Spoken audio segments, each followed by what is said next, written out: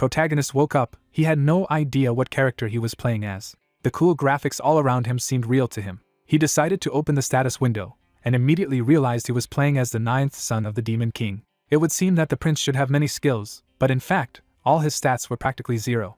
According to this storyline, NPCs must destroy the Crimson Light Bastards, so the protagonist had to go to war with a pack of orcs. Together, they traveled a long way, passing through dense forests and high cliffs, but eventually reached their destination. Suddenly, the protagonist felt a surge of powerful energy. He noticed that his level had increased, and all his stats had increased by 2 points. Remembering his character's storyline protection, Ingong-ju confidently entered the dark cave. Here, the gang managed to find a ton of treasure, some of which the protagonist placed in his inventory. Sensing something was wrong, the Crimson Light Tribe general decided to punish the wanderers. His army immediately began to slaughter the protagonist's gang. The boy tried to fight back, but his sword was too weak. The protagonist's HP was depleting rapidly. To escape this hell, he decided to quit the game, but he couldn't find the appropriate button. This simply meant he was stuck in a virtual reality world. In the real world, Ingong-ju was nothing special. His only passion was video games, so he decided to replay the remake of his favorite childhood game, which told a story about humans and demons. After failing to complete the event, Ingong-ju woke up in an empty space, where a mysterious girl told him he was destined to be here. A bright flash clouded the hero's mind, and he found himself back on the battlefield. Kai-chan steps forward again, expecting no resistance from the prince he already killed. He mocks the patrol for coming with so few troops and orders the rest to be wiped out. Then he notices the prince standing again, now wrapped in unfamiliar golden power. Kai-chan realizes this is some kind of awakening and is unsettled for the first time. Ju rises alive, and even the enemy cannot understand how he survived. A new notification appears, announcing that he has acquired telekinesis. Ju is baffled because he never learned such a skill, yet the power is now his. That impossible change jolts him into full alertness. His status has also changed, granting him the subclass Knight of Conquest. Kai-chan reacts with alarm and orders his men to kill the prince immediately. Karak sees the change too and is stunned. The loyal orcs instantly shift from confusion to fierce devotion, throwing themselves into protecting their prince. Ju becomes the center of the battlefield as both sides recognize that something fundamental has changed. He steadies himself with the broken sword still in hand and turns back to the interface for answers. He knows Knight of Conquest is not a normal class option, which means this power lies outside the game knowledge he trusted. That mystery forces him to ask why this impossible role was given to him. As golden power gathers, he realizes the answer is already inside him, as if forgotten spells and instincts are awakening from somewhere deeper than memory. He understands that the power of conquest is the power of a king. Accepting that role, he invokes the king's banner and releases a commanding wave of power that surges across the battlefield and stuns everyone around him. A new conquest skill spreads the king's blessing over a chosen area, and the orc troops immediately feel their strength surge. Empowered by that buff, the orcs charge the red-skinned enemy with orders to wipe them out. Their first clash turns brutal as the strengthened orcs start smashing through the opposing front line. The momentum keeps building, and the enemy is driven back by raw force. Across the battlefield, the buffed orcs overwhelm scattered foes and turn the fight into a rout. The enemy side realizes too late that the orcs have suddenly become far stronger than before. Their leader can only stare in disbelief at how absurdly the balance has shifted. As the orcs press forward, that leader notices a new figure entering the battle behind them. He recognizes the white-haired prince as the likely source of this impossible change. Desperate to stop the tide, he hurls magic at the prince and demands that the enhancement end. The prince stays calm instead of panicking under the attack. Before the spell can reach him, Karak bursts in and shields him by tearing through the impact. The prince watches Karak's intervention and realizes how completely the orc general has committed to protecting him. He immediately sends Karak after the enemy commander. Karak obeys without hesitation and launches himself forward like a weapon. The enemy commander braces, but the charge is already upon him. He tries to protest and recover control, but he is too slow. Karak cuts him down in a single decisive strike. The commander's fall shocks the remaining enemies and breaks what little order they had left. As the survivors flee, the prince orders the orcs to hunt them down and leave no one alive. With the battle decided, the system credits the prince for his general's achievements as service to his king. That reward triggers multiple level ups for the prince at once. He is startled by how quickly his level rises and turns to see Karak still nearby. Karak, still glowing with borrowed power, wonders what kind of strength the prince has given him. The orc studies that unfamiliar power with growing awe.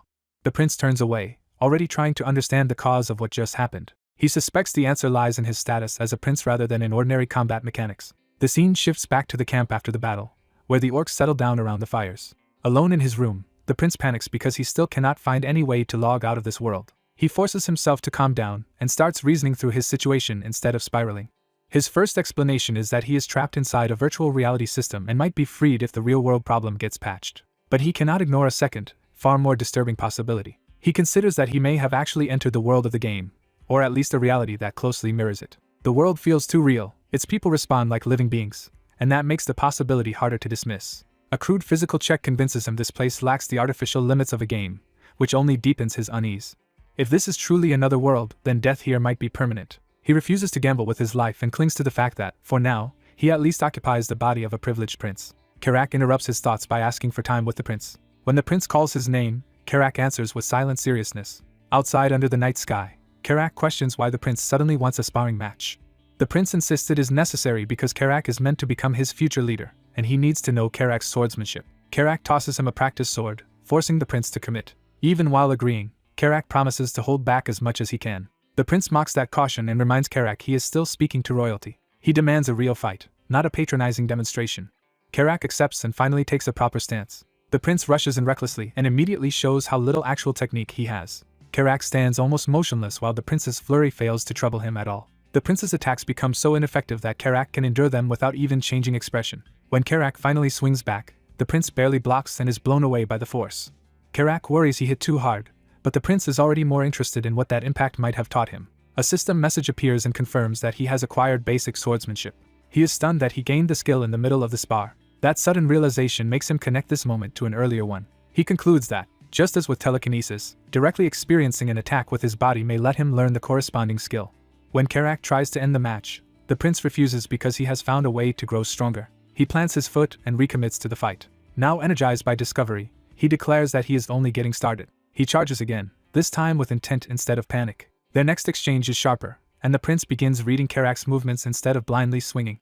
Karak notices at once that the prince's form has improved dramatically. That leaves Karak baffled, because the prince had looked hopeless only moments earlier. The duel continues as the prince starts matching timing and distance far better than before. He settles into a proper stance, visibly adapting in real time. Pleased with his progress, he asks Karak how that looked. Then he asks Karak's level to measure the gap between them. Hearing that Karak is level 21 gives him a concrete target. Since he himself is only level 7, he decides he simply needs to catch up as fast as possible. He reflects that everyone in this world has levels, but unlike them he can inspect his own instantly. Being able to see his full stats and spend points directly gives him a major advantage over everyone else. Armed with that confidence, he throws himself back into the spar. He closes in aggressively, testing his growing control. What excites him is not just that he can become stronger, but that he can do it faster than anyone around him. That conviction hardens as he keeps pressing Karak despite the level gap. He then recalls the larger story of Night Saga and the demon arc that defines this world's future. That arc follows Zephyr's rise as he surpasses his siblings and becomes the Demon King. Among all the events in that long story, one future massacre matters most to him. In year 517, Zephyr kills all of his siblings to secure his goal, which means the prince himself is fated to die. Since it is only year 512, he still has time before that disaster arrives. He decides his top priority must be preventing that future, ideally by becoming stronger than Zephyr.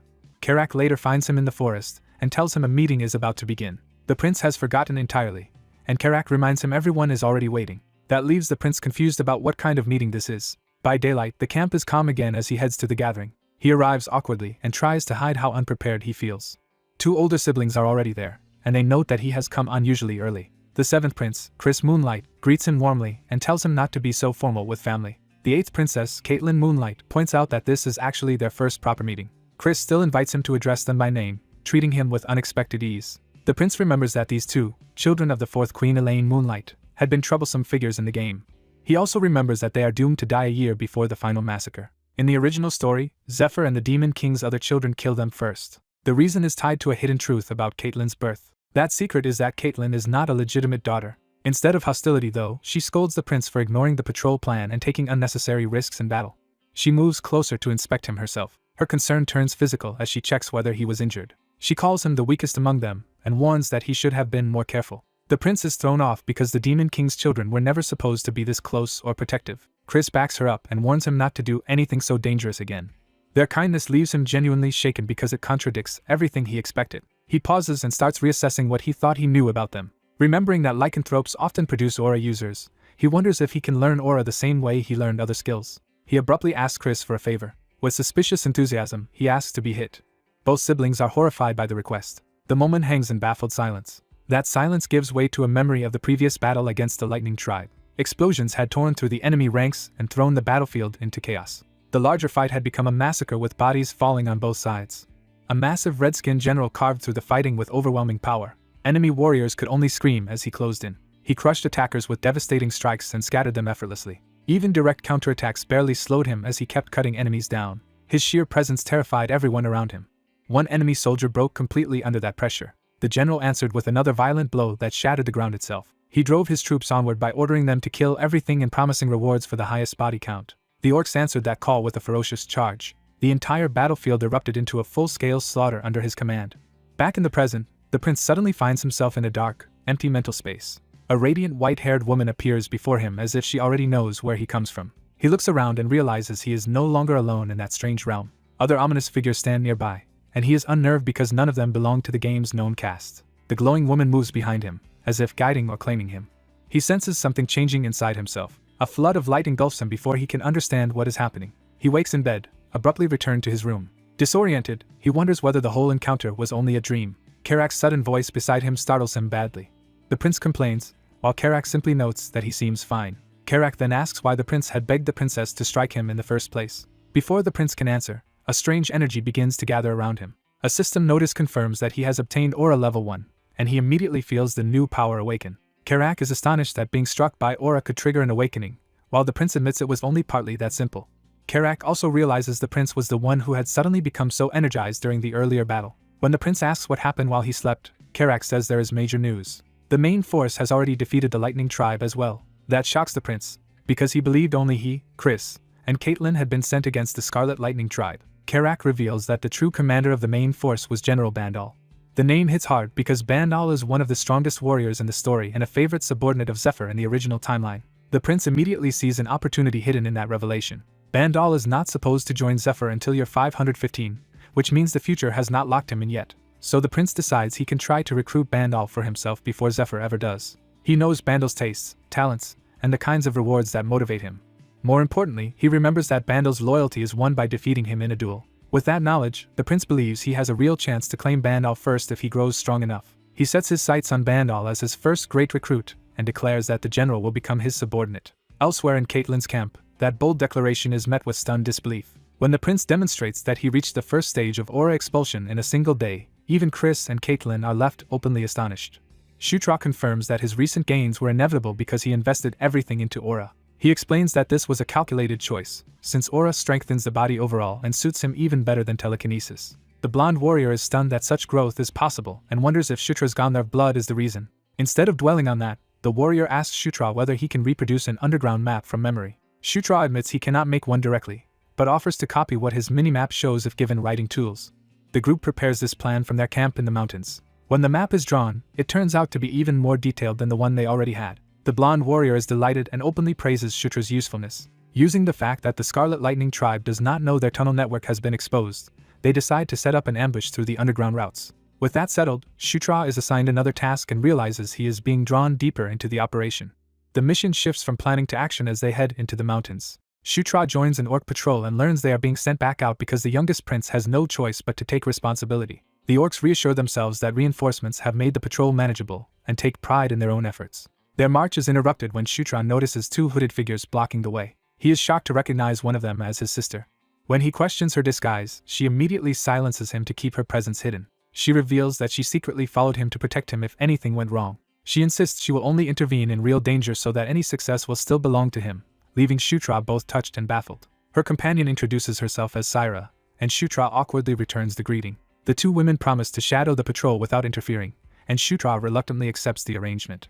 The patrol descends into the abandoned dwarven caverns. They advance through the tunnels with the hidden escorts trailing nearby. Finding the caverns stripped bare, the orcs assume the dwarves took their valuables when they left. When Shutra asks about weapons found earlier, the orcs conclude those must not have been worth taking. They continue deeper, unaware that something is gathering ahead. Soon both Shutra and the orc prince hear movement approaching through the dark. Shutra checks his minimap and sees a dense cluster of enemies converging on them. He immediately identifies the incoming threat as the enemy they expected. Preparing for a trap, he opens his inventory. He pulls out a flash item he had saved precisely for an emergency like this.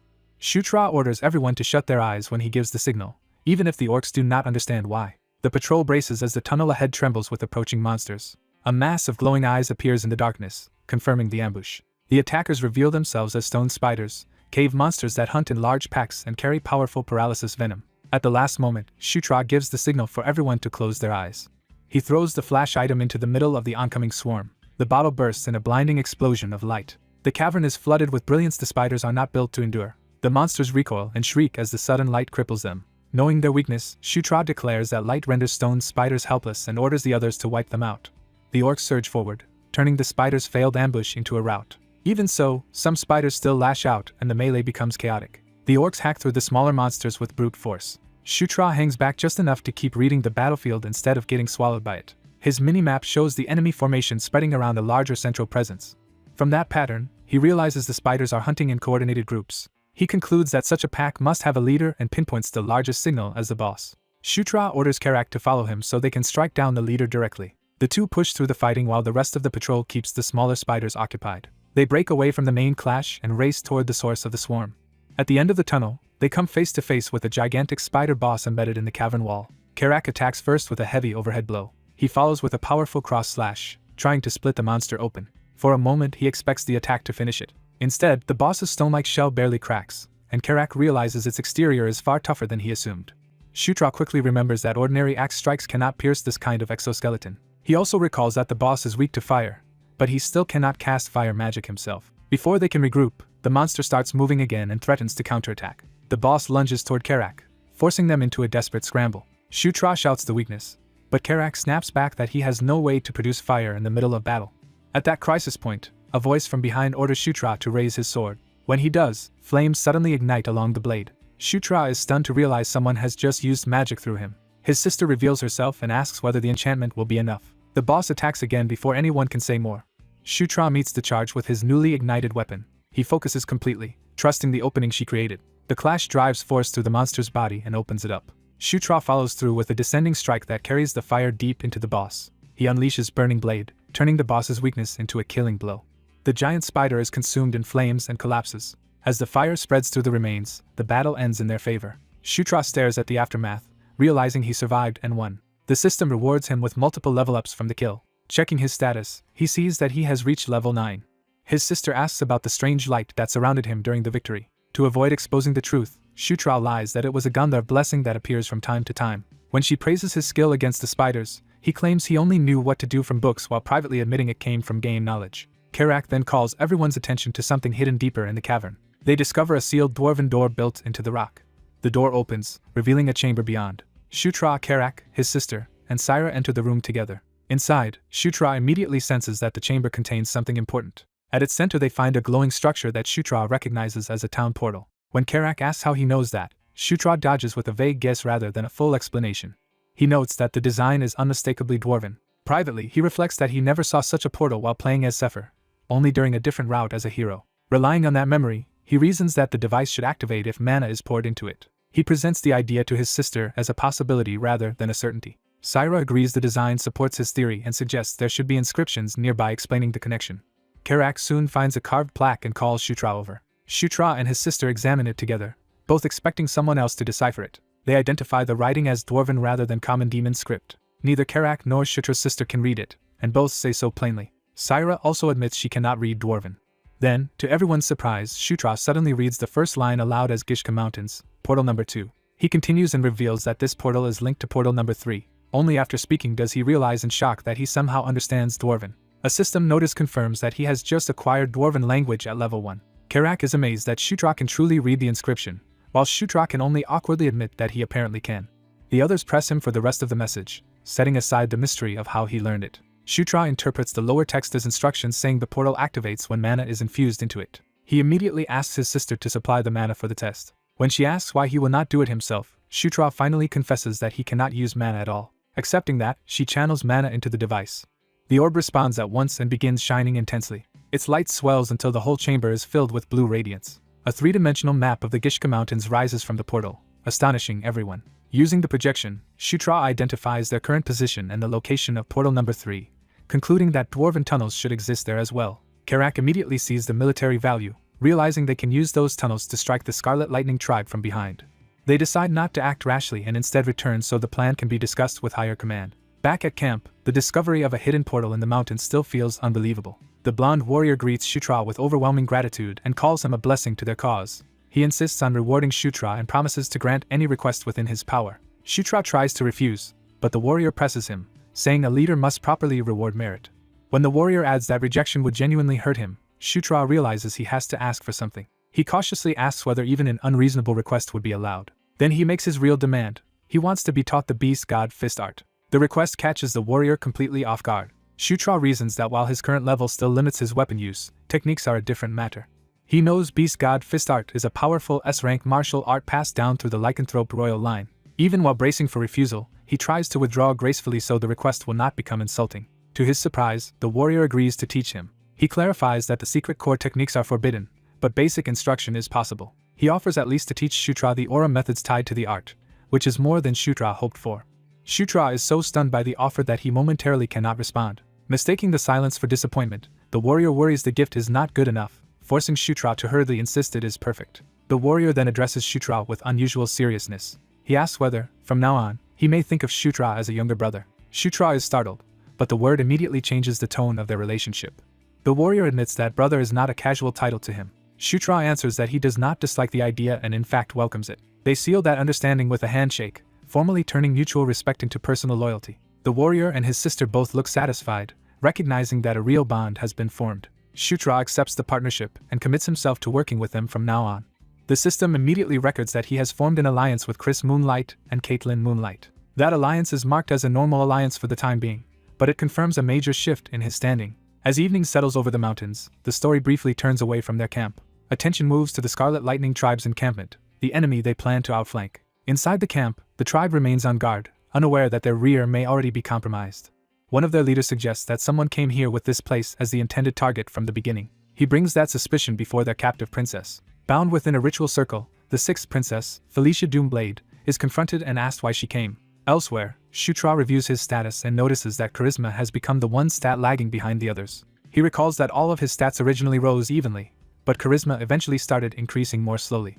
That inconsistency makes him question how this world's system differs from the original game. He remembers that appearance and charisma were separate in Knight's Saga, with charisma measuring how favorably others respond to a person. Given how smoothly his relationships have been improving, he decides the slower charisma growth still makes sense. What matters more to him now is that he is close to reaching level 10. He remembers that in Knight's Saga, hitting level 10 is when key characters' unique skills advance, and he prepares for what that milestone might unlock for him. Shutra heads out in high spirits, privately hoping that reaching level 10 will finally improve one of his abilities. When his orc attendant confirms everything is prepared, Shutra agrees to depart at once. He brushes off questions about his good mood, keeping his real excitement to himself. Shutra and his escort leave the tent and step into the military camp. They move through ranks of waiting soldiers as the operation begins in earnest.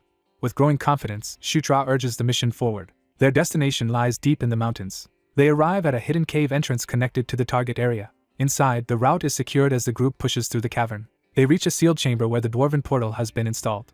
A larger strike team gathers before the gate, led by Prince Chris and accompanied by Caitlin, Shutra, Karak, and robed specialists. Chris immediately asks whether the portal investigation is complete. The mages confirm the gate links directly to the Eska River in the Gishka Mountains, exactly as expected. They further report that the dwarven-made device is functioning without problems. Satisfied, Chris orders the operation to proceed. The mages pour power into the portal core to activate it. The gate flares with blinding light as the connection stabilizes.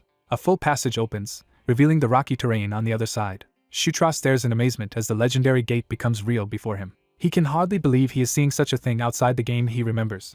Caitlin snaps him out of it, and he hurries after the others through the portal. Shutra crosses over into enemy territory. The team emerges in a red canyon beyond the gate and advances toward an overlook. Shutra pauses when he senses something unexpected ahead. From the ridge, they find the Scarlet Lightning camp spread out below them.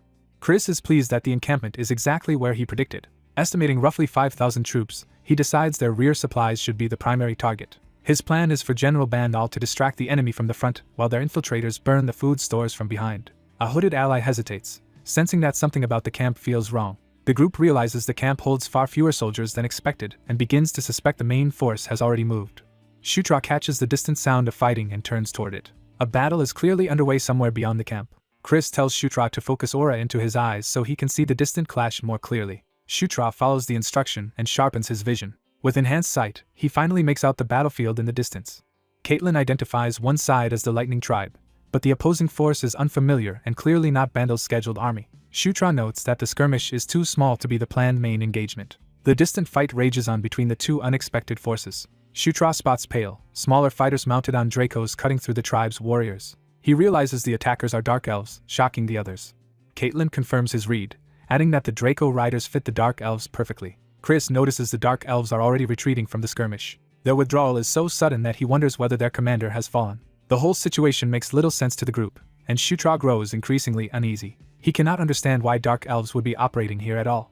The story shifts back to their own command camp. Through a communication device, General Bandal reports that Chris's side has successfully located the Dwarven portal. Bandal praises the result and asks how Chris knew a portal would be hidden there. Chris credits the discovery to Shutra, while Shutra awkwardly downplays it as luck. Bandal warmly acknowledges Shutra and promises he will finally receive proper recognition at the Demon King's castle. Chris then asks Bandal about the small battle that broke out in front of the Lightning Tribe camp. Bandal says it was likely an unsanctioned clash started by Dark Elves acting on their own. When Chris asks whether they were reinforcements from the Demon King's castle, Bandal says the situation is still unclear and that their stated scouting mission went wrong. Bandal interrupts the speculation with news of a more urgent problem. He reveals that the leader of the Dark Elves' independent unit was captured by the Scarlet Lightning Tribe. That revelation alarms Shutra, who immediately asks who the captured commander is. Bandal answers that it is someone Shutra knows very well. He names the prisoner as the sixth princess, Felicia Doomblade. Chris and Caitlin are stunned by the identity of the captive. Felicia is introduced as a Dark Elf princess and Shutra's sister. Shutra recalls that in the game, Felicia and Sylvan served the faction of the fourth princess Anastasia Necrian, so he always regarded her as an enemy. Now he struggles to understand why Felicia has appeared here and whether she is interfering to gain merit. Chris asks whether the Scarlet Lightning Tribe even realizes the Dark Elf they captured is Felicia. Bandal admits they have not confirmed that yet. When asked what should be done, Bandal says they will rescue her if possible, though he leaves room for negotiation only if the enemy yields first. Chris makes clear he has no intention of bowing first to secure her release. Bandal accepts that stance and promises to keep gathering information from his side. The communication ends, leaving Chris's group to decide their next move. Chris dryly remarks that their brilliant older sister has managed to become a prisoner. Caitlin insists that if Felicia is still alive, they have to save her. Chris warns that a rescue could cost them lives and jeopardize the whole operation. Caitlin refuses to accept abandoning family, and demands they save Felicia no matter what. Chris falls silent, clearly conflicted. Shutra tries to speak up, sensing the tension between them. He realizes there is more history here than he understands. Preparations continue outside as Allied troops gather for the assault. Chris calls everyone together and presents a revised plan. Once Bandal draws out the Scarlet Lightning main force, their side will strike the encampment from the rear. Chris will create chaos in the center while Caitlin and Shutra each lead squads to carry out the mission. When Shutra asks if that mission includes rescuing Felicia, Chris says yes, but only after they burn the food stores and armory. He adds a hard limit: if the rescue becomes too dangerous, they must retreat rather than sacrifice more lives for Felicia. Caitlin angrily challenges that cold calculation, insisting her authority as a commander matters too. Shutra notices that Chris sounds far less committed to saving Felicia than Caitlin does. He begins to suspect some personal rift lies behind Chris's reluctance. Night falls over the mountains as the assault begins. The Allied force advances into position under cover of darkness. Bandal launches the frontal attack and sends his warriors charging. He drives them forward with a furious order to wipe out the Scarlet Lightning Tribe. From the ridge, Chris watches the battlefield below. He studies the enemy camp one last time before springing the trap. Inside the camp, the Scarlet Lightning soldiers remain spread out and vulnerable. Chris commits to the strike. Explosions suddenly erupt across the encampment from the rear. The blasts throw Scarlet Lightning warriors into chaos and shatter their formation. Bandal seizes the opening and charges straight through the confusion with his troops behind him. Consumed by battle fury, he orders total slaughter. Shutra's unit waits for the exact moment to move while the attack unfolds. When Karak asks why they are still holding back, Shutra says they are waiting for the signal. The signal comes as Allied forces crash into the disoriented defenders. Karak and the others carve through the enemy line as the rear assault begins in earnest. Bandal himself barrels forward behind them, keeping the pressure on the camp. He judges the moment and decides the diversion has done enough. Bandal orders a retreat, ending the frontal strike once the camp is fully destabilized. From above, Chris sees the enemy base engulfed in flames and the battlefield thrown into disorder. With the diversion complete, he orders his infiltration force to move. Shutra and Caitlin steel themselves to follow the plan exactly. Chris leads the charge into the burning camp with both squads behind him. The defenders are too shocked by the fires and sudden assault to respond cleanly. Allied orcs and werewolves tear into the scattered Scarlet Lightning troops. As they run, Caitlin and Shutra warn each other to stay alive. Shutra summons his tactical map while moving through the chaos. Using the map, he redirects his squad toward the food storage on the left. Karak throws himself into the fighting with savage enthusiasm. He cuts down a Scarlet Lightning warrior and drives the squad's advance. The enemy tries to counterattack in close quarters. Karak catches the threat a moment too late. Shutra saves him by hurling a dagger into the attacker before the blow can land. At that instant, Shutra gains a new skill, dagger throwing LV-1. He immediately recognizes the usefulness of the skill and takes confidence from it. When Karak asks when he learned to throw daggers, Shutra brushes it off while privately realizing he somehow gained the skill from practicing the night before. They reach what appears to be the food storage, and Karak asks if they should burn it now. Shutra suddenly remembers Felicia and realizes she could die in the flames if she is imprisoned nearby. He decides they must find her before setting the place ablaze. Shutra consults the map again while running. Reasoning from game logic, he concludes Felicia should appear on his map as a neutral marker rather than an enemy. He spots the clue he was hoping for. Shutra orders Karak to follow him toward the marked location. He forces his way into a nearby tent that should hold the prisoner. Inside, he finds the right place but not the person he expected to see standing free. A familiar voice calls his name from within the tent. Shutra discovers Felicia bound by magical restraints inside a prison circle. Felicia, the sixth princess, is shocked to see him there. She can only ask why Shutra has come. He tells her explanations can wait, and starts freeing her immediately. While working, he urges haste and privately decides that earning Felicia's gratitude now could be valuable later. Felicia watches him in silence, trying to read his intentions. Once the restraints are off, Shutra says they barely made it in time and urges her to regroup with Chris and Caitlin. Felicia is startled to hear that Chris and Caitlin also came to rescue her. When Shutra treats that as obvious, she hesitates as if that assumption does not match her expectations. She begins to explain that Shutra does not understand the family's power struggle, but Karak interrupts with news that enemies are closing in. Shutra cuts the conversation short and tells Felicia to run with him. As they flee, Felicia is thrown off by how naturally he calls her by name. Shutra rushes ahead through the burning camp, focused on escape. Felicia suddenly warns him that danger is behind him. A blast strikes Shutra from behind before he can react. The hit leaves him reeling in invisible pain. Karak shouts his name as flames erupt where the attack landed. The fire swells between them, cutting off the path and worsening the chaos. Felicia cries out in shock as Shutra disappears into the blast. A Scarlet Lightning warrior charges toward Felicia through the flames, turning the rescue into a desperate new crisis. Felicia bristles in frustration as the battle around them refuses to go as expected. Her irritation snaps into alarm when she senses a sudden change in the situation. A burst of power erupts nearby, catching her completely off guard. She turns toward the smoke, unable to understand what just happened. Someone steps forward through the aftermath with new power gathering around him. Shutra gains mana control and fire arrow, and immediately realizes his abilities are becoming real. Instead of panicking, he grins at the opportunity in front of him. He unleashes his first fire attack with reckless confidence. The thrill of real combat only makes him bolder. He keeps firing, driving the attack into the ogres in rapid succession. The barrage lands cleanly and burns through multiple enemies at once. Shutra laughs in disbelief and excitement now that he knows the magic truly works. Even at level 1, the spell feels overwhelming to him, and he revels in it. That excitement is cut short when a new attack crashes down beside him in a burst of ice. He realizes another kind of magic has entered the fight. An enemy mage on a tower draws a glowing ice bow and takes aim from above. Shutra instantly understands the shot is meant for Felicia, not him. He tries to stop her from approaching because moving closer will only put her in the line of fire. Felicia is startled when he suddenly throws himself into danger for her sake. The ice attack descends, and Shutra positions himself to take it instead. He steels himself with a reason that matters more to him than caution. He claims the attack for himself because protecting this moment has become his choice. The ice spell slams into the battlefield and engulfs the area in freezing force. Snow and frost swallow the scene, hiding the result for a moment. When the haze settles, Shutra is still standing inside the frozen blast. He acquires Ice Arrow as he expected, confirming he can gain abilities by enduring them. But the cost of that gamble hits him a second later. His body gives out and he collapses from the damage he just took. His health plummets to a critical level, making it clear one more hit could kill him. He realizes his reckless move was nearly fatal and silently curses Felicia for forcing the issue. Felicia walks over unharmed, and his relief is mixed with confusion. Instead of thanking him, she sharply demands why he acted like she needed saving. She reminds him that among their siblings he is the weaker one, so in her eyes he was the one acting foolishly. Shutra is left stunned by how completely she misunderstood his intention. Her attention shifts when she notices the fallen mage and realizes Shutra has somehow learned magic. The fact that he even brought down the enemy caster forces her to reassess him. Shutra finally understands that she thought he was trying to protect her pride rather than steal the attack for himself. Before he can explain, a warm light suddenly gathers around him. Felicia kneels beside him and begins healing him despite her earlier harshness. Shutra watches in surprise as her magic closes his wound. The torn flesh visibly knits back together under the spell. He acquires heal and is amazed that the injury vanishes instantly. Felicia reveals why she is famed as the genius mage Felicia Doomblade, then checks whether he can stand while he awkwardly tries to hide his strange wording. Their brief calm ends when both of them sense a new threat approaching. A monstrous blood ogre charges into the battlefield, far more dangerous than the enemies before. Felicia identifies it as a mutated blood ogre, and Shutra realizes escaping now means getting past that monster. She confirms that grim reality just as the ground trembles under its advance. The blood ogre lunges, and Shutra is horrified by the sheer difference in power. Its strike smashes the ground with terrifying force, barely missing them. Shutra cannot believe something that large can move so fast.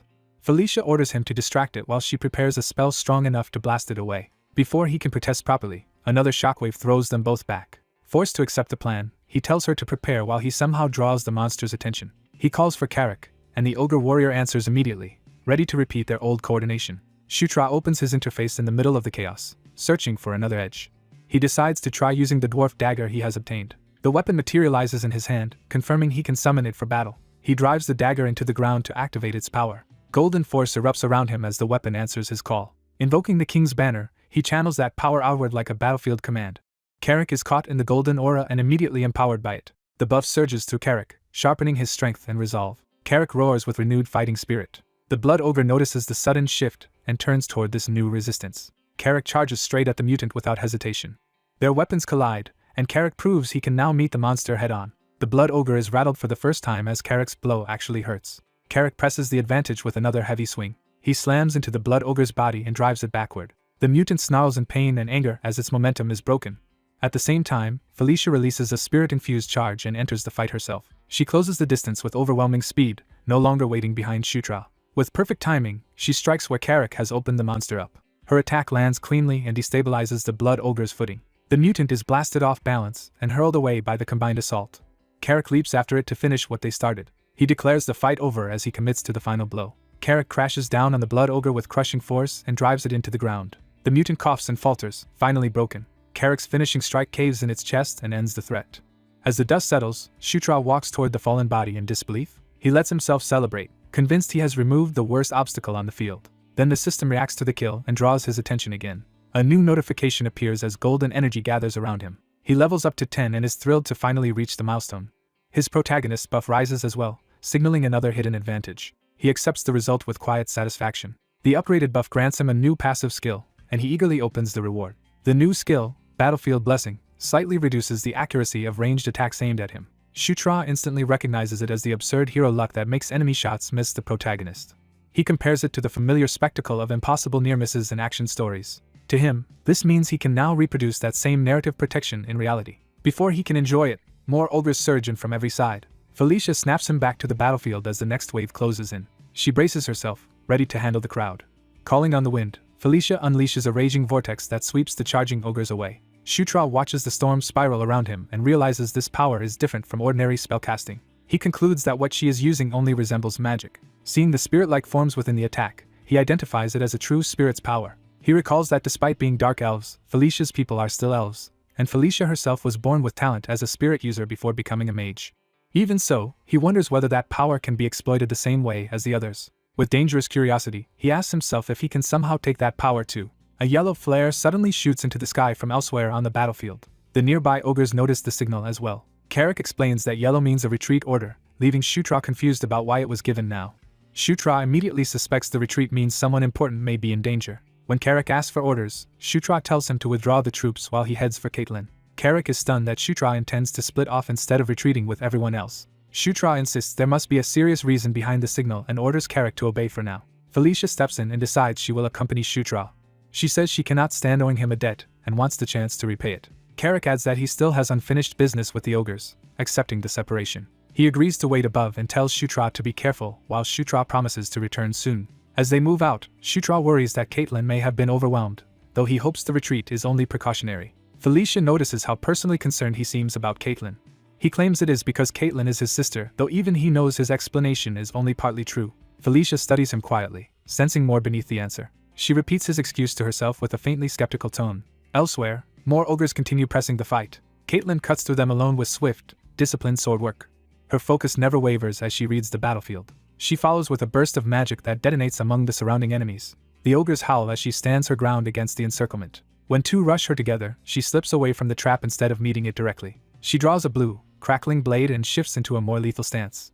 Then she sweeps through the group in a single fluid assault, cutting down multiple attackers at once. By the time Shutra and Felicia arrive, the remaining ogres are already collapsing around Caitlin. Felicia realizes there was never any real danger here after all. Caitlin turns and asks why Shutra came instead of retreating with the others, and he awkwardly admits he came to help her before correcting himself. Caitlin starts to respond, then notices Felicia beside him.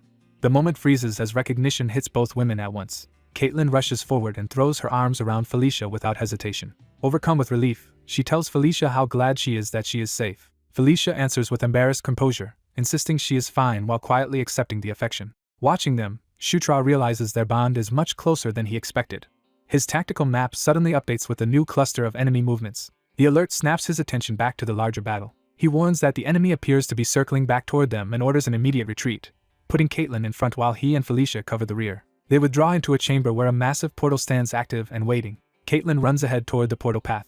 The three of them emerge into the portal chamber together as allied troops look on. Caitlin proudly tells Felicia that Shutra was the one who found the portal and made a major contribution to the expedition. Carrick is left marveling at how much Shutra has changed in such a short time. A new figure greets the returning group and notes that they all made it back safely. Caitlin addresses the man as her brother, revealing his importance at once. She reports that Felicia has been brought back alive and unharmed. Felicia steps forward and greets Chris after a long separation. Chris answers first with silence, taking in the sight of her. Then he finally speaks, acknowledging the long time that has passed and calling her by name. The reunion hangs in a tense quiet, signaling that what comes next matters more than the battle they just escaped. In their hideout, the group learns that General Vandal also won his battle, while Yakuzan abandoned his burning camp and fled instead of being captured. Shutra is reminded that Yakuzan is the great chief of the Red Thunder tribe, making his escape a serious unfinished threat. They realize Yakuzan has not truly surrendered and could still recover if he regroups his scattered allies. To prevent that, the prince decides they must strike Kairam, Kaiken's older brother, before he can join forces with Yakuzan. With the briefing over, the conversation turns to Felicia, and her brother asks how she ended up here. Felicia explains that she had been researching nearby ruins, heard of the battle, and was captured while trying to help. Her brother doubts that explanation and presses her on whether she is telling the whole truth. Felicia pushes back lightly, asking whether he truly does not believe her. He studies her closely, sensing that something about her answer is off. Felicia meets that suspicion without flinching, and the tension between them lingers unresolved. Rather than pursue it further, he ends the exchange and tells everyone to rest after the hard day. The others accept the pause, but Felicia remains quiet, leaving her brother's doubts unsettled. That night, the camp settles into a brief calm as the mixed force eats and recovers underground. Alone, Shutra happily reviews the skills he has gained so far, pleased by how quickly he is growing. He notes that only aura is immediately useful in battle and dismisses the rest for the moment. Felicia arrives at his room after changing clothes and asks to come in. When he asks why she came so late, she hesitates instead of answering directly. Her silence gives way to a sudden, decisive step forward. Caught off guard, Shutra can only stare as she closes the distance. Felicia abruptly grabs his shirt and takes control of the encounter. Shutra panics, unable to understand what she is doing. To his shock, Felicia asks him to remove his shirt. He freezes in embarrassment, convinced for a moment that she means something else entirely. Felicia clarifies that she only means his clothes, not anything intimate. Still flustered, Shutra asks why she wants that. Felicia explains that she wants to treat him properly, not leave his injuries half-addressed. Only then does he realize he completely misunderstood her intentions. As she prepares a spell, Felicia admits that what she did earlier was only emergency first aid. She warns that he may still have internal injuries and begins healing him again, while he privately laments getting his hopes up for the wrong reason. During the treatment, Shutra asks about the strange glow he saw from her body earlier, and she brushes it off as something that happens sometimes. He lets that mystery rest and instead says he has a favor that only she can grant. Shutra makes clear that this request depends specifically on Felicia's unique abilities. Felicia waits for him to explain, wary but listening. Shutra reviews the healing-related skills he could learn through her, realizing she can help him acquire cures for ailments, as well as ordinary healing. The prospect excites him because it would greatly expand his usefulness. Felicia quietly agrees to help, and Shutra successfully acquires cure poison, and cure disease from her. With that success behind him, his attention shifts to the other prize he has wanted all day, Beast Fist. Caitlin confirms that she will teach him the werewolf branch of Beast Fist, and Shutra is thrilled. He learns that Beast Fist is a martial art symbolic of the lycanthropes. More importantly, the werewolf style is the foundation of the higher divine Beast Fist, which explains why Caitlin chose it for him. Caitlin explains that Beast Fist uses both external and internal aura, and begins with internal aura control. Following her instructions, Shutra closes his eyes and focuses inward on his aura. He quickly senses it, confirming that he can grasp the technique. As he concentrates, he comes to understand aura as the power of life flowing through the body. He also realizes that aura approaches the power of the soul itself when pushed to its limit. The insight strains him, but he forces himself to keep hold of the sensation. That breakthrough unexpectedly grants him a new passive skill called Protagonist's Body. The sudden reward catches him off guard in the middle of training. He learns that Protagonist's Body drastically improves the efficiency of training skills learned through physical practice and unlocks new traits as it levels. Shutra is stunned to realize he has gained another absurdly powerful advantage. Comparing it to his other rare passives, he concludes that this new one is just as valuable as the gifts he already possessed. The level-based trait system convinces him that the skill may become even more broken over time. He can barely contain his excitement at the implications. For Shutra, this feels like proof of what it means to truly be the story's chosen lead. Caitlin snaps him back to reality, and scolds him for drifting off instead of focusing on the lesson. Chastened, he apologizes and commits himself to learning Beast Fist seriously. His body adapts immediately, and he acquires Beast Fist itself. Caitlin is amazed that he can already perform the basic motions so quickly. Shutra feels aura gathering around his bare hands as if he were holding an invisible weapon, finally understanding Beast Fist through direct sensation. Just as Caitlin moves to teach the next step, a werewolf messenger interrupts with urgent news. The messenger reports that a major problem has arisen. Kyram's forces have vanished before the planned strike could begin. The report shocks the entire group and throws their strategy into doubt. They conclude that Kyram must have seen through their plan, and Caitlin demands to know what they do next. Using intelligence from Vandal's side, they identify the place where Yakuzan and Kyram are likely to rendezvous. Because the terrain strongly supports that prediction, Shutra argues they need to act decisively. The prince chooses to unite with General Vandal and fight the Red Thunder tribe together in a full-scale war. By morning, they arrive at the main camp of the Red Thunder tribe's suppression force. General Vandal formally welcomes Prince Chris to the camp. Chris greets Vandal as an old acquaintance, and the reunion is cordial but brisk. Vandal extends the same courtesy to the princesses, but Chris cuts through the pleasantries and asks after his subordinates. Shutra watches the exchange with quiet interest. Seeing Vandal in person gives him a strange sense of familiarity, as if he recognizes him from the game he once knew. He introduces himself directly to Vandal, trying to bridge that distance. Vandal pauses, sizing the boy up before responding. He accepts the greeting and acknowledges Shutra by his full title as the Ninth Prince. Soon after, Shutra experiences a vivid vision of a radiant woman descending in light. Her calm face and mismatched eyes make the apparition feel important rather than random. The vision shifts to a second woman clad in red armor and wrapped in flames, standing opposite the first. The red warrior radiates hostility and overwhelming power. The luminous woman answers that threat with serene confidence. The fiery woman's gaze suggests a conflict far older and larger than the current war. Shutra finds himself standing between the two forces, as if caught in the middle of their confrontation. He can only stare, unsettled by the intensity of what he is seeing. The vision frames their opposition as a clash of conquest and war. He jolts awake in his bed at camp, unsure whether the experience was a dream or something more. Still shaken, he questions whether what he saw was only a dream. He is certain he has seen the radiant woman before, which makes the vision harder to dismiss. What troubles him most is the identity of the woman in red. Before he can think further, a soldier calls him to move out with the army. Shutra leaves the tent and joins the marching force. Around him, the camp is already in motion as troops prepare supplies and deployment. As the battle begins, Shutra is assigned to the left flank. Vandal takes the center, Chris and Caitlin hold the right, and the Dark Elves are placed in the rear as a mobile detached force. The advance begins, and events accelerate too quickly for Shutra to process calmly. By the time he fully regains his bearings, the battle is already underway. He finds himself standing amid a vast battlefield packed with thousands of soldiers, suddenly confronted by the true scale of war. Vandal orders the army to take combat positions. He hardens the troops' resolve by promising to make the enemy understand real pain. Then Vandal launches the full advance. The opposing forces rush toward each other and collide. From the enemy's side, a hidden commander mocks them for charging in blindly. An instant later, explosions erupt among the advancing troops and tear open their formation. Vandal is stunned by the sudden attack and demands to know what has appeared. The army halts in confusion as the battlefield changes around them. A colossal beast emerges behind the enemy lines, towering over the soldiers. Vandal recognizes it in disbelief as a swamp mammoth. The monster's bombardment continues, blasting the ground with devastating force. The explosions spread through the battlefield and throw allied troops into chaos. Even the werewolves and frontline fighters are caught in the destruction. The barrage keeps widening, making it impossible to maintain formation. Shutra and the soldiers around him are forced into a desperate scramble just to stay alive. He realizes too late that they have walked into a trap. As more giant beasts appear, Shutra understands that the enemy knew their plans from the beginning. He identifies the creature as the swamp mammoth, a monster whose name barely captures its true scale. In practical terms, he recognizes it as a genuine battlefield monster rather than a mere beast. Trying to steady himself, Shutra braces in the middle of the chaos. The ground shakes under the pounding advance of even more enemy monsters. Then another threat arrives as lizardmen join the ambush. Their sudden appearance spreads panic through the allied ranks. Shutra turns toward the new attackers, realizing the trap is even broader than he thought. The lizardmen crash into the melee and begin cutting through the disordered troops. One of them lunges straight at Shutra before he can react. Carrick intercepts the attack at the last moment and saves him. Carrick angrily warns Shutra that one mistake here will get all of them killed.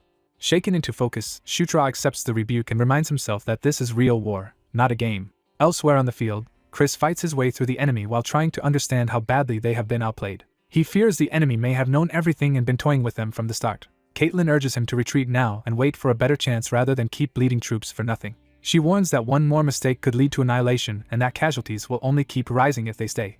Pressed by her argument, Chris realizes he must choose between pride and survival. At last he shouts for the entire army to listen. He orders the magic users to form a rear defensive line while the rest organize and withdraw. Chris reframes the retreat as a command to survive and return alive, putting his soldiers' lives above glory. The battered force falls back toward camp under that order. Back at the encampment, the wounded are immediately treated as the survivors regroup. Chris blames himself for being too complacent and not questioning the situation sooner. Vandal tells him regret changes nothing and says their only choices now are full withdrawal or requesting reinforcements from the Demon King's castle. Chris reluctantly agrees that he cannot sacrifice his subordinates to satisfy his own pride. Before they commit to that path, Felicia interrupts and says she has another idea. She explains that she originally came to this region to explore ruins at the edge of the Jishuka Mountains. Shutra recalls that in the game Felicia was a research-focused mage rather than a combat specialist, which makes this line of thought fit her strengths. He realizes her talents were always meant for investigation and ruin exploration. Felicia spreads out a map and points them toward a specific hidden site. She reveals that she has long been researching a 1500-year-old ruin called the Lair of the Earth Dragon Enkidu. According to her, Enkidu was a lava-born dragon that stationed many guardians to protect its lair and treasures. Among those guardians were dwarves of the Jishuka Mountains, who forged weapons for that purpose. Felicia identifies one relic in particular, the Thunder-Birthing Anvil, which can command guardian chimeras and unleash magic on the scale of an army. She marks the ruin's location as the key to turning the war around. Felicia concludes that if they want any chance of winning, finding the Thunder-Birthing Anvil is their only option. The group confirms that the legendary anvil that bursts thunder is exactly what they came to find, and they press for its precise location. But the information they have is frustratingly incomplete, leaving them with only proof that the relic exists somewhere nearby. With enemies still threatening them, Chris refuses to gamble everyone's lives on a treasure hunt without something more solid. Felicia is stunned when Chris suddenly insists the anvil is definitely here after all. He steps forward before anyone can stop him, forcing the others to take his claim seriously. Chris reveals that he saw this relic once before in his past life while playing as the hero Locke. He adds that old dwarven records he studied also mentioned a related legend, giving his claim more weight. Then he makes his real move by declaring that he trusts Felicia's judgment, deliberately appealing to her. Felicia is caught off guard by that sudden vote of confidence. Chris privately admits he is also trying to win her over while he pushes his risky plan. Chris's insistence clashes with Chris's earlier caution, and the others push back that this is about survival, not trust. To support him, Felicia points out that her own people preserve a similar legend tied to the same place. Chris seizes on that and argues the ruin's hidden entrance should be somewhere close if the legends match. He stakes everything on his claim, promising to take full responsibility if he is wrong and begging for one chance to prove it. Once he wins them over, Felicia summons phantom steeds so the party can race toward the suspected site. The whole group takes to the air together and heads out at speed. As they travel, Chris notes with relief that he has at least succeeded in getting everyone moving toward the anvil. The rough flight unsettles the others, but Chris hides that he is actually more comfortable with these mounts than he lets on. While riding, he pulls out his map and starts working through the problem in earnest. Using his mini-map, he estimates they should reach the area in about an hour and that locating the ruins themselves will not be difficult. What worries him is how to guide everyone there naturally without exposing that he knows too much. He struggles to improvise a believable explanation before they arrive. With time running, he decides he will just have to figure it out before the hour is up. Then he suddenly realizes he can match the surface terrain to the tunnel patterns he saw earlier and use that to estimate the anvil's location. The others notice his strange confidence but still do not understand what he is talking about. His bluff nearly collapses when they demand clarity, yet instead of pressing harder they unexpectedly tell him to lead the way. Felicia backs him openly, saying she understood enough and is willing to follow his lead. Chris is amazed that his improvised explanation sounded convincing, but he quickly takes command and moves everyone forward. Felicia watches him with growing suspicion and curiosity. After following Chris deep into the mountains, the party begins to doubt him. Their doubts peak when they arrive at what looks like nothing more than a dead end in the cliff face.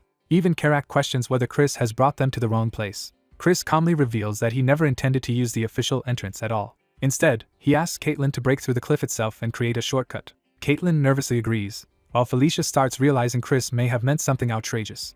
Felicia confirms his intent in disbelief, asking whether he thinks the anvil is literally hidden inside the cliff. Chris claims that breaching this exact spot should let them bypass the dungeon guardians entirely. Felicia mocks the idea at first, assuming he expects Caitlin to smash solid rock with brute force. Chris awkwardly leaves the method to Caitlin, and Felicia realizes he is relying on magic rather than strength. Caitlin gathers a concentrated sphere of power in her hands. Felicia explains that ruin explorers are trained in demolition and controlled blasting for situations like this. Caitlin unleashes the spell into the cliff with explosive force. Cracks race through the rock exactly where Chris predicted. The cliff face erupts outward as the hidden chamber behind it is blown open. When the dust settles, a concealed passage into ancient ruins stands exposed before them. Felicia can hardly believe Chris found the hidden route so easily. Seeing the interior, she realizes he truly did lead them straight to the relic's resting place. Inside, Chris identifies the central dome as the final safeguard protecting the anvil. Karak suggests simply smashing the barrier, but Chris stops him because the relic itself could be damaged. Felicia agrees there must be a proper unlocking method and starts searching for clues. As the others spread out, she studies the chamber's layout more carefully. She notices that among 9 dwarf statues, only 3 hold weapons while the other 6 stand empty-handed. Caitlin guesses they may need to arm the remaining statues, but Felicia warns the mechanism is probably more specific than that. Chris reasons that because the existing weapons are dwarven-made, the missing ones likely must be dwarven weapons as well. When the others wonder where they could possibly get 6 such blades, Chris casually reveals that he already has exactly 6. He privately marvels that the spare weapons he once hoarded for no reason have suddenly become invaluable. He explains that he picked them up in the tunnels earlier as a precaution, astonishing Karak. Chris jokes through the awkwardness while handing the heavy swords over. As the weapons are placed, the statues begin to react. One after another, the chamber's dormant mechanisms awaken. The statues' eyes light up, signaling that the lock has accepted the offering. Energy surges through the room and converges on the central dome. The final seal starts opening before their eyes. The whole group gathers around in tense anticipation as the barrier retracts. Chris stares in disbelief as the relic finally comes into view.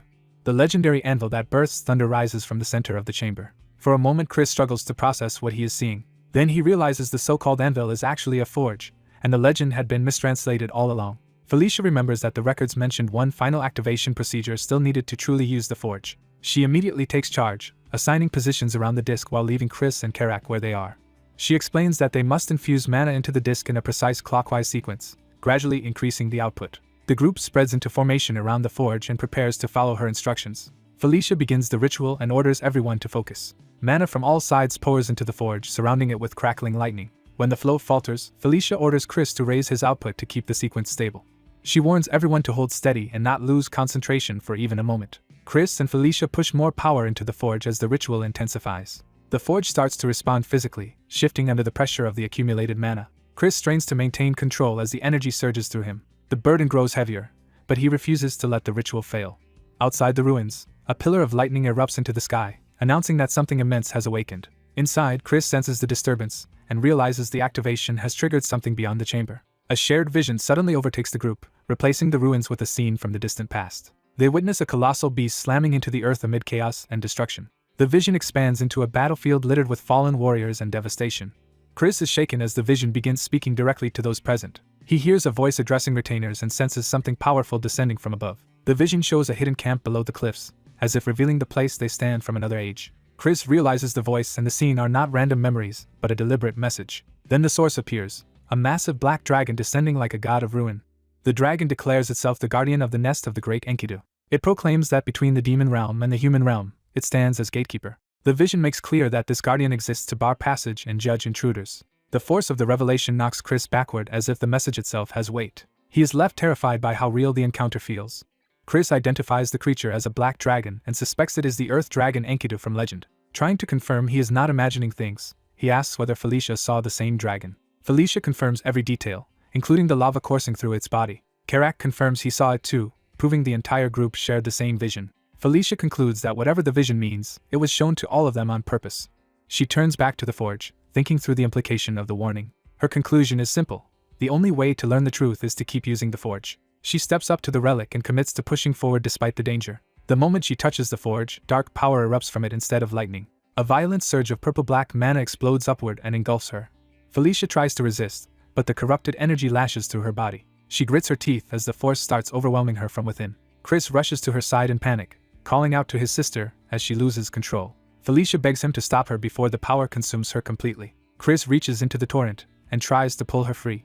Instead, the forge detonates with a greater burst of corrupted mana that engulfs them both. The others can only watch in horror as Chris and Felicia disappear inside the blast. Chris screams as the power tears through him. Within the darkness, a new command is spoken: conquer the mana of the earth dragon Enkidu. The forge declares that this is a trial imposed on those who came uninvited. Chris realizes the trial is not about survival alone, but about dominion itself. The voice defines conquest as the act of ruling, turning the trial into a test of authority over Enkidu's power. Outside the blast, the remaining companions brace themselves as the corrupted energy continues to spread through the chamber. When the surge finally contracts, Chris is left kneeling at the center, transformed by the power he endured. A dark weapon and Enkidu's mana now answer to him, showing that he has seized part of the dragon's power. Still dazed and marked by the corruption, he calls weakly for Felicia. At the same time, the vision shifts to the cliffs above, revealing a hidden encampment nearby. Red-skinned orcs are shown watching the area from above, proving the party has been surrounded without knowing it. One scout peers down and confirms the intruder's location to his superiors. The enemy mocks the group for thinking they could hide in the ruins unnoticed.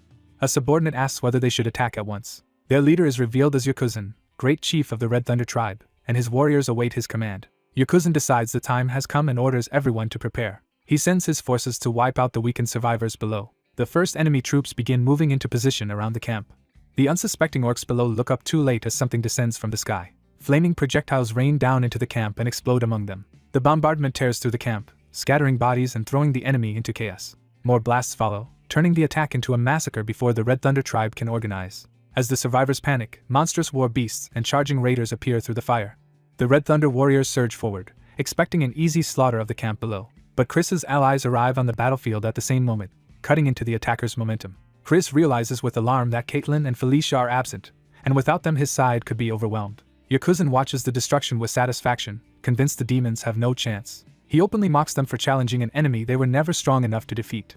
Then he orders his shamans to finish off whoever remains alive. Before they can cast, a strange purple force seizes one of the attacker's hands and stops the spell cold. The shaman is horrified to find his body no longer obeying him. A gigantic mammoth-like beast, now wrapped in the same purple power, begins to move under an outside will. Its eyes flare with controlled mana, showing it has been forcibly dominated. The charging Red Thunder warriors look up in confusion as the beast turns on them instead. The possessed mammoth crashes into their ranks and tramples them in a single devastating sweep. Even Yakuzan is forced to stop and stare as his own assault collapses into disorder. He can only demand to know why his own beasts have started attacking his army. From behind the chaos, Chris's side regains hope as the tide of battle begins to turn against the invaders. The blonde warrior realizes something is terribly wrong and falls silent in shock. The white-haired prince braces himself, dreading the implication of what he has just sensed. He understands that the missing anvil has been found, and its power is reacting to him. Dark thunderous mana gathers around his weapon as the artifact answers his touch. What forms in his hand is not ordinary power but the hammer meant to pair with the anvil. The others confirm that he is holding the thunder hammer, the counterpart to the anvil. They reveal that Enkidu itself has chosen him as its wielder. The prince can barely believe that such a relic has accepted him. Pressed by his allies, he is told to stop hesitating and use the weapon immediately. He steadies himself and begins to test the hammer's power. As Enkidu's mana flows through him, he instinctively understands how the artifact is meant to be used. Its principle is not simple destruction but the power to conquer and force obedience. He grasps that conquest leads to rule, not merely victory. The anvil that bursts thunder is controlled through domination over those within its domain. Armed with that insight, he raises the hammer with new confidence. He decides to test this authority on the swamp mammoth outside. The hammer answers with a massive surge of thunder that reaches the beast. The swamp mammoth comes under his control. At once, the mammoth turns its attacks on the Red Thunder tribe, throwing their battlefield into chaos. The tribe is blindsided as the guardian they relied on suddenly starts slaughtering them instead. Panic spreads when they realize the attack is coming from their own side. The mammoth charges through their ranks, crushing and scattering warriors. Watching the reversal, one enemy leader realizes the prince and princess have succeeded. He seizes the opening and orders his own forces to wipe out the Red Thunder tribe. The two enemy factions immediately begin cutting each other down. The battle turns into a brutal melee as the Red Thunder tribe is struck from both sides. From above, the Red Thunder chieftain watches his advantage collapse. His men cannot explain the mammoth's betrayal, only that someone is wielding overwhelming mana. Faced with an unknown controller, his subordinate urges a retreat until they can recover. Before they can withdraw, another violent impact interrupts them.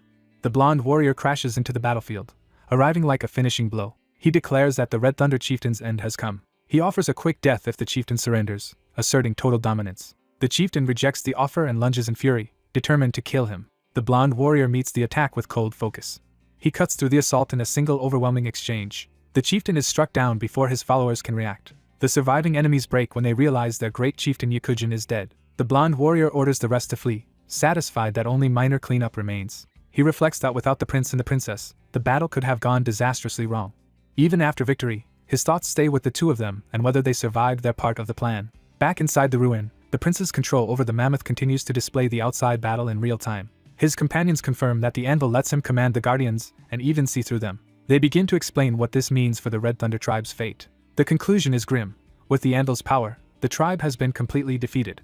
The strain of sustaining that power suddenly overwhelms Felicia. Though she tries to reassure everyone, she can only promise she will recover after rest. The group moves to help her, but they quickly notice someone is missing. They realize Shutra has slipped away without telling anyone. Elsewhere, Shutra catches his breath and is greeted by multiple level-up notifications. He notices that controlling Enkidu's artifact has raised his level and increased his conquest skill. He opens his status to inspect the changes more closely. He finds that conquest has reached level 2, and a link skill called Under the King's Banner has leveled with it. He concludes that strengthening conquest also strengthens its related abilities, which only benefits him. A new skill called King's Knights catches his attention, and he guesses it may be a summoning ability.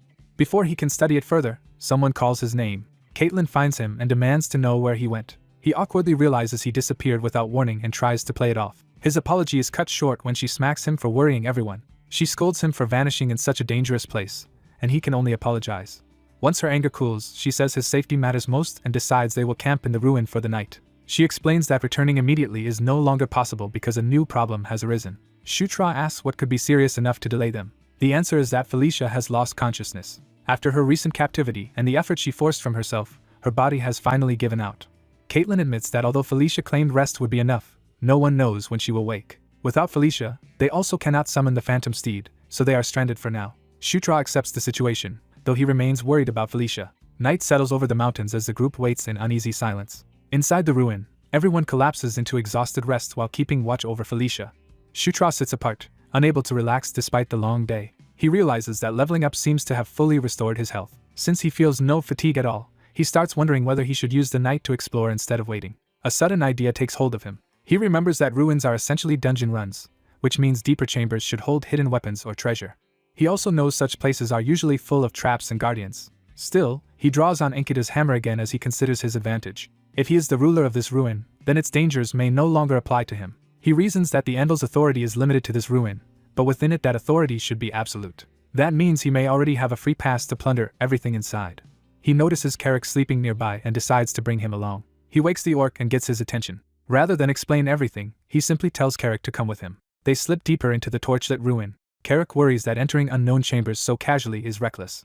Shutra brushes that aside, arguing that a ruin this old must contain valuable weapons. Carrick suddenly spots something alarming ahead. He warns that a huge monster is lying in their path. He identifies it as a griffin-shaped arc golem, a construct powerful enough to kill intruders outright. Shutra realizes that without the Anvil's authority they might have died here, and Carrick urges him to stop tempting fate and move on. Carrick admits he wants no part in fighting something that massive, while Shutra teases him for his caution. They pass through another doorway deeper inside. Beyond it they discover a treasure vault packed with gold, weapons, armor, and supplies. Carrick is immediately drawn to a gleaming suit of armor, and excitedly shows it off. Shutra senses at once that the armor is more than decorative. He confirms it carries magical power, and recognizes it as valuable magic armor. Since it is too large for him, he offers it to Carrick. Carrick is overwhelmed with gratitude as he accepts the gift. While searching the room, Shutra notices a smaller chest tucked away among the treasure. He examines some ancient-looking gold but decides useful items should go into his inventory before mere money. He tells Carrick to take anything worthwhile while he continues searching. Something about the chest catches his attention. He opens it to see what is hidden inside. The moment he does, he senses a concealed mechanism or passage. A hidden doorway opens within the vault. He realizes the treasure room concealed a secret space beyond it. Excited, he becomes convinced the real prize lies inside. He steps through without hesitation. Past the corridor, he enters a broad hidden chamber. Something in the room immediately draws his attention. At the center floats another relic wrapped in familiar mana. He recognizes the energy at once even before understanding why. The name rises in his mind on its own, as if the artifact is introducing itself. He identifies it as Enkidu's gauntlet. Its true title follows, Earthshaker. The relic hovers before him like it has been waiting for this meeting. Its nature becomes clear to him as an aura weapon tied to the Night of Conquest. He understands that this is the Gauntlet Earthquaker, another part of Enkidu's legacy. Drawn in by its call, he reaches out to claim it. His fingers make contact with the relic. The system immediately rejects him, warning that his level, mana, mental strength, and physical strength are all insufficient. He is stunned to learn he still cannot wield it. Then the gauntlet itself intervenes and grants special permission. Earthquaker recognizes him as its master despite the failed requirements. The relic begins transferring its ownership. The registered user is changed to Shutra. The gauntlet surges onto his arm in a violent burst of power. He braces himself as the force courses through him. Once it settles, he realizes the artifact has truly accepted him and massively boosted his stats. He is left awestruck by how much stronger he became just by equipping it. That only deepens his ambition for what will happen once his own level catches up. He judges the relic to be even more valuable than he expected. The system formally records the acquisition of the Gauntlet of Enkidu. Carrick arrives and asks what just happened, catching Shutra off guard. Carrick admits he saw the entire scene, including the gauntlet vanishing into Shutra's possession. Shutra tries to laugh it off, but inwardly curses the fact that his inventory-like ability has been exposed. Carrick points out that if others learned about such a power, it could become dangerous for him. He immediately promises to keep the secret between them no matter what. Relieved, Shutra decides they have taken enough and suggests returning. Even as he agrees, he admits the place gives him an uneasy feeling. He chooses not to push his luck any further and heads back. The two leave the vault with their haul. On the way out, Shutra notices something they still need. He stops Carrick and turns back with sudden urgency. Carrick cannot tell what he has spotted. Shutra realizes the answer is a recovery item they desperately need right now. He quickly brings a potion to Felicia's lips. Healing light spreads through her body as the medicine takes effect. Felicia stirs and begins to wake. As she opens her eyes in Shutra's arms, he gently asks if she feels any better, and she weakly recognizes him. Shutra wakes drained but relieved, and Caitlin rushes to check what happened to him. Caitlin explains that his sister saved him by bringing a mana recovery potion. Still groggy, she wonders where such a rare potion could have come from. Shutra reminds her that they are inside ancient ruins, pushing her to think it through. She realizes the ruins themselves provided it. Shutra proudly reveals that, as master of the ruins, he could obtain what they needed from within them. He tells her to rest, confident her mana will recover fully once she sleeps. Before drifting off, Caitlin calls to him one more time. She quietly thanks him, moved by his help. By dawn, the group has returned from the ruins to the orc encampment below the cliffs. Their return is greeted with loud relief and celebration. The orcs praise the prince and princesses for succeeding and thank everyone for their efforts. As the praise continues, someone clears his throat to redirect attention. Chris steps forward, awkwardly trying to speak up. He struggles to put his thoughts into words. Then he formally praises his sister for her outstanding performance. Felicia accepts the compliment with obvious satisfaction while pretending it was nothing. Shutra notices how pleased she is beneath the modest act. Chris tries to wrap things up and send everyone to rest, assuming the mission is over. But he reveals that remnants of the Red Thunder tribe still remain and must be eliminated within half a month. Shutra immediately treats that timetable like a chance for a short vacation. Caitlin shuts that idea down at once and physically drags him back to reality. He is left stunned by how abruptly his hopes collapse. Caitlin cheerfully informs him that the two of them still have more work to do. The scene shifts from camp to the forest where that extra work begins. Without warning, Caitlin's training starts with a brutal blow that sends Shutra flying. Her attacks come so fast and hard that he can barely react. Even while calling his name, Caitlin warns him that losing focus now could get him seriously hurt. Shutra collapses in pain as she orders him back up. He realizes that Caitlin's idea of unfinished business is merciless beast fist training. What she meant by more work turns out to be a punishing combat regimen. For the first 5 days, Shutra does little but get beaten down. Only after a full week does he finally begin to perceive Caitlin's fists. By the 11th day, his progress reaches a turning point. He finally manages to counter during their exchange instead of only enduring it. Caitlin recognizes that he is at last keeping pace with her. Shutra credits that improvement to surviving all the punishment she put him through. The brutal routine pays off as both Beast Fist and Aura rise to level 5. Satisfied, Caitlin says he is now ready for initiation into Beast God Fist. She admits she has never seen anyone advance this quickly. Shutra is thrilled that he can finally learn the lycanthrope's secret technique, Beast God Fist. Caitlin begins the next stage by teaching him a new way to command Aura. She warns him to follow every detail exactly and miss nothing. He agrees without hesitation. Their hands connect as she starts guiding his aura directly. A massive surge of power erupts around them as the lesson begins in earnest. Inside that flow, Shutra senses Caitlin's aura for the first time. He feels her aura pulling his own along, similar to Beast Fist but operating on a deeper principle. As he follows it, he begins to grasp the structure and depth of aura itself. He comes to understand aura as the essence of life that, when pushed to its limit, becomes the power of the soul. That awakened force reveals itself to him as conquest, a power of domination and subjugation. Overwhelmed, he realizes he is touching true aura at last. The breakthrough explodes outward in a violent pillar of energy. The system confirms the moment by leveling up both Beast Fist and aura again. Caitlin is openly impressed by what he has achieved. Shutra sees the result for himself as he acquires Beast God Fist. Now holding both Beast God Fist and Earthshaker, he recognizes his arsenal has grown dramatically. He tests that new power with a single punch. The strike tears through the clearing and leaves a crater around him. The system rewards the surge in strength with another level up, bringing him to level 14. Shutra declares that this is only the real beginning, while an orc elder watches from the shadows. The hidden observer silently judges his progress. The next morning, the training ends and the group prepares to move on. Over breakfast, Shutra and Caitlin finally have a quiet moment to talk. He asks Caitlin about the relationship between Chris and Felicia. The question catches her off guard immediately. Shutra explains that Felicia, like Chris, is someone he needs firmly on his side, so any weakness in that bond could become a problem. Caitlin admits the two are not openly hostile, but there is a clear distance between them. She says there was no single incident that caused it. Shutra suspects the tension probably traces back to Chris's issue with Sylvan. Caitlin sharply warns him not to speak that name so casually, showing how sensitive the matter is. She reveals Sylvan Doomblade is Felicia's twin brother, and Shutra recalls him as a formidable opponent from his past life as Zephyr. Shutra starts to connect the dots between Chris and Sylvan. Before Caitlin can explain further, Chris suddenly appears and interrupts them. Felicia greets her brother naturally, but Shutra is startled by his sudden arrival.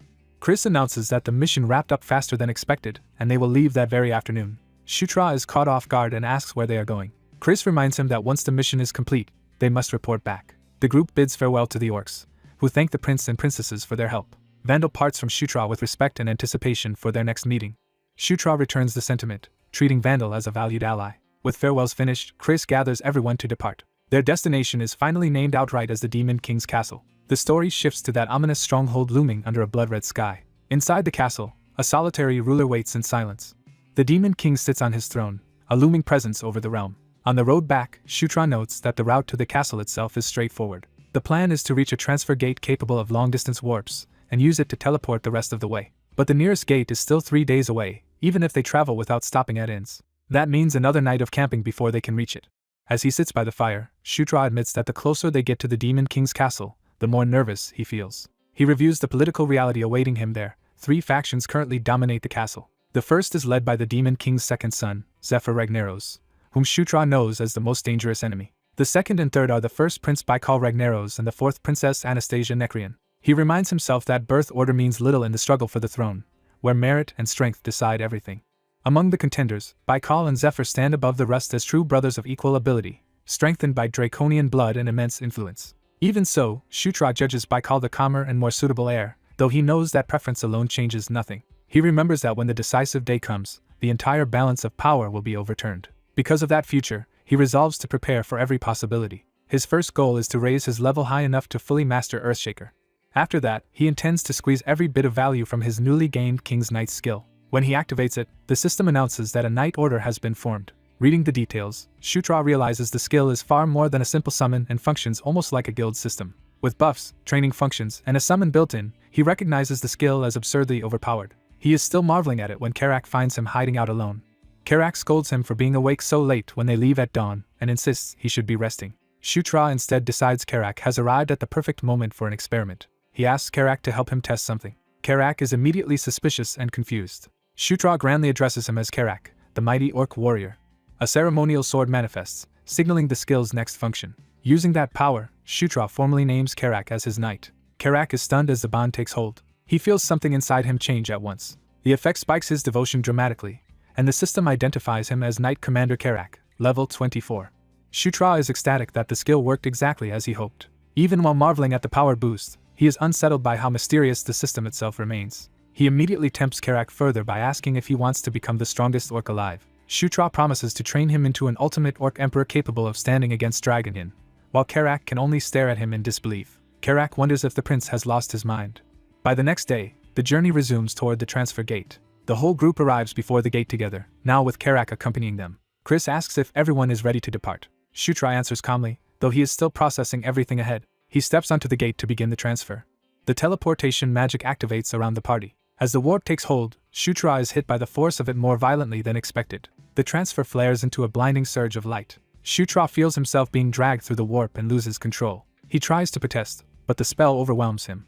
The teleport hurls him through the passage in a panicked tumble. He lands disoriented while the others recover around him. Caitlin immediately checks whether he is alright, and he insists he is fine despite the shock. Before he can settle himself, attention shifts to Felicia's arrival. A welcoming crowd rushes to greet Felicia with adoration and flattery the moment she appears. She receives the praise with practiced ease, clearly used to this kind of attention. Watching the scene, Shutra realizes her faction resembles an idol fan club more than a political camp. The same crowd politely welcomes Chris and praises Caitlin as well, but their enthusiasm is centered elsewhere. Shutra notices no one is especially interested in him and is half amused, half offended by it. As the others are swallowed by their own circles, he and Karak are left standing apart. Shutra finally understands just how little standing he currently has inside the Demon King's castle. He brushes it off, since it only confirms what he already suspected. Turning to Karak, he asks if his new knight is ready. Shutra decides that if he has no place here yet, he will build one himself step by step. The castle looms over that resolve as the stage for his next struggle. He is led not to luxury but to a neglected corner of the castle. Their assigned quarters turn out to be little more than a dusty storage room. Karak tries to make the best of it, saying they can at least unpack there and be grateful to have a room at all. Shutra learns that official events do not begin until tomorrow, which leaves him free for now, though he bitterly notes it feels more like being ignored than being given freedom. Just as he starts to brood over that treatment, something at the door draws his attention. A real estate official named Flora formally introduces herself to the ninth prince with unusual respect. When Stratus wonders why such an office would visit his shabby quarters, he learns his recent campaign has raised his achievement rank. The reward immediately changes his situation by granting him the right to choose a new residence. A second official from the merit office, Isabella, arrives to handle the matter directly. Stratus confirms the offer, and Isabella assures him he is indeed eligible for a new home. She opens the official records to review his status and rewards. Isabella explains that his success in the Red Lightning campaign raised him to achievement level 5, expanded his access within the castle, and increased his monthly support from almost nothing to a substantial allowance. She adds that no one has ever earned so much merit on a first mission, leaving Stratus pleased and a little disbelieving. Without wasting time, he asks to see his housing options at once, and Isabella agrees. His orc companion is stunned by how suddenly the prince's fortunes have changed. The shock deepens when they arrive before an extravagant mansion that is now apparently Stratus's new residence. Before they can process it, a maid greets them as if she has been expecting her new master. Flora reveals that she has not merely processed the property transfer but has also become the estate's butler and head maid under Stratus. When the orc questions how a real estate employee became household staff, Stratus casually explains that he hired her with merit points. His explanation sounds so strange that his companion can only conclude the prince has started speaking nonsense again. By the next day, the new life has already begun to settle in. As they prepare for an audience ceremony, the orc's nerves get the better of him, and Stratus brusquely tells him to stop panicking and handle himself. Even Stratus admits the tension is contagious and is struggling to stay calm. Two women arrive and praise how well Stratus and his companion clean up for the ceremony. Stratus realizes Felicia chose the outfits, and the other woman eagerly credits her for the transformation. Felicia accepts the praise with quiet satisfaction, pleased that her effort paid off. The other woman warmly tells Stratus the formal look suits him perfectly. Embarrassed but sincere, Stratus returns the compliment, and calls them both his sisters. That simple response delights one of them and leaves the mood light and affectionate. Chris then reminds Stratus that this will be his very first audience ceremony before the Demon Lord. He urges Stratus to treat the moment as his debut and show the entire demon castle who he is. Stratus accepts that challenge with renewed confidence. As the great hall opens before him, he steels himself against those who will dismiss his rise as luck. The gathered nobles and monsters turn their attention toward the ceremony. Stratus resolves that whether they believe in him or not, they will have to notice him now. Chris and the two women advance with him, lending him visible support. Stratus walks forward determined to overturn the image of himself as a worthless prince. They enter the throne room and kneel before the ruler of the demon realm while the court watches. Chris formally presents himself first as the seventh prince. He offers the proper greeting to the sovereign of the demon realm. The ruler is revealed as Demon Lord Mitra, Stratus's father, and the most dangerous presence in the castle. The ceremony proceeds to the formal reporting of the prince's and princess's achievements. As Stratus prepares to speak, he reminds himself that this is the father of every royal child in the hall. That realization makes him remember just how terrifying this audience truly is. Facing Mitra directly, Stratus feels the crushing force of the one being in the castle he should fear most. The pressure nearly drives him into the floor, and he struggles to understand what is bearing down on him. He feels as though his body might collapse simply from standing before the Demon Lord. At that breaking point, a remembered command rises within him and tells him to conquer. He gathers himself around that inner light instead of yielding to fear. Another inner voice reminds him that he too is meant to stand as a king. Rather than shrinking from the Demon Lord's gaze, he decides to face it head-on. He resolves to conquer even this intimidation instead of submitting to it. That decision transforms his bearing, and his own power surges up against the oppressive aura. Stratus realizes this is the strength of conquest taking form within him. Mitra notices the change and studies him with new interest. For the first time, the Demon Lord directly calls Stratus by name before the entire court. Felicia is visibly shaken by the unprecedented attention. Chris and the others are equally stunned that Mitra singled out the neglected ninth prince. Stratus can only kneel there in disbelief as the hall falls silent around him. Mitra tells him he expects great things from his future achievements. The court immediately realizes something extraordinary has happened, because the Demon Lord never addresses royal children by name during these ceremonies. That makes everyone question why the prince once dismissed as insignificant has been chosen. Stratus understands that the words themselves were simple, but coming from Mitra they carry enormous weight. He recognizes them as rare and valuable acknowledgement. He answers with a vow to meet his father's expectations, ending the ceremony after leaving a powerful impression on the entire court. Back at his new residence, the next morning begins with his companion urgently waking him. An official letter has arrived from the merit office, immediately putting them both on edge. Stratus opens it, puzzled that the merit office would contact him again so soon. One look at the contents makes him go rigid. His companion demands an explanation, but Stratus is still trying to understand what the message means.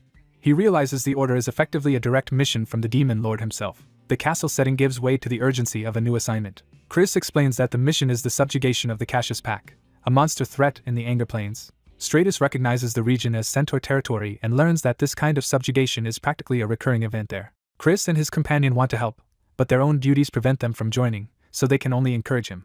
Chris has one more warning before Stratus departs. He tells Stratus that after the audience ceremony, people throughout the castle will start paying attention to him. That attention will come from both those seeking his favor and those who now see him as a threat. In other words, his rise has created new dangers as well as new opportunities. Stratus accepts that reality and notes that even the famed Zephyr was never publicly named by the Demon Lord, which shows how unusual his situation has become. Chris promises support whenever Stratus needs it, and Stratus gratefully accepts his brother's goodwill. Before leaving, Chris tells him to visit Felicia, who has prepared something for him. That final errand sends him to her with curiosity. Felicia has arranged swift reptilian mounts for the journey, knowing he will need speed to keep up with centaurs. She presents the mounts as a practical gift, and Stratus thanks her warmly. Then she gives him something else, far more personal and significant. Stratus is shocked to find that she is handing him Dark Elf's tear, a treasured Dark Elf heirloom. He knows how extraordinary this is, because in the game's logic he would normally have had to kill Felicia to obtain it. Felicia explains that Dark Elves never forget either gratitude or grudges, making this gift a serious acknowledgement of what he has done for her. She embraces him and sends him off with heartfelt wishes for his safety. Stratus is flustered by the unexpected affection but accepts it as best he can. When she realizes how embarrassed she has made herself, she abruptly pulls back. She tries to recover her composure, and Stratus understands that she is simply too embarrassed to continue. He says goodbye with genuine warmth and promises they will meet again. Felicia watches him depart through the teleportation gate, quietly satisfied. Left alone, she reassures herself that this was the right thing to do. The teleport sends Stratus and his party to the Anger Plains in a burst of light. They arrive together, momentarily disoriented by the sudden transfer. Once the light fades, they confirm they have reached their destination.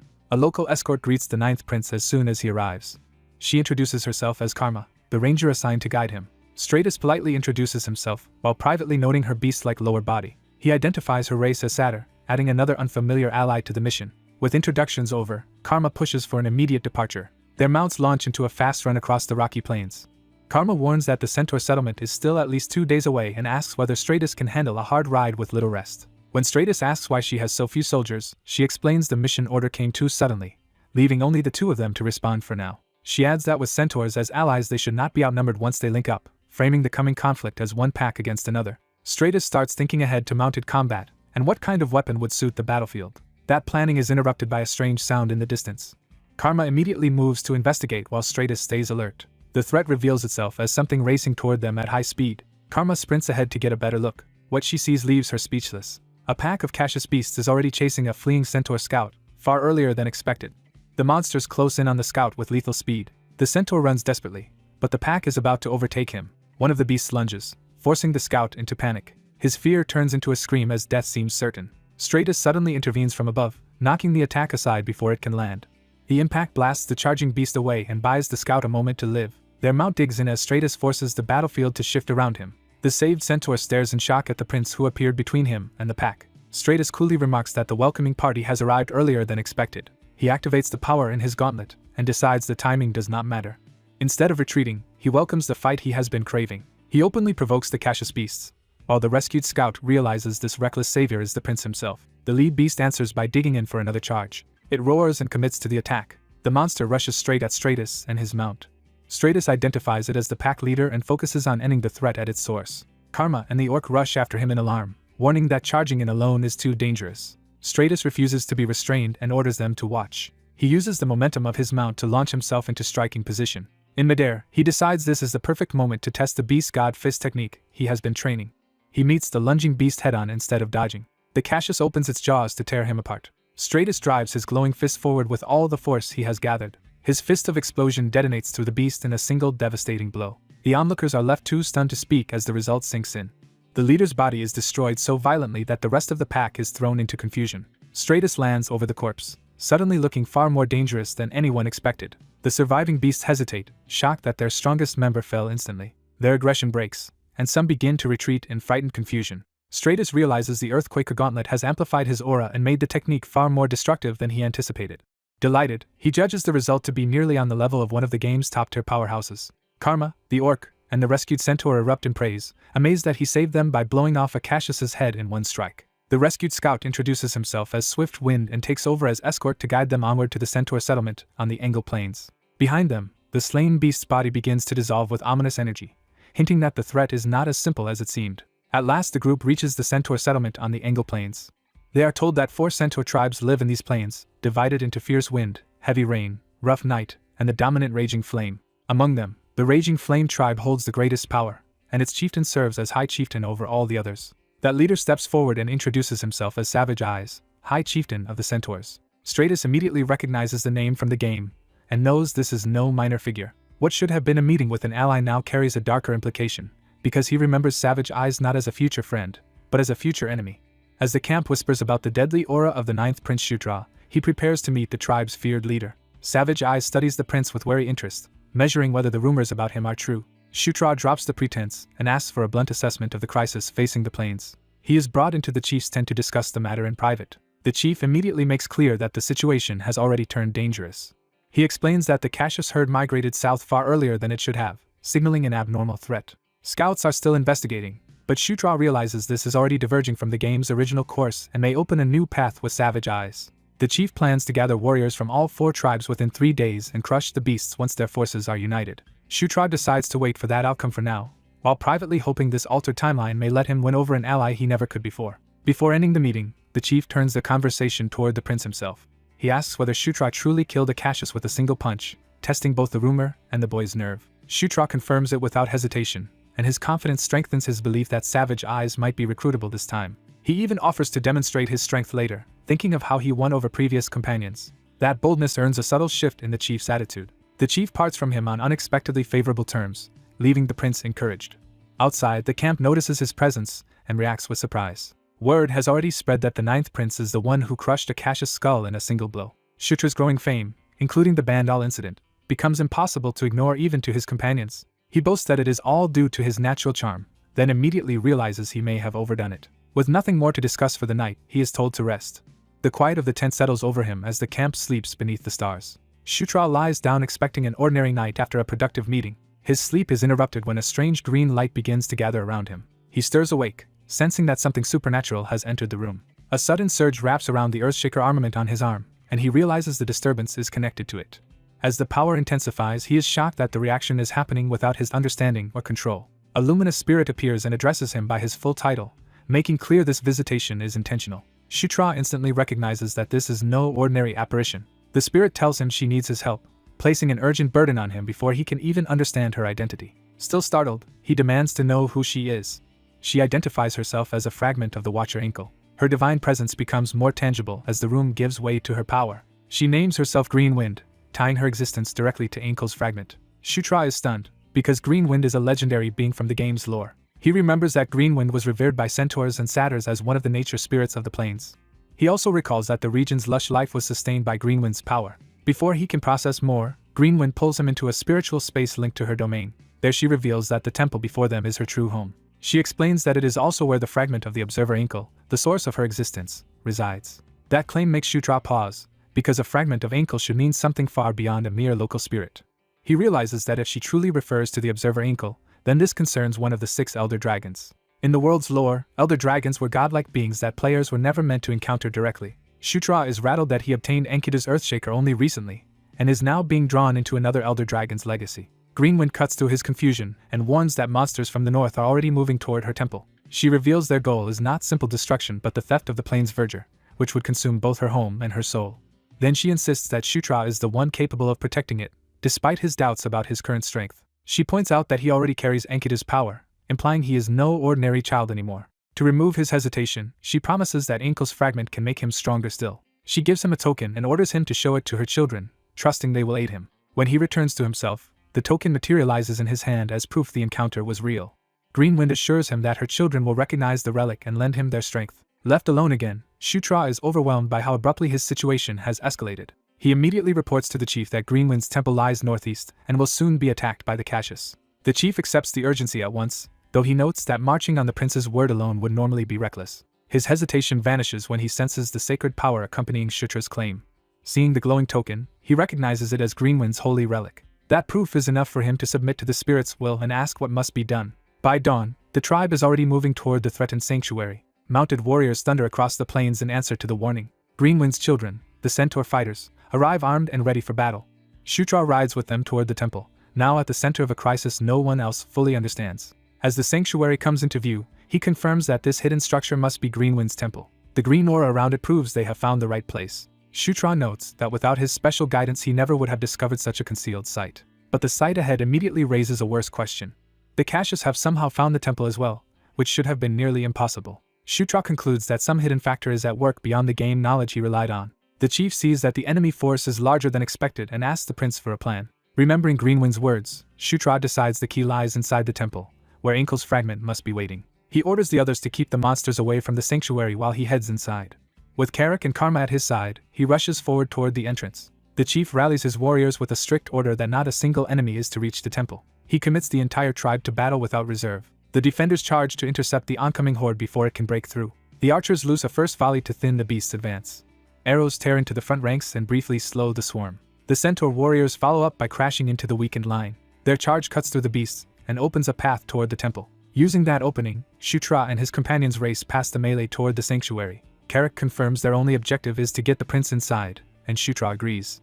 Carrick vows to carve a route for him no matter what stands in the way. He immediately throws himself into the enemy line to make good on that promise. His sweeping strike clears multiple beasts at once and widens the gap. Karma joins in, cutting down attackers that tried to close around them. Seeing his companions perform so well, Shutra briefly believes they are about to reach the temple cleanly.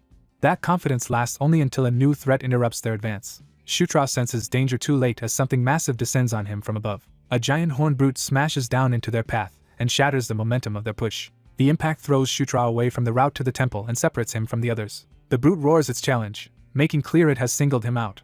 It charges straight at the prince before he can recover his footing. Shutra curses himself for losing focus at the worst possible moment. Carrick intercepts the blow with his club, shielding the prince from a direct hit. Shutra checks on him at once, realizing Carrick took the danger meant for him. Carrick refuses to stay down and forces himself back into the fight. The brute attacks again, trying to crush both of them before they can regroup. Carrick answers with a brutal counter that tears into the monster's body. Even so, the exchange leaves Carrick visibly strained and wounded. Shutra notices the cost immediately and stops treating the fight like a game. He invokes the king's flag, choosing to empower his ally rather than attack alone. Golden power surges through Carrick, restoring his fighting spirit and raising his strength. Shutra declares that the real attack begins now, turning support into their decisive weapon. With the buffed Carrick, they slam into the brute with overwhelming force. The enemy is caught off guard by the sudden reversal. Carrick drives the monster back with a crushing blow that sends it reeling. He presses the advantage without giving it time to recover. The brute swings wildly, but Carrick now meets it head-on instead of yielding ground. Blood spills as the monster starts to lose the exchange. Carrick raises his weapon for the finishing strike. He smashes the brute into the earth with enough force to crack the ground beneath it. Dust and debris swallow the battlefield for a moment after the impact. Carrick orders Shutra to leave the rest to him and continue to the temple, and the prince entrusts the line to him. Shutra breaks away and sprints for the sanctuary while the battle rages behind him. He crosses the threshold and enters the temple alone. Inside, Greenwind's voice urges him onward without delay. The Earthshaker armament begins reacting again, and Greenwind tells him Enkidu's power will guide him. Following the armament's pull, Shutra realizes the energy is leading him deeper into the temple. A stream of green light winds through the interior like a living guide. It leads him past roots and ancient growth hidden within the sanctuary. At the temple's heart, he discovers a colossal sacred tree saturated with Enko's power. The branches stir as if the tree itself has awakened to his presence. Shutra stops in awe, sensing that this is the true core of the temple. A branch extends toward him, offering something held within its grasp. When he sees the object clearly, he understands he has reached the fragment's vessel. It is a dragon heart, the source of a dragon's magic, hidden within the tree. Shutra realizes that the so-called fragment of Enkel is in fact a dragon heart tied to the elder dragon's power. Greenwind appears again and explains that the plane's long peace has been maintained through the observer Enkel's magic. She reveals that this temple is the center of that protection, and if it falls, the peace of the Anger Plains will collapse. She begs Shutra to awaken the ancient magic left here and stop the invaders before that happens. Outside, the chief keeps the defenders from breaking, insisting the enemy must never reach the temple.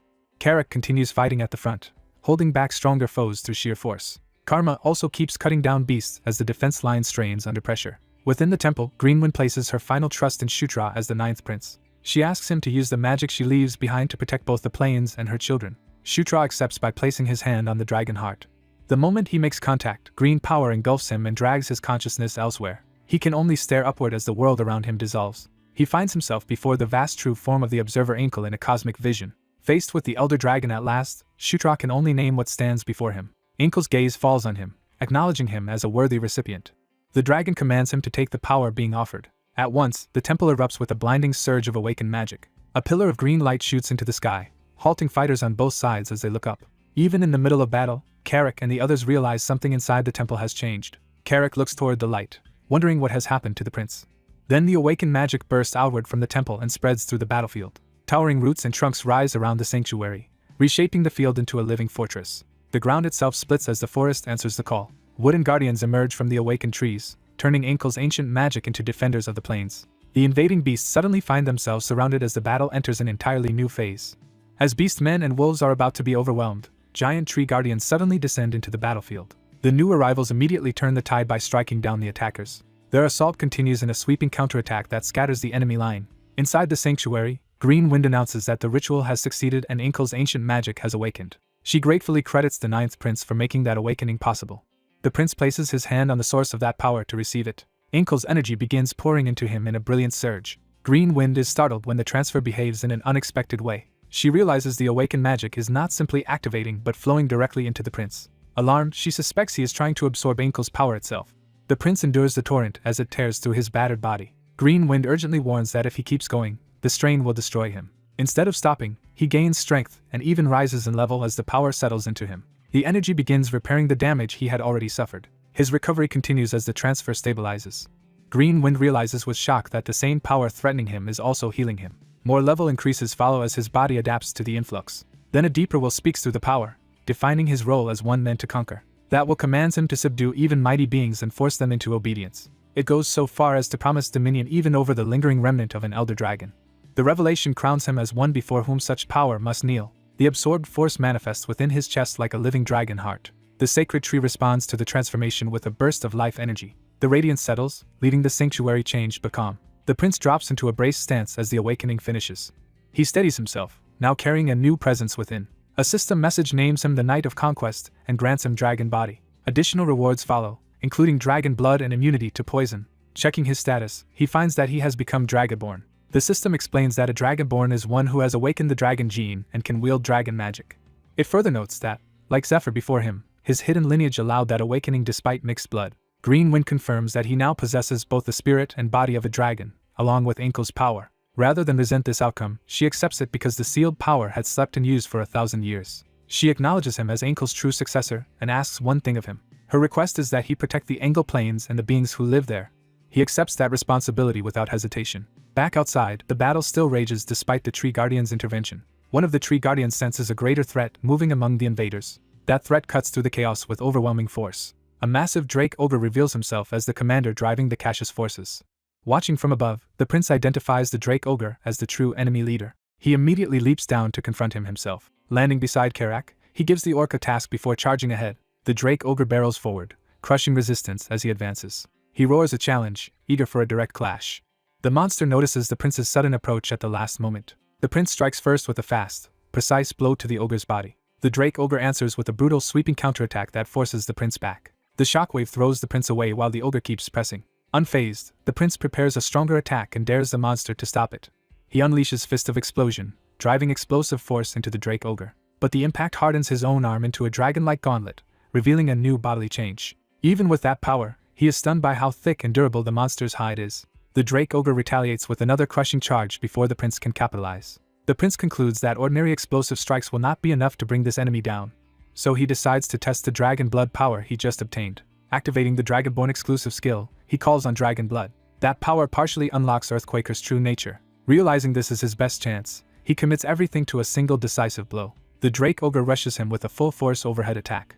The prince entrusts the next move to Karak while holding the enemy in place. Karak responds by summoning the king's knights to join the assault. The sudden reinforcement crashes into the Drake Ogre and disrupts his momentum.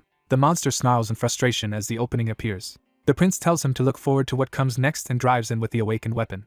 For the first time, the Drake Ogre shows real fear. The prince promises that this strike will be nothing like the last one. He invokes Earthquaker's secret art. A colossal ring of force erupts around him as the technique fully forms. He slams that power into the Drake Ogre in front of the stunned defenders. The Centaur warriors can only watch in disbelief. Karak sees that the prince has truly turned the battle. The Drake Ogre is smashed into the ground by the overwhelming impact. As the dust settles, the prince levels up again from the victory. The system confirms that he has defeated the boss Drake Ogre, Mustafa. He also earns the title Drake Ogre Slayer. Breathing hard, he realizes that without the level up restoring him, the technique would have dropped him on the spot. He further understands that Gigantic Piston was only a partial release and that Earthquaker still hides an even greater ultimate move. Karak reports that the enemy beasts are breaking and trying to flee now that their leader is dead. The Centaur champion seizes the moment and cuts through the remaining wolves. He orders a pursuit, refusing to let survivors regroup for another attack later. The defenders charge after the retreating enemy with orders to wipe them out completely. By nightfall, the battlefield lies silent under the stars, filled with the dead. The victors celebrate around campfires, drinking after surviving the assault. Karak and the others join the revelry as relief replaces battle tension. Laughter echoes through the sacred grove while the prince returns to the sanctuary. Green Wind greets him with amusement, noting how much he seems to be enjoying himself. He explains that he came back because he still has questions for her, and she agrees to answer them. Before that, she asks him to release her from the control he unknowingly placed on her. She explains that because he absorbed Ankel's mana, she has become bound to him as a spirit born from that magic. He pauses, trying to understand what that means in practice. An awkward silence follows when neither of them knows how to undo the bond. He finally admits he has no idea how to release her. Green Wind is stunned that he asked for release without even knowing the method. She scolds him for acting like a master while being completely ignorant of spirit contracts. He hurriedly calms her down and decides to first assess her condition. She answers in the simplest possible terms by declaring that she belongs to him and obeys him. He clarifies that he means whether the bond has harmed or changed her in any troubling way. She says her abilities are intact, but if she vanished, the Engel planes would lose the life force she embodies. He starts searching for a way to keep her tied to the planes without forcing her to remain trapped there. His first idea is to ask whether she can simply stay in the planes instead of following him. He insists he is not trying to cast her aside, only to spare her unnecessary separation from her home. But she hears it as abandonment, and is visibly hurt. He quickly corrects himself and asks directly whether she wants to come with him, which she treats as the natural duty of a bound spirit. He realizes with dismay that he has accidentally formed a full spirit contract. Thinking it through, he asks whether, as the living embodiment of the plane's grand spell, she could create a substitute for herself. The idea surprises her because it offers a way around the problem. She says it is possible, though it will take time, and he immediately accepts that solution. She warns that doing so would leave most of her power behind for a while, making her less useful to him. He happily accepts anyway, seeing a contract with a high-ranking natural spirit as a huge gain regardless. Moved by that answer, she embraces her role as his master-bound companion and invites his questions. His first real question is how and when Ankel died. The question catches her off guard. She explains that she is only a fragment reborn from nature and does not hold all of Ankel's memories. Still, one memory remains clear to her: Ankel was murdered 1,000 years ago. She cannot identify the killer, but she is certain it was not another elder dragon. That revelation leaves the prince shaken, because it means something else was capable of killing a godlike elder dragon. Green Wind then asks him to stop speaking to her so formally, since it makes her uncomfortable now that he is her master. He changes his tone and asks whether, as Ankel's successor, he could contain another elder dragon's power too. She says that should normally be impossible, but he may be an exception. Because he already balances Ankel's power with the opposing force of Enkidu, she believes he may be able to wield other elder dragon powers as well. He is stunned by how absurdly favorable that possibility is, but presses on with one last question. He asks whether she knows anything about the mysterious power he himself possesses. She warns again that her knowledge is incomplete because she lacks many of Ankel's memories. Even so, she says she can tell him part of the truth. As she begins, a sudden surge of green power overtakes the chamber. The prince is caught off guard by the abrupt change. Speaking with a voice no longer entirely her own, Green Wind addresses him as the knight of conquest born under the destiny of kings. That deeper voice declares that his gift is the power to conquer and rule over all creation. It names that force as something destined to belong to him. Morning arrives over the sanctuary as the revelation ends. The prince loses consciousness and drifts down in the aftermath. He wakes groggily, unsure how the conversation ended. Remembering that he had been speaking with Green Wind, he realizes there is a gap in his memory. Green Wind confirms that he is finally awake again. She explains that Ankel's lingering consciousness surfaced through her during the night, and that the prince blacked out because of the power involved. She repeats the message that emerged. He is the conqueror knight chosen by the king. That power is the force that conquers and rules all things in the universe. In simple terms, she tells him that this overwhelming dominion is his true power. He pieces it together as the king's power and the essence of the conqueror knight, wondering whether Ankel had known this all along. Green Wind then says that as his permanent spirit, she must finally tell him what she withheld before. She summons a magical map to show him where his next path lies. She reveals that in the northernmost part of the Anger Plains rests a relic of Ankel. That relic is another elder dragon weapon, a shield called the Shield of Life. She recounts that over 1,000 years ago Ankel entrusted the shield to the bravest and most righteous centaur warrior, who led many victories without injury. But his invincibility ended when he slept without the shield and was assassinated by a woman sent by someone who coveted it. Since only that warrior could wield the shield, his followers buried it with him in a northern tomb. Over time the weapon passed into legend, and the centaurs renamed it after that fallen hero. Its new name is White Eagle. The prince is stunned because White Eagle is supposed to be only a legendary weapon recorded in the Night Saga lorebook. After realizing the shield he found was actually an elder dragon's weapon, the prince immediately asks where White Eagle's tomb can be found. The spirit tells him she can locate the tomb near the northernmost edge of the Anger Plains, which only sharpens his interest. Before they leave, she insists on first making a replacement component for her own damaged body. When he asks how long that will take, she estimates 2 days thanks to the temple's protective magic. He is pleased that the delay is short enough to keep the expedition possible. He decides they must go regardless, convinced that obtaining White Eagle will make everything afterward much easier. With that plan set, time moves on outside the temple. As he works among his people, the prince frames a northern trip as part of subduing the remaining Caecilius herd. But he also realizes the Demon King's castle will soon notice the temple's protective magic has been activated and send investigators. He estimates relic specialists could arrive within a week if the report goes out today. That makes him think they should depart before outside scrutiny reaches them. But news arrives that someone from the Demon King's castle has already come. The prince is caught off guard that the castle responded so quickly. A tense pause follows before the visitor is revealed. When he sees who has arrived, his composure breaks in shock. The woman immediately notices his reaction and hints that he looks like he has seen someone impossible. He blurts out that she is Felicia, his sister, and cannot understand why she is here. Before he can press further, the orc chief urges everyone to exchange proper greetings first. Another young woman formally greets the ninth prince. She introduces herself as Daphne, daughter of the fifth consort Echo. The prince is startled because Daphne should be a dryad-born druid, not the person he first mistook her for.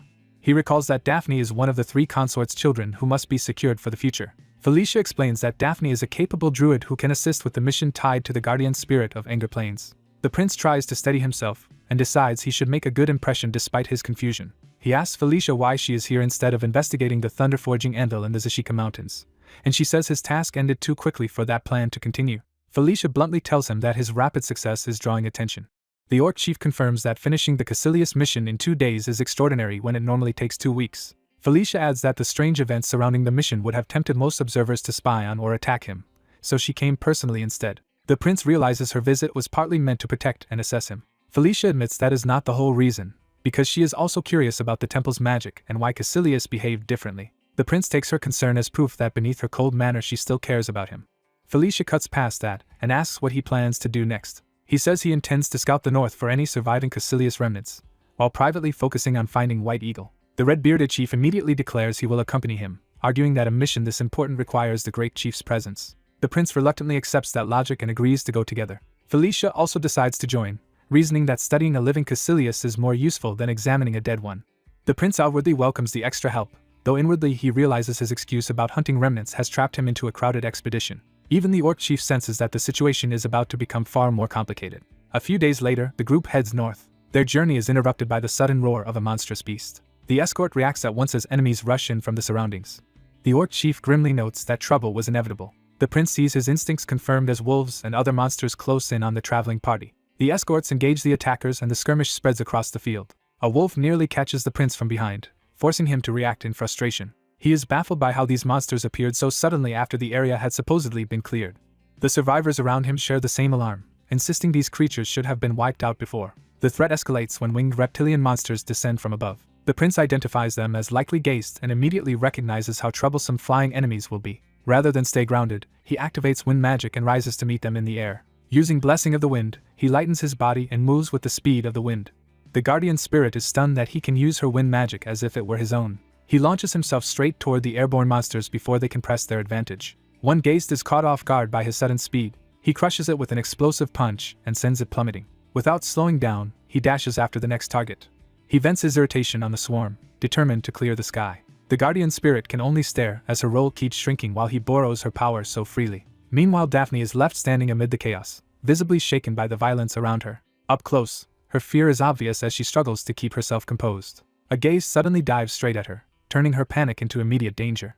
She can barely raise a hand in time to react. The orc chief reaches her first and cuts the attacker down, shielding her with his own body. At the same time, Felicia calmly begins casting, deciding the situation has become useful for drawing something out. She says she had intended to find the hidden enemy anyway and now has a reason to force it into the open. Her magic detonates across the battlefield in a brilliant blast. When the light fades, monsters lie scattered all around the group. Felicia points out a faint purple aura lingering on the fallen creatures and asks the prince if he can see it too. She identifies the phenomenon as a form of cursed magic. Felicia explains that the aura grants power while consuming life force and severing emotion, making the monsters stronger but more hollow. From that, she concludes someone has been controlling them from afar. The prince is shaken because the manipulator they defeated before should have ended this threat, leaving him wondering who is behind it now. The orc chief interrupts his thoughts and draws attention back to Daphne. He notes that Daphne stayed tense through the entire fight and suspects this may have been her first true battle. The prince agrees and realizes this Daphne seems far less seasoned than the one he remembers from another life. Daphne says the spirits are terrified and that the ominous power grows stronger the farther north they go. The guardian spirit confirms she also senses a sinister source in the north and believes some entity there is generating the purple aura. Felicia proposes going all the way to the northernmost point, and the chief suggests first checking the observation tower on the northern border. The prince admits his original goal was only to retrieve White Eagle, but the situation has become too dangerous to ignore. He agrees that the tower is their best next step and leads the group there. By nightfall they arrive at the lonely border observation tower. From the top, the group scans the darkness for the source of the disturbance. They spot a huge mass of enemies gathering in the distance, numbering at least 200 or 300. Felicia warns that only an undead of very high rank, at least lich level, could gather that many creatures together. Before they can plan further, Daphne suddenly collapses under the pressure of the energy saturating the area. The orc chief rushes to help her, and she insists she is still conscious. Felicia explains that the ominous force is too direct here and affects Daphne badly because she is half-spirit. Seeing the scale of the threat, Felicia judges that their current force is insufficient and recommends retreating for now. In the middle of that warning, she senses something approaching and freezes. Felicia realizes an enemy is already coming straight for them. The prince quickly opens a detection display to identify the incoming threat. The map shows their small group surrounded by hostile signatures, with something unusual closing in. The orc chief spots the danger first and calls the prince to look outside. A barrage of blazing projectiles is already flying toward the tower. The prince understands too late that they have been lured into a kill zone. He shouts that it is a trap and orders everyone to get out of the tower immediately. The tower is struck and begins exploding apart before they can escape cleanly. The blast throws the group and their escorts through fire and collapsing stone.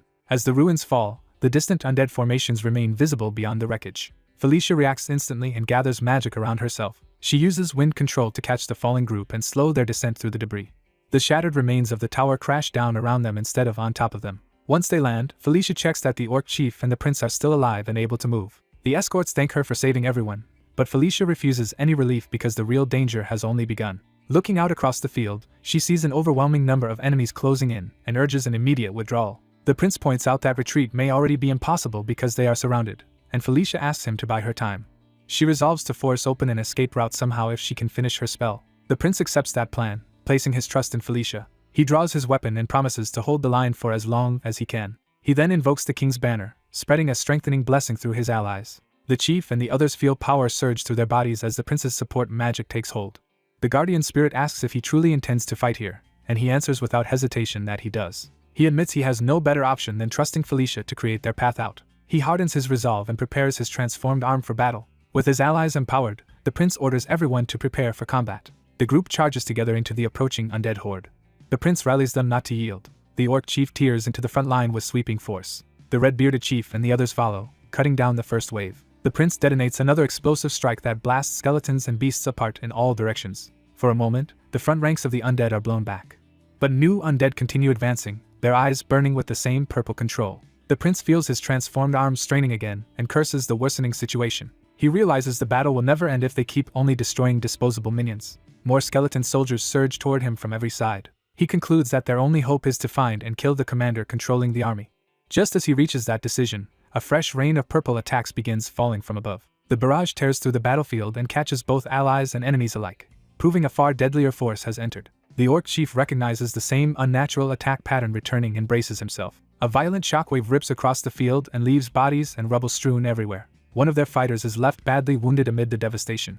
Then the true commander finally appears, rising from the carnage in a shroud of purple power. It is a towering skeletal king in heavy armor, far beyond the lesser undead around him. The prince immediately identifies him as the leader he has been searching for. Before the prince can strike, the red-bearded chief charges the skeletal king head-on to protect him. The chief's blow lands, but it barely seems to matter.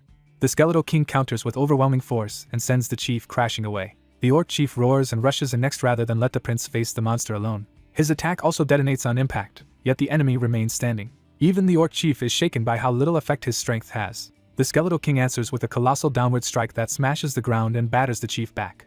The orc chief staggers but refuses to fall completely. Seeing an opening, the prince uses wind-enhanced speed to launch himself straight at the skeletal king. He commits everything to a finishing blow, convinced this must be the enemy commander. His explosive fist crashes into the skeletal king with tremendous force. For an instant, it seems the hit might have worked. Instead, the skeletal king casually catches and overpowers him, slamming him back down. The prince rises in pain and finally understands he is facing something monstrously beyond expectation. The skeletal king coldly judges the prince strong, but still beneath his level. Felicia stops the prince from throwing himself back in and tells Stratus to rest for the moment. The skeletal king pauses at that name, as if the prince's identity has suddenly caught his attention. The young prince is stunned to realize the woman before him is his sister. Felicia steps forward in full power and declares that she will personally face the skeleton king. She openly challenges the undead ruler and makes clear that he must deal with her now. Without hesitation, Felicia launches the first magical assault. Her opening blast crashes into the skeleton king with overwhelming force. The monster endures the hit but is clearly hurt and enraged by it. He roars and tries to reassert control of the fight through brute force. Felicia stays airborne and immediately prepares another spell instead of giving him room to recover. She shifts to wind magic and drives another attack into him. Even as he charges back at her, she keeps pressing him from close range. Seeing the counterattack coming, Felicia decides to use Blink. She vanishes from his reach and reappears above him with a new spell ready. From that position, she pelts him with repeated magical strikes. The prince watches as Felicia keeps the Skeleton King pinned down almost by herself. He realizes she is even stronger than he expected and is genuinely dominating the monster. That admiration is interrupted when he senses a new presence nearby. Daphne arrives in a green aura, checking on the prince and joining the battlefield. She releases the Dryad's blessing across the area, spreading a support field over allies. The buff immediately strengthens the nearby warriors. Even the other fighters feel their bodies respond to the blessing. They notice the sudden change and realize something has shifted in their favor. The prince recognizes Daphne's unique area buff and is pleased that she has finally taken action. As the blessing settles in, the system grants him a new activation skill. Colored spirit lights begin circling him, signaling another unexpected change. The new power surges into him all at once. He receives Spirit Bloom, a skill that infuses him with the spirit's power and boosts all his abilities. Feeling strength flood through his body, he immediately understands this is no ordinary buff. He realizes that, impossibly, both the spirit of life and the spirit of wind now dwell in him together, something his unusual body alone makes possible. Elsewhere on the field, explosions continue hammering the Skeleton King. Felicia keeps firing, but the strain is beginning to show on her. When the Skeleton King tries to retaliate again, she uses Blink once more to avoid him. Her teleportation carries her clear of the immediate strike. Still, she is frustrated that the monster refuses to stay down. Determined to finish it, she dives in with another killing blow. At the last instant, something about the exchange catches her off guard. A nearby orc warrior suddenly cries out as the battle turns chaotic. The Skeleton King swings through the confusion, forcing Felicia to break off. The clash throws one of the allied fighters aside. The Skeleton King notices a new threat entering his range. The prince appears beside Felicia, praises her effort, and takes over the next move. Felicia is startled to see him join the fight so directly. He tells her to leave the finishing blow to him. He charges in with Fist of Explosion and slams the Skeleton King head-on. The impact knocks the giant monster crashing to the ground. An allied orc immediately boasts that his own punch deserves the credit and starts arguing over who really dropped the boss. He escalates the joke by declaring he will be the one to take the Skeleton King's head, but his confidence vanishes when he realizes the monster is still dangerous. A massive purple attack erupts before anyone can capitalize on the opening. The prince shouts a warning as the counterattack descends. He tries to move, but the blast is too sudden and too fast. A dark curse begins spreading across his face as the attack catches him. He understands too late that something is terribly wrong with the energy hitting him. Felicia sees him thrown away and realizes the situation has reversed. For the first time, she panics at the thought that he may be lost. The Skeleton King looms over the fallen prince and calls him by name, savoring the moment. Far from the main clash, the forest remains quiet for a heartbeat. A small green spirit races through the woods with urgent purpose. It reacts when it finally senses what it has been searching for. The spirit locates a hidden grave deep in the forest. There it finds the warrior's tomb and the relic buried within it. Back on the battlefield, ominous purple pillars continue rising as the undead power spreads. The Skeleton King advances through the devastation, still in control. His cursed energy keeps building instead of fading. Felicia refuses to let him focus on anyone else and drags his attention back to her. She reminds him that she is still his true opponent. Then she unleashes a triple blast to overwhelm him again. The Skeleton King withstands the barrage better than expected. His own purple projectiles cut through the attack and keep coming. Felicia realizes too late that he has turned the exchange back on her. She reaches for Blink again, but the timing is no longer in her favor. The Skeleton King breaks through and closes the distance. His strike smashes through her defense and sends her reeling. Felicia curses the setback as she struggles to recover. The monster slams more power into the ground, widening the destruction around them. The battlefield shakes apart under the force of the impact. As Felicia lands in the middle of the undead horde, the Skeleton King roars and the surrounding monsters close in. The prince lies motionless nearby while purple cursed rain continues to fall. A calm voice calls to him and orders him to rise. The voice insists this is no time for him to remain down. The Dryad spirit appears before him and urges him to awaken Einkel's power at once. Still dazed, he demands to know what she means and how he is supposed to do that. A bright green light answers before words do. The spirit tells him to remember, because he already knows the answer. That prompt leads him to the truth he had overlooked: dragon blood. At that realization, a green power descends from above toward the battlefield. Felicia, surrounded by enemies, suddenly feels that new force arrive. She looks up in confusion as the tide begins to shift again. A sweeping green shockwave tears through the monsters around her and clears space. From the edge of the blast, she sees the power gathering around the fallen prince. The green explosion expands over him like a protective awakening. He looks up and sees something descending through the light. The relic white eagle appears before him, answering the spirit's call. He cannot understand how the spirit managed to bring it here. The spirit explains that she searched for the White Eagle's grave during the battle and succeeded in making the relic accept a new master. The prince realizes how much she risked for him, but she brushes aside any praise. She tells him to focus on the enemy still standing in front of him. Before he can fully adjust, the Skeleton King attacks again and hurls him through the air. The prince is sent tumbling, but the White Eagle moves with him. He tries to stop the monster from pressing the advantage. The Skeleton King answers by charging a deadly blast in his mouth. The prince is shocked by how quickly the attack forms. The beam fires before he can evade it normally. Felicia shouts in alarm as she sees the shot about to hit him. The Skeleton King advances, expecting the blast to finish the job. Instead, the prince rises inside a new green radiance with the White Eagle before him. He instinctively takes hold of the relic as if it were always meant to answer him. The spirit explains that Einkel's fragment had already transformed his body into a dragon-demon hybrid, and this new relic is adding another layer of power to that form. She urges him to feel the new strength now fused into him. She reveals that the White Eagle has preserved Einkel's magic for 1,000 years. That ancient power immediately reacts against the Skeleton King's curse. The prince accepts the transformation and revels in how powerful it feels. For the first time, the Skeleton King senses genuine danger from him. The prince taunts the monster for underestimating him. He promises that this time he will crush the Skeleton King for real. Testing the relic's response, he calmly studies how to use it in battle. A casual motion sends green energy lashing out through the surrounding undead. The attack tears through skeletons, beasts, and flying monsters alike in every direction. Felicia can only stare as the battlefield is suddenly being erased around her. The Skeleton King roars and gathers himself for another direct assault. He swings a massive purple strike toward the prince. The White Eagle intercepts the blow and holds firm. The relic unfolds, revealing its true winged form. Its awakened shape shines like a guardian spirit, made solid. While the Skeleton King is distracted by the transformation, the prince slips into his blind spot. He drives in with another fist of explosion and smashes the monster's face.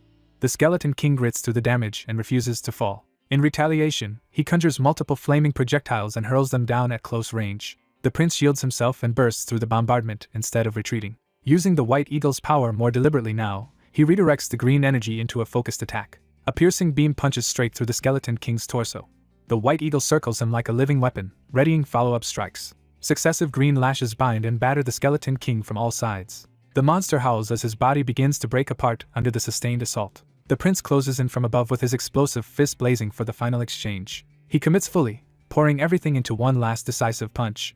Gigantic piston lands squarely on the Skeleton King and crushes through his remaining defense. The Skeleton King's body cracks apart as his power finally gives way. Knowing victory is certain, the prince calmly declares the fight over. He releases the finishing strike. A concentrated green blast tears through the Skeleton King's core. The boss disintegrates from the chest upward, his body collapsing into ruin. With their king destroyed, the surrounding undead lose direction and begin to falter. The last of the Skeleton King's power erupts and vanishes in a final purple explosion. The system confirms that the prince has defeated Skeleton King Valkarova, and multiple level-ups follow immediately. He catches his breath, acts unimpressed by the reward, and receives the title King's Slayer. Felicia hurries over to report that the curse on the monsters has been lifted, and the two decide to slip away while the freed creatures turn on one another. Behind them, the former undead army descends into chaotic infighting without its master's control. Later, the surviving group regathers around a campfire after escaping the battlefield. The prince confirms that the relic he used is indeed the legendary White Wren. The others are left in awe that the old legend was real all along. Felicia senses that the White Wren still holds back much of its true power, and Soot realizes the legendary weapon is restraining itself to match him. Instead of feeling threatened, Soot grows excited at the thought of how much stronger the White Wren may become. Felicia lets him keep the White Wren and decides not to report it to the Demon King's castle, trusting him to care for it. The Northern Warriors formally recognize Soot as the successor to the great warrior White Wren. Their leader goes further and offers the prince their support whenever he calls for it. Soot accepts their loyalty, and feels the Northern affair has ended cleanly. Just as he relaxes, he remembers there is still time to profit from the tomb. Back in White Wren's tomb, Soot eagerly resumes looting treasures and equipment with Karak. As he is about to declare the job finished, an unseen voice interrupts and insists the matter is not over. The spirit Green Wind appears, upset that her master has not praised her yet. Her sudden appearance startles both Soot and Karak, but she quickly shifts from complaint to embarrassed apology. Soot immediately rewards her efforts with praise and sincere gratitude for helping them win. Green Wind relents and decides to forgive him this once. Even so, she demands more praise to make up for being forgotten. Soot indulges her, patting her head and promising as much praise as she wants. With Green Wind finally satisfied, the Northern incident truly comes to an end. But even after the victory, Soot cannot shake a lingering doubt. He questions whether Valkarova was really the source of the mysterious purple aura. If Valkarova was not the true cause, then someone else may have driven the attack and known the hidden shrine's secret. The possibility leaves Soot quietly unsettled. He resolves that one day he will uncover the true identity behind the purple aura. After returning from the northern border, life becomes busy and time passes quickly for everyone involved. Fierce Eyes prepares to return north with warriors from all 4 tribes, as if the real campaign against the Cassius Pack is only beginning. Sutra joins Fierce Eyes in the north, and together they wipe out the Cassius Pack over the next 15 days. Once that work is done, the story shifts back to the Demon King's castle. Felicia notices that Sutra seems to have grown stronger again since their return. Sutra brushes it off as natural growth, hiding the true extent of his progress. He then asks Felicia what she learned from investigating the shrine. Felicia admits the results were mixed, but says she uncovered something remarkable. The magic placed on the shrine belonged to Ankle, one of the 6 elder dragons known as the Watcher. Sutra feigns simple amazement, though the revelation clearly means more to him than he lets on. Felicia grows suspicious of his odd reaction and wonders whether he already knew. He denies it, and Greenwind quietly notes how awkward he looks before urging them to go make their report. The scene moves to the Demon King's castle, where court politics quickly reassert themselves. Felicia is warmly welcomed back by the women of her household, who are delighted by her return. She answers their concern with easy affection, while Sutra and Karak arrive behind her. Watching the reunion, Sutra remarks that nothing in the castle has changed. Greenwind nervously worries about leaving the Anger Plains, and Sutra reflects that the ones who truly changed are his own side. Karak notices the strange looks directed at them, and wonders if the prince has done something wrong. Sutra follows those hostile stares and realizes they are coming from Succubi. He immediately suspects they belong to Anastasia's faction. Anastasia is identified as the 4th princess and the leader of one of the 3 major factions in the castle. Her faction was the largest during the Day of Slaughter, and even Felicia and her twin brother Sylvan once belonged to it. Sutra concludes that news of what happened on the Anger Plains has already reached Anastasia. Rather than flinch, he tells Karak to get used to the attention because there will only be more of it from now on. Soon after, Sutra heads to the merit office to receive the rewards for his recent accomplishments. Isabella informs him that his merit rank has risen to 10, his monthly support has increased, and more castle facilities are now open to him. She adds that he now has access to the treasure vault as well, which immediately catches his interest. Pleased by the upgrade, Sutra decides it is finally time to spend some money. He heads to the armory, where rank 10 grants him entry to the first treasure vault. The armory manager explains that equipment can be bought either with merit points or with money. With that settled, Sutra and Karak begin browsing for useful gear. Sutra tells Karak to choose whatever he needs, treating his companion's equipment as an investment. He makes it clear that if Karak is going to support him properly, then Karak needs proper gear. Sutra reminds himself that being cheap about equipment is a mistake, then starts selecting his own armor. He chooses a light chest piece that resists elemental magic and will not interfere with Beast God Fist. Satisfied, he decides to wear that armor beneath his clothes and turns to the next missing piece. For that, he consults the blacksmith Cater about making special greaves. Sutra explains that ordinary leg armor would hinder Beast God Fist because the style relies heavily on footwork. Cater says the design itself is simple and could be finished in about 2 days. But when asked about materials, he recommends dragon leather and scales. Sutra is stunned by the suggestion, since such materials should be impossibly rare for him to obtain. Cater casually reveals that those exact materials arrived that day under Sutra's name, and that he intends to use them for the greaves. Sutra immediately demands an explanation, because he never ordered anything like that. Cater tells him the delivery was made on the direct orders of Lord Ishgard.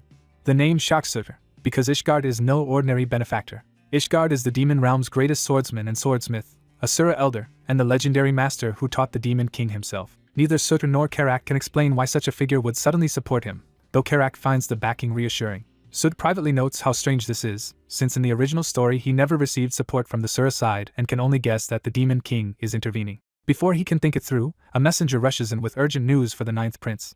Karak asks why the man is so panicked, and the messenger struggles to catch his breath. He announces that there will be another audience ceremony the very next morning. This ceremony will honor 3 people for their achievements on the Anger Plains, and Sutra realizes he and Felicia are only 2 of them. When he asks who the 3rd honoree is, the answer instantly unsettles him. The 2nd prince, Zephyr Ragnaros, has returned. The messenger repeats the news plainly, but for Sutra it lands like a nightmare made real. Karak notices his reaction at once. Sutra can barely process that the prince he feared most is suddenly here. He remembers Zephyr as the 2nd prince, and a terrifying force in the story's future. In Sutra's memory, Zephyr is the one who eventually slaughters everyone and kills him, so seeing him now feels impossible. The castle itself seems to close in around that revelation. Later, Karak checks on him and asks whether he is truly alright. Karak points out that Sutra has looked uneasy ever since hearing the news. Sutra admits that although he always knew this meeting would come, he did not expect to be this nervous. Trying to steady the moment, Karak asks about the other prince expected at the ceremony and learns Zephyr will enter directly without waiting. Sutra answers that Zephyr has always been treated as exceptional. Felicia then reminds him that his own achievements are significant too and should not be overshadowed by fear. When Sutra falters, she urges him not to shrink back. She tells him to show everyone just how remarkable he is, giving him the encouragement he needs. The next day, the audience ceremony begins before the Demon King. The Demon King presides over the hall in full authority, setting the tone for a formal reckoning of merit. From the floor, Sutra and Felicia face the throne while the court watches. They are called forward together as the 6th princess and 9th prince. Sif forces himself onward, reminding himself that this confrontation was inevitable. As he advances, he feels the weight of the nobles and factions watching from every side. Among those observers, Anastasia's camp watches with quiet interest. Anastasia herself sits back with composed confidence, already treating the ceremony as a game of influence. Sif steels himself and decides he has to overcome this fear because the road ahead will only get harsher. The official then calls for the next prince to enter. Zephyr Ragnaros walks into the hall, and his arrival immediately dominates the room. Each step announces a presence that no one can ignore. Sud recognizes at once that this is the meeting he has dreaded. Zephyr answers with a faint, unreadable smile. To Sutter, this is not just a prince but the central figure of the demon realm arc from the game. He names Zephyr in his mind with the gravity of someone facing a destined enemy. The ceremony proceeds into formal reports of the princes and princesses' achievements. Zephyr's accomplishments are so overwhelming that they alone would have justified the entire ceremony. Felicia's and Sutter's achievements are then announced, and their northern exploits seize the court's attention. Yet the true turning point of the day is not the praise but what comes after it. The Demon King suddenly addresses Sutter directly and declares that he will assign him a mission. Felicia is visibly startled by this unexpected turn. Even Zephyr lowers his gaze, as if measuring the meaning behind the order. Everyone realizes this is something unprecedented. Sutter is stunned because the Demon King is issuing a mission to him openly during the ceremony itself. The mission is to explore the Thunder-Doomed fortress of the Dwarven High Kingdom. A newly discovered mining passage leads there, and Sutter is ordered to secure the route and investigate the fortress interior. He must depart within 7 days, and Sutter immediately recognizes the fortress from his knowledge of the game. He knows it as an important dwarven facility he once visited in Night Saga. The officials explain that the mission originally belonged to General Cashball's exploration unit, but Cashball died inside the fortress, likely from toxic gas, and the mission failed. Sutter is therefore instructed to prepare countermeasures against the gas and ultimately secure the fortress. The assignment leaves him baffled because the choice makes little sense on the surface. He cannot understand why a mission failed by a Draconian-born general is being handed to him instead. It seems even stranger because Zephyr, who has Draconian blood on his mother's side, would appear to be the more natural choice. Felicia wonders whether this means the Demon King has personally marked Sutter for special attention. When Sutter asks what she means, she explains that missions like this were always Zephyr's domain. Since even a general failed, she judges the task far too dangerous for Sutter to handle alone. She presses him to admit that much, and he reluctantly agrees. Felicia immediately decides she will accompany him on the mission. The decision hangs in the air as the implications of the new mission settle over them. Felicia tries to sound casual about joining, but Karak points out that Sutter never actually asked her. Sutter accepts her offer anyway and thanks her, pleased to have her support. A blue-haired young man then steps forward and politely asks to accompany the 9th prince as well. He introduces himself as Katarov and leaves the choice to Sutter. Felicia recognizes him immediately, but Katarov reveals that the mission roster has already been decided, so he cannot actually join them. He apologizes for intruding and prepares to leave, which only deepens the oddness of his appearance. Felicia criticizes him for refusing to come, since a competent male siren like him would have been useful. She even notes that Katarov is one of the strongest magic-type sirens among the few males of his kind. At that moment, Sutter's insight activates, and he sees through the surface. He realizes Katarov is secretly one of Anastasia's followers, planted close to him for hidden purposes. Katarov is in fact a fanatical infiltrator and spy, and his polite request was really a report to Anastasia. Sutter concludes that Anastasia's faction is deeply concerned enough to send even Katarov to monitor him. Elsewhere, Anastasia receives that report with calm interest. She judges that Sutter is proving far more cautious than expected. Later, as they prepare, Karak asks Felicia what she knows about the Thunder-Doomed fortress. She explains that the dwarves who built it were not Enkidu's treasure keepers but a different dwarven nation entirely, one with a far more warlike history. That dwarven high kingdom fought dragons to defend its cities and treasures and even succeeded in killing several true dragons. When Karak reacts in shock, Felicia clarifies that ordinary dragons and elder dragons are practically different species. Karak innocently asks whether that means Felicia can slay dragons too, and she starts to answer with qualified pride. Karak immediately cuts through the boasting, and the tense build-up ends on a blunt, comic note. An orc elder humors the princess, as she recalls that even the mighty dwarf high kingdom was destroyed in the war against dragons. Proud of her expertise, Felicia explains that Thunderdome Fortress is a famous subject in dwarven relic studies. Her scholarly pride quickly turns greedy, as she realizes the buried fortress could contain enormous treasure. While the others tease her for getting carried away, Shutra identifies the ruin as one of the game's famous jackpot dungeons. He recalls that the fortress collapsed during dragon battles, leaving high-grade weapons and treasure sealed inside. But for him, the real prize is something he urgently needs. That prize is a dragon-killing weapon designed to be lethal even to those with dragon blood, the Dragon Slayer sword. Because Zephyr carries dragon lineage, Shutra decides he must secure such a weapon before facing him. He hardens his resolve and commits to obtaining it no matter what. The party reaches the mountain entrance to the buried fortress. Before going in, Shutra equips A-rank dragon scale greaves, gaining strong fire resistance and mobility. Satisfied with the upgrade, he readies himself for the dungeon ahead. Felicia checks that the whole group is prepared to enter together. Shutra gives the order to move out. They step into the ruined interior, where dust and old lights still linger in the long tunnel. The party advances cautiously through the ancient corridor. When the air thickens, Karak mistakes it for fog, but Felicia recognizes it as toxic gas leaking from the mines. Even Felicia admits the poison is denser than expected, so Shutra agrees they should slow their pace. Karak notices the gas color is wrong for ordinary mine poison, raising a new concern. Before anyone can process that warning, several party members begin choking and collapsing. The sudden poisoning drops Karak and the others to the floor almost instantly. Shutra and Felicia are caught off guard as the gas overwhelms the group. Felicia realizes the poison itself has changed into a more dangerous type and curses the trap. She immediately casts wind magic to drive the toxic cloud away from the party. Her spell gathers the poison into a violent vortex.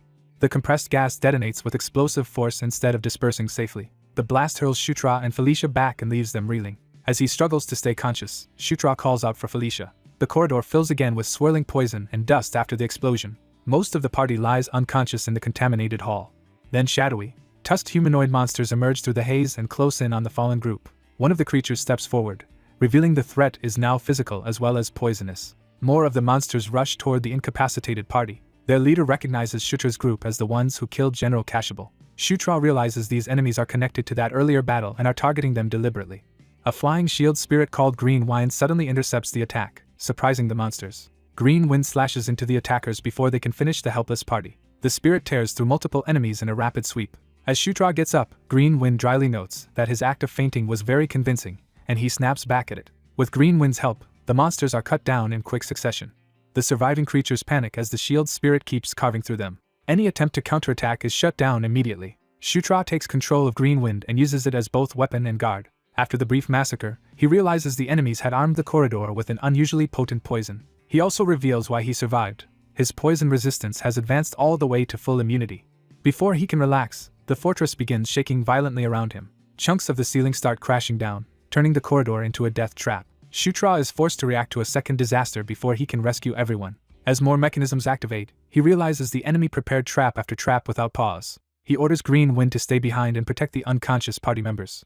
At the same time, he decides the others must be evacuated first, even though he still does not understand the full situation. Using dragon blood power, he lifts Felicia and prepares to move at high speed. He blasts upward through the collapsing corridor, carrying her clear of the worst of the cave-in. While moving through the chaos, he spots what he was searching for. He identifies a hidden doorway as the true entrance to Thunderdome Fortress. Green Wind smashes through debris to keep the route open. The spirit rejoins him and warns that the fortress is behaving abnormally. Shutra races back to drag more of his companions towards safety, frustrated by how little time he has. He tells the unconscious Karak to hold on while he returns for the others. He carries another party member through falling rubble toward the entrance. He lands hard but keeps moving. Once several companions are inside, he briefly thinks the worst is over and plans to go back for Karak. That hope vanishes when he senses a new collapse beginning. The tunnel behind him caves in completely. Shutra panics, believing Karak may have been buried inside. Green Wind urges him not to lose control, but he refuses to abandon Karak. The spirit reminds him of a powerful spell he used before, giving him a desperate option. Shutra remembers it and seizes on the idea immediately. He casts Summon King's Knights to create a rescue opening through the rubble. The spell reaches Karak through the collapsed stone. It yanks the orc warrior bodily out of the buried passage. Karak crashes down in front of Shutra alive. Shutra sprints to him even as more debris continues to fall. After checking him, Shutra realizes Karak is battered but not critically injured. Relieved, he finally lets himself breathe. Even so, he is left wondering what kind of disaster just unfolded and what those monsters really were. He concludes they are unlike anything he has ever encountered in Night Saga. Meanwhile, Felicia and the others begin recovering from the poison and coughing themselves awake. Shutra decides the immediate priority is detoxifying the party before anything else. But another of the black creatures steps into view before he can finish helping them. A whole crowd of the monsters gathers around him, cutting off any easy escape. Shutra realizes the situation has become even worse than he thought. When the swarm charges again, he braces for another mass attack. He answers with Fist of Explosion, smashing the first attacker with overwhelming force. The blow drops one monster, but many more remain and keep closing in. He complains bitterly as he is forced to fight while still trying to protect and heal everyone. The creatures roar and surge at him from multiple directions. Shutra decides to stop holding back and invites them all to come at once because he cannot afford delay. The swarm leaps together, trying to overwhelm him by numbers. His gauntlet flares with explosive power as he prepares a wide-area counterattack. He slams the ground and blasts the surrounding monsters away in a violent shockwave. Then he follows with a sweeping kick to keep the survivors off balance. The green edge strike tears through the crowd and scatters them. For a moment he stands in the center of a ring of staggered enemies. He roars and pours even more power into the assault. Felicia, half-conscious, notices his strength with stunned disbelief. As he begins healing her, he gently checks whether she is alright. Surrounded by dead monsters, she asks what happened outside while he was gone. He downplays the battle and pretends it was nothing serious. After detoxifying everyone, the party resumes the assault and heads for the fortress control room, where they must choose between a long, safe route and a short, trap-filled one. The choice is between caution and speed, with the shortcut promising danger but saving precious time. Felicia asks which path he will take, noting the long route is safer. Before he can answer, an alarm begins blaring through the fortress. Shutra immediately realizes the situation has changed and they can no longer afford to move slowly. Karak asks about the sound, and Shutra identifies it as the warning for an attack on the fortress's most important facility. He explains that someone else is already attempting the dungeon, shocking Felicia. Shutra orders Karak to take the lead with his shield and move toward the control room at once. When Karak hesitates, Shutra reassures him that strict obedience will keep him alive. The shortcut immediately proves deadly as a dragon head trap awakens in the corridor ahead. Karak blocks a blast of dragon fire with his shield while the others shelter behind him. He endures the flames but is clearly pushed to his limit. The next trap launches a storm of spikes and heavy weapons, and Karak absorbs that barrage too. He barely keeps his footing as the corridor pelts him from every side. By the end of it, Karak is exhausted and shaking from the strain. Shutra praises him for surviving, while Karak protests that he nearly died. Shutra points out that Karak's effort got them to the control room quickly after all. Inside, one of the women notices something wrong. The gargoyles that should be guarding the room are missing. Felicia decides they should investigate the room directly despite the unease. The group enters the control room together. Shutra and Felicia immediately notice a suspicious object inside. They find the skeleton of the last city lord, who apparently stayed behind alone to operate the fortress so the dwarves could escape. Another discovery draws their attention before they can dwell on the corpse. At the center of the room sits a mysterious black sphere unlike anything they expected. Felicia guesses it is some dwarven device that requires an activation key, and Shutra wonders if the dead lord carried one. He finds a key hanging from the skeleton's neck. He brings the key to the sphere and tries it. The sphere reacts instantly, accepting the key and awakening with blue energy. A glowing portal-like surface blooms across the sphere, startling the group. The room fills with floating blue screens that begin displaying scenes from elsewhere in the fortress. Shutra is baffled, while Felicia is awestruck by how advanced dwarven technology truly was. Then the screens pick up another disturbance, and everyone tenses again. Karak asks about the new sound, and the green-haired woman directs attention to one of the displays. The monitor reveals a nearby battle raging elsewhere in the fortress. Felicia recognizes the black creatures from Shutra's earlier fight, and notes that they are swarming the gargoyles. Shutra realizes those black monsters are the true force assaulting the fortress, and starts wondering what they want. Then Karak spots a huge dragon on another screen, and Shutra turns in shock. The sight makes him realize exactly what he is looking at. The display shows a dead dragon with a glowing weapon still embedded in its chest. Shutra understands at once that he has finally found the relic he came for. The weapon is revealed as the greatest creation of the Dragon Slayer series, the Dragon Slayer Spear Ascalon. The screens recount that the Black Dragon Partisan was the brutal conqueror who led the war against the Dwarf High Kingdom. His legion relentlessly assaulted Thunderdome Fortress until they finally broke through its outer defenses. After infiltrating the fortress, Partisan charged ahead and unleashed his full power, making a fatal mistake. In a single arrogant moment, he exposed himself to a counterattack. The fortress's strongest dwarf warrior, Tiny Spark, seized that chance and drove Ascalon into Partisan's chest. But Partisan's death sent his legion berserk, forcing the dwarves to abandon the fortress and flee. The ruined stronghold became a vast grave where the dead dragon and countless dwarves were buried together. Karak pieces it together aloud. The dragon is Partisan, and the spear in his chest is Ascalon.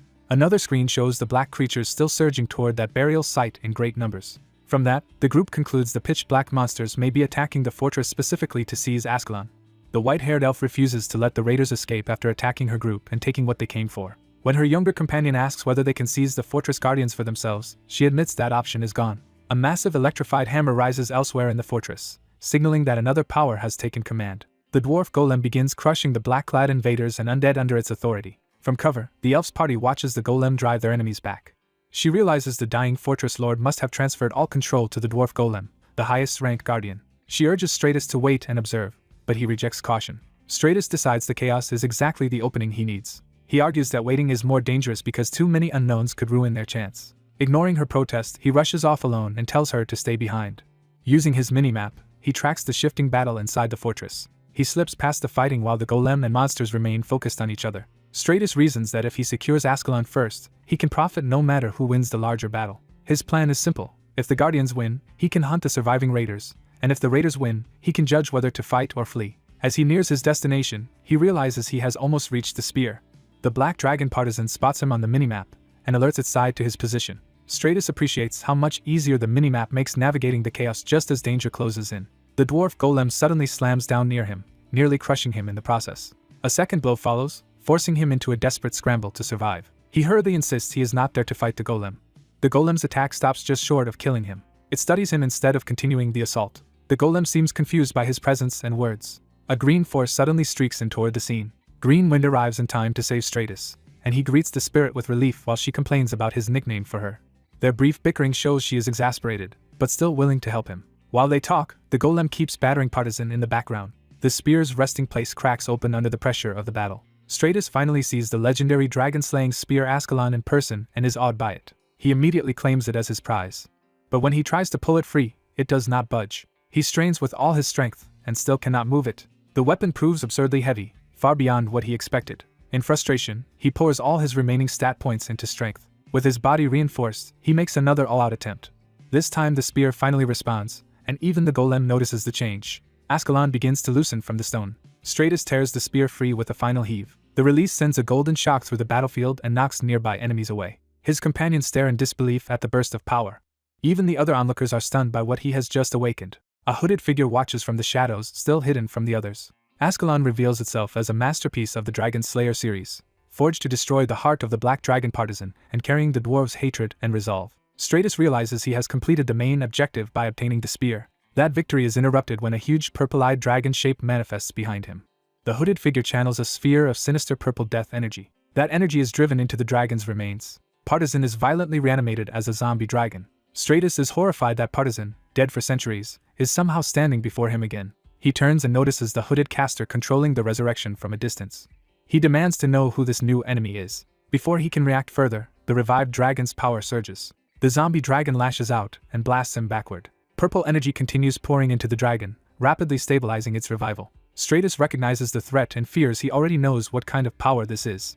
He identifies it as the same purple death energy his group encountered before. The dragon's body swells with that energy until it erupts outward. The shockwave tears through the chamber and scatters everyone nearby, friend and foe alike. Green Wind catches Stratus before the blast can finish him off. He is left reeling, unable to understand why this is happening.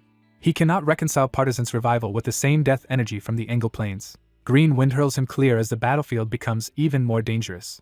The dwarf golem charges the revived dragon to stop it head-on. It smashes into the dragon with thunderous force. Stratus is baffled when the guardians and the revived dragon begin fighting each other.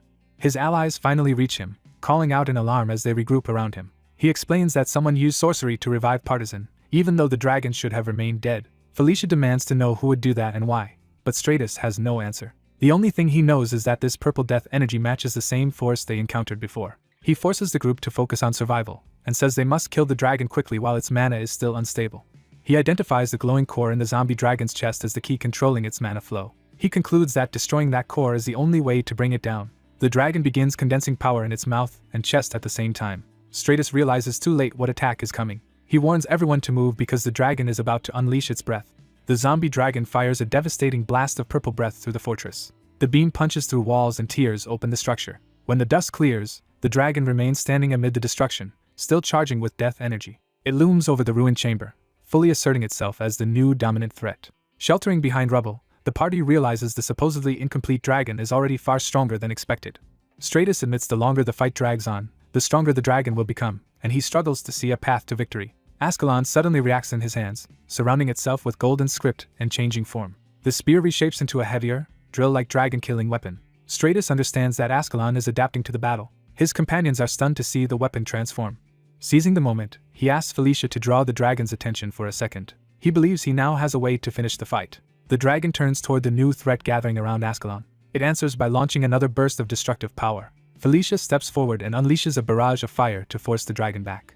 Her flames hammer the dragon and interrupt its momentum. Even under the assault, the dragon keeps pressing forward, while Stratus senses Ascalon's will guiding him. He realizes that if he gets one clean opening, the spear can end the battle. The dragon notices him preparing and shifts to stop him. Its attack crashes down before he can complete the strike. Felicia and the others cry out as Stratus is nearly overwhelmed. Battered and coughing blood, he curses his failed timing. He recognizes that he rushed in too early and exposed himself. The dragon follows up with another crushing blast that tears apart the ground around him. For a moment, Stratus goes still as if gathering himself again. He opens his eyes with a new realization. He notices the dwarf golem still battling the dragon and understands it can create the opening he needs. The golem raises its hammer for another thunderous strike. It slams the dragon with a wall of lightning. The golem keeps pressing the attack without hesitation. It drives the dragon back with repeated electrified blows. The dragon roars in pain and fury under the barrage. The golem holds the line alone, buying Stratus precious time. Green Wind checks on Stratus while Felicia watches the golem stand in disbelief. Felicia angrily calls out Stratus for claiming he could finish the dragon and then nearly getting himself killed, and he can only apologize. She urges a retreat, insisting the dragon is beyond what they can handle. Stratus refuses to give up, even while coughing, and she demands to know what he can possibly do in his condition. He admits his mistake was rushing, and says that because the situation is urgent, they need to be even more deliberate. He asks Felicia to help him one more time. He promises that this time he will not make the same mistake. Before she can object further, he calls Green Wind and commits to the plan. He mounts the spirit and prepares for a fast, controlled approach. Together with the golem, they re-engage the dragon from multiple angles. Stratus orders Green Wind to circle widely so the dragon will not notice his approach. The golem continues trading blows with the dragon to keep its focus forward. The dragon gathers another breath attack, trying to wipe out everything in front of it. Its beam shatters the golem's body, finally breaking the guardian apart. Even damaged, the dragon remains exposed for a brief instant. Felicia answers by pouring more fire into the battlefield to keep the dragon occupied. Her flames engulf the dragon and create the distraction Stratus asked for. The dragon notices too late that something else is moving through the blaze. Green Wind's green arcs slash across the flames and pin the dragon's attention away from Stratus's true line of attack. The dragon snarls, confused and irritated as it tracks the decoy movement. It begins charging yet another concentrated breath blast. Green Wind signals that the opening has finally appeared. Stratus launches himself straight toward the dragon's exposed core. The dragon invokes dragon blood and floods itself with purple power to survive the incoming strike. Stratus stays calm, deciding he does not need a perfect battle, only a single successful hit. He commits everything to that one chance. Trusting Ascalon's will and remembering an earlier lesson, he drives the weapon forward with absolute focus. Ascalon releases gigantic piston, turning his thrust into a massive golden drilling strike. Felicia can only watch in shock as the attack lands. The spear punches through the dragon's core, and she realizes Stratus has truly done it. The zombie dragon collapses, and the system confirms the defeat of the boss, zombie dragon partisan. As golden notifications rise around him, Stratus gains multiple levels from the kill. He marvels at Ascalon's true power and receives the title Dragon Slayer. For a brief moment, he allows himself a satisfied smile. Then a new voice praises him for actually bringing the dragon down. Stratus turns in alarm toward the speaker. The hooded observer steps forward, regretting only that he waited because the second prince never arrived. Stratus identifies him as the one who revived Partisan, but the man dismisses the accusation as irrelevant. Blue energy begins swirling around the newcomer's weapon. He declares that he will clean up whatever remains, making clear that Stratus is his next target. Stratus is startled by the appearance of blue flames, a power he did not expect. A massive wave of blue fire erupts across the fortress, announcing that an even more dangerous battle is about to begin. In the middle of the ruined sanctuary, the ninth prince faces a lethal attack that suddenly loses its force. He is left stunned, unable to understand why death that was already upon him has stopped. As the hostile power vanishes outright, his attacker is left coughing and off balance. Before the masked enemy can recover, a new strike cuts into the scene with overwhelming force. The prince turns in confusion as the attacker is knocked away from him. A calm new presence steps in, making it clear that someone far stronger has arrived. The newcomer announces that he has intervened just in time, and the prince immediately recognizes the weight of that rescue. The prince starts to speak, already realizing who could command such power. His suspicion becomes certainty when the legendary Sword Lord appears before him. The Sword Lord greets the ninth prince directly, confirming that he knows exactly who the boy is. The prince recalls that Ishigard, the Sword Lord, was the final guardian of the Asura sanctuary and even the Demon King Mitra's master, a figure comparable to an elder dragon. What shocks him most is that this man was supposed to exist only in the story's background, never as someone he could actually meet. Even in the original course of events, the Sword Lord never stepped into the foreground, not even during the greatest upheavals of the realm. To the prince, Ishigard is a hidden monster of the setting, someone even the Demon King once sought out for guidance. The Sword Lord casually acknowledges the sixth princess as well, showing that he knows both royals personally. He treats Felicia like a child he once knew, lifting her up and teasing her about how much she has grown. Felicia, embarrassed and furious, demands to be put down at once. Ishigard only laughs, amused that despite her growth she still throws the same childish tantrums. Felicia can do nothing but stew in humiliation while the prince watches this absurd reunion unfold. Changing topics, the Sword Lord asks the ninth prince whether the gift he sent was useful. The prince gratefully confirms that the dragon hide helped him forge valuable equipment. That answer is cut short when a strange purple light suddenly flares nearby. In the next instant, hidden devices all around the ruins activate at once. Blue explosions erupt in every direction, turning the sanctuary into a trap. As the blasts multiply, the prince and his companions realize they have no idea what these things are and focus on escaping first.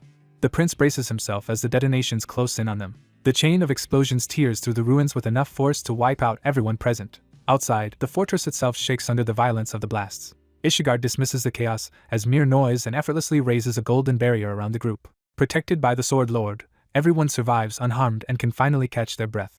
Felicia is baffled by the attacker's objective, because the self-destruction of their own devices makes no immediate sense. The masked spearman, still hidden nearby, begins to wonder whether passively observing had been a mistake now that the second prince never appeared. The ninth prince remembers that one of the enemies said something odd before. Since they showed no real interest in Ascalon, he realizes the relic was probably never their true goal. That thought suddenly leads him to a far more troubling possibility. He turns to Felicia to test the idea. The prince suggests that the real target may have been the second prince. Felicia is caught off guard by how abruptly he reaches that conclusion. He explains that the spear-wielding enemy admitted they only watched because the second prince failed to appear. That timing makes the whole ambush feel less like a raid and more like a waiting game. Since General Kashable's failed mission happened half a month ago, the prince concludes the enemy faction may have been lying in wait for someone specific ever since. Felicia begins to see where his reasoning is heading. The prince concludes that Kashable may have been killed from the beginning as bait to draw out the second prince. Felicia finds the theory plausible, because Zephyr was usually the one sent on missions of this kind and the enemy may have expected the same pattern again. That leaves a darker question hanging in the air. Who is targeting Zephyr so carefully, and why erase every trace afterward? Ishigard listens with interest, treating the prince's deductions as more than idle speculation. When Felicia protests that this is a serious matter, Ishigard makes clear that he is taking the prince seriously as well. Felicia then asks the Sword Lord why he came here in the first place. He answers that the Demon King has taken a deep interest in the ninth prince, so he came to judge the boy for himself. Because the Demon King never acts without purpose, Ishigard assumes that interest must have a worthy reason behind it. Now that he has met the prince face to face, he believes he can roughly understand what the Demon King saw. The prince senses the mood shift and realizes the Sword Lord is no longer merely observing him. Ishigard suddenly offers to teach the ninth prince himself. Both the prince and Felicia are stunned by an offer that should have been impossible. Ishigard clarifies that he is not taking a disciple, only passing on insight, and notes that the prince already possesses the beast god fist art. Felicia is shocked to learn this, while the prince is even more shocked that Ishigard could see it at a glance. The Sword Lord explains that he can sense many different energies coexisting inside the prince's body. Rather than clashing, those powers are harmonizing with one another in a way he finds extraordinary. Because of that rare state, Ishigard decides to share some of his own understanding with the prince. The prince knows this is unprecedented, since the Sword Lord had never offered his teachings first to anyone but the Demon King. Seeing no reason to refuse such a miracle, the prince formally asks for instruction. Ishigard begins the transmission by directly pouring his aura into the prince. The prince immediately feels that this is a completely different kind of teaching from what he received for the beast god fist art. He remembers that earlier martial training felt distinct, while this new power enters him in another form entirely. The Sword Lord's aura floods every corner of his body, filling him from within. As the transfer continues, the prince acquires multiple Asura cultivation techniques tied to wind, mountain, lightning, and the core Asura method. Ishigard is impressed that the prince is absorbing the techniques faster than expected. Inside the prince, the new Asura power collides with the beast god fist art. Instead of destroying him, the two systems begin to fuse into something new. Felicia and the others can only watch in alarm as the prince is engulfed by the violent transformation. Even Ishigard is shaken, because what is happening should not be possible. The prince's internal energies spiral together in perfect balance rather than mutual rejection. The fusion raises his physique, strengthens his resistances, grants him harmony, and pushes the beast god fist art to evolve. A pillar of light erupts from the fortress, announcing the breakthrough to the entire area. When the radiance settles, the prince stands transformed within the storm of power. He has unconsciously created a new SS rank martial art, the Asura Divine Fist. The overwhelming energy finally subsides and drops him back to the ground. Felicia demands an explanation, and Ishigard admits this outcome went far beyond what he intended. He explains that the prince unconsciously merged the beast god fist art with the Asura cultivation technique into one art. The prince realizes how absurd this is, because in the original story only the hero's sword art ever reached SS rank. Now his own martial path has evolved into an SS rank art on that same level. Ishigard openly praises him as someone far greater than he had imagined. He says he does not need prayers or explanations, because what interests him now is the prince himself. The Sword Lord asks whether the prince has given this new technique a name. The prince answers that he has, calling it the Asura Divine Fist Strike. Ishigard approves of the name, but warns him to keep today's event secret whenever possible. Since the prince is already attracting too much attention, revealing this would only make the royal court even more wary of him. With the teaching finished, Ishigard turns back to practical matters and says they should gather the real spoils of the ruins. He reveals that the dead dragon itself is the treasure they should be taking, leaving the others speechless. He proposes dividing the dragon remains among them and asks what they plan to do with such materials. When they suggest sending them to the Demon King's forge, Ishigard offers a better option, a craftsman he personally trusts. He asks whether they know the name Amita. Felicia does not, but the prince instantly recognizes the name with shock. He identifies Amida Ignatia as the greatest blacksmith in the demon realm, one who wields the last flame. The prince hides his excitement, because he knows exactly how valuable that connection is. To him, meeting Amida is another hidden event that should have been nearly impossible to trigger. He recalls that Amida Ignatia is a mysterious figure whose identity is never fixed. Rumors say Amida may be a shape-shifting mage, or perhaps not one person at all but a shared name used by a clan. Even in repeated playthroughs, encountering Amida was extraordinarily rare, so the prince knows how lucky he is. Ishigard offers to tell him where Amida has been staying recently. The prince can barely believe he is being handed such a priceless lead. Ishigard warns that Amida moves often and dislikes meeting people, but says his own name will secure at least one audience. The prince is thrilled, realizing that in a single visit he has gained both a new SS rank art and the whereabouts of Amida. After resting, the group thoroughly searches the treasure vault for everything else worth taking. Once the vault is cleared, they move deeper into the ruins. Their next stop is the archives, a place Felicia insists they cannot leave unexplored. Inside the dusty records hall, Felicia's scholarly obsession overwhelms any discomfort, while the prince can only complain and endure it. The group enters a preserved archive chamber that has somehow survived the ages. Felicia is delighted to find the records in astonishingly good condition. She praises the dwarves' meticulous preservation with such joy that even the others can only stare at her enthusiasm. The prince begins to wonder just how ancient this archive really is. When he notices even stone tablets preserved among the records, he realizes the collection reaches back far beyond ordinary history. Curiosity finally gets the better of him, and he picks up one of the old tablets.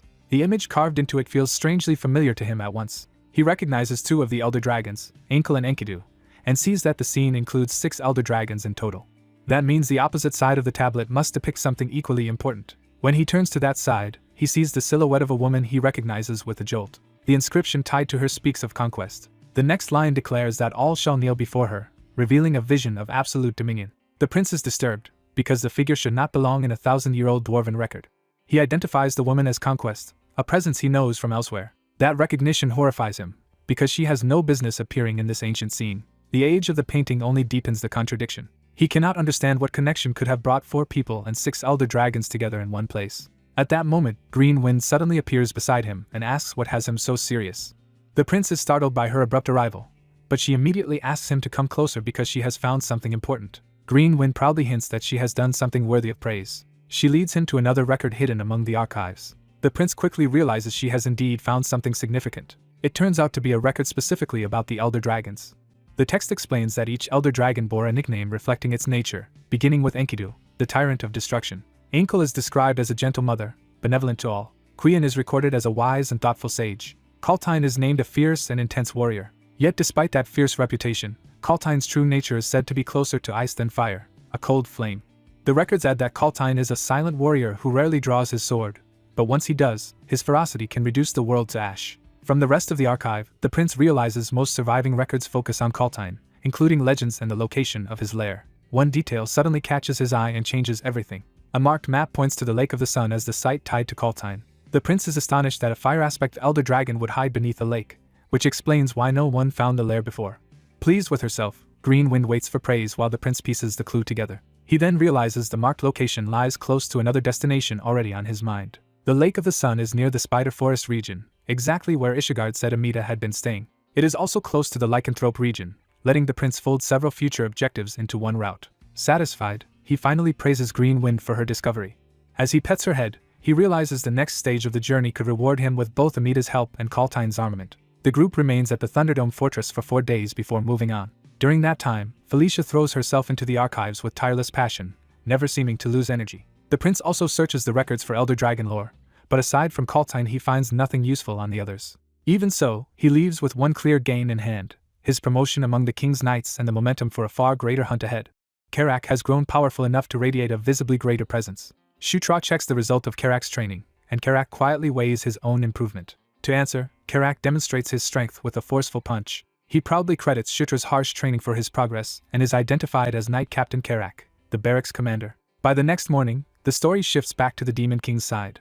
A new mission plan from Felicia reaches the Demon King's castle. The accompanying report warns that General Kashable's death may have been staged to lure Zephyr into a trap. Elsewhere, the party prepares to move out. Shutra urges an immediate departure, but Felicia suddenly tries to delay them. She awkwardly asks to stay longer because she still wants to look around. Shutra refuses, reminding her that the Sword Lord ordered them to find Amida before she vanishes. He presses the urgency and orders Felicia into the carriage despite her annoyance. Once everyone is assembled, Shutra tells Karak to get them moving, and Karak obeys. Karak drives the carriage out at once. As they travel, Shutra reflects that the mission was dangerous but ultimately profitable, and he looks forward to showing Caitlin his new Asura Divine Fist strike. He grows impatient to reveal that new power as soon as possible. 3 days later, a separate expedition is formed to investigate the people who targeted Zephyr. The new team advances under tense conditions. Zephyr takes command of the expedition himself. Because he was directly involved, Zephyr personally leads the operation. At the same time, ominous figures associated with famine are introduced. Death is named as another looming force. War is named as the third, completing a threatening triad. Zephyr is unsettled by these names and demands to know who they really are. The mystery deepens as the question of their identity remains unresolved.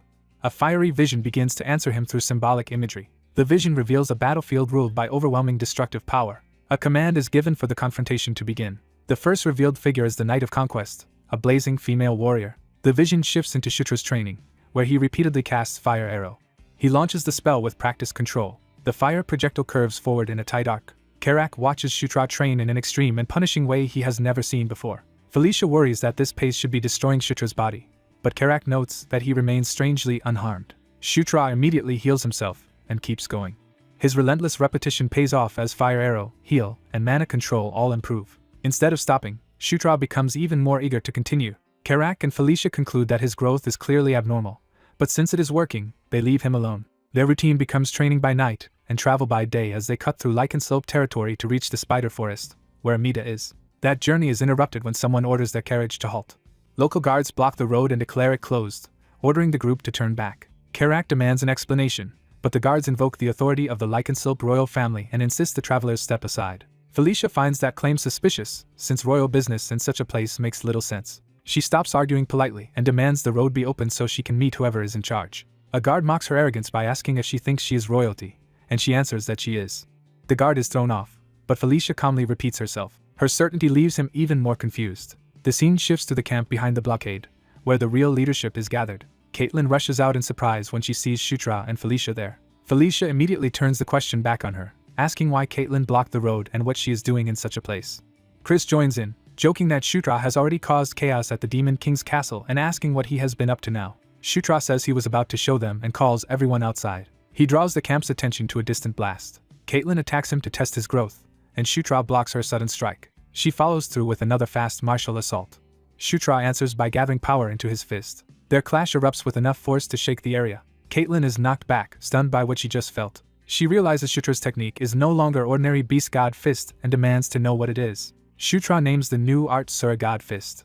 Felicia explains that it combines Beast God Fist with the Sword Master's Sura Mind method, leaving Chris shocked that Shutra fused two advanced systems. Caitlin excitedly asks to learn it too, but Shutra admits he created it unintentionally and cannot teach it yet. Chris concludes that Shutra has become so abnormal that even his own invention cannot be passed on, and Shutra takes it as praise. Chris privately recognizes that Shutra's growth rate is frightening and resolves to train harder himself. After witnessing Shutra's progress, Chris says it is time to discuss their own secret business. He warns that what follows must remain confidential, which immediately raises Shutra's suspicion. Chris reveals that a prisoner from the lowest floor of the Great Tower has escaped. Shutra realizes that means someone truly monstrous has broken free from Lycanslope's worst prison. Chris identifies the fugitive as Gerard Moonlight, their maternal uncle. Felicia is shocked to learn they even had such an uncle, and Chris explains that Gerard was imprisoned 20 years ago, long before she would remember him. He says Gerard was once a mighty royal warrior who would have inherited the throne if he had not gone mad. Gerard's obsession with strength drove him beyond Beast God Fist into dangerous methods that eventually destroyed his sanity. In the end, he became a living disaster, and hundreds died just to subdue him. Chris adds that the massacre was contained within the palace and buried from public knowledge, which makes Shutra realize such a monster could still be nearby. Caitlin reassures them that reports say Gerard fled east and already lost half his aura in the final battle, so he should not be an immediate threat here. Shutra notes that east is the opposite direction from their current location and asks how Gerard escaped at all. Chris says the investigation is ongoing, but the evidence suggests outside help. That answer triggers Shutra's memory of a game event in which freeing Gerard was used to weaken the Lycanslope people, and he realizes that scenario may now be unfolding for real. Night falls as the danger closes in. A Lycanslope guard is suddenly seized and wounded by an unseen attacker. The attacker coldly demands information in exchange for the man's life. The victim is held helplessly before a brutal interrogator. The question is specific and urgent. Where is the Moonlight Herb? That name jolts Shutra as if he has been pulled into the scene. He finds himself in a strange luminous space before a golden woman who calls herself Conquest. She confirms her title, deepening the mystery around the earlier names. Shutra is disoriented and demands to know where he is and what is happening. Before he gets an answer, a dark vortex opens and drags the vision away. Shutra recognizes that the black force is something significant. The darkness takes on the same ominous presence tied to the earlier revelation. He jolts awake in bed, breathing hard from the experience. Still shaken, he wonders what that black aura was and why it felt so hostile. He cannot explain why the word famine surfaced in his mind, but the association terrifies him. Karak bursts in with urgent news that the enemy has broken into the camp. Shutra demands details, and Karak reports that the intruder is already inside. The description matches a scarred man fighting barehanded while spewing strange black energy and slaughtering soldiers. Shutra immediately realizes who it must be. He identifies the attacker as Gerard Moonlight. Outside, Chris and Caitlin see the devastation Gerard has already caused and understand the situation is far worse than expected. Karak and Shutra rush to reinforce them while Chris prepares to face the threat head-on.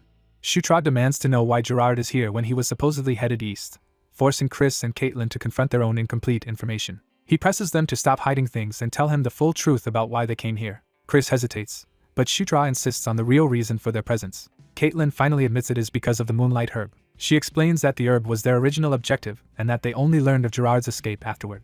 The Moonlight Herb is revealed to be a lycanthrope treasure that blooms once a century and can restore someone even from the brink of death. Shutra immediately understands Gerard came for it to recover the aura he lost. At that moment, Felicia's magic erupts nearby, signaling that the battle has already begun. Her flames spread across the camp as she moves to intercept Gerard. Felicia throws up a wall of fire to block his advance.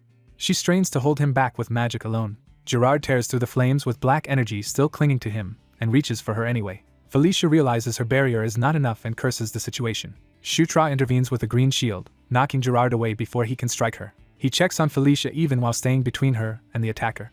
Gerard recovers instantly and kicks off the ground to re-engage. Chris and Caitlin launch themselves at him together, and Gerard recognizes them as Elaine Moonlight's children. The siblings attack in tandem, trying to overwhelm him with coordinated blows. Caitlin denounces Gerard as a traitor and orders him to surrender, but he shows no intention of yielding. Instead, Gerard remarks that Caitlin resembles her mother, unsettling her. He counters by driving a crushing strike downward and smashing Caitlin into the ground. Chris shouts for her as nearby lycanthrope warriors in beast form rush in to help. Gerard casually catches one of the charging beasts by the throat and crushes the attack. He invokes a power called Dry Up, revealing that his black energy can wither what it touches. The beast warrior is drained and ruined almost instantly under that effect.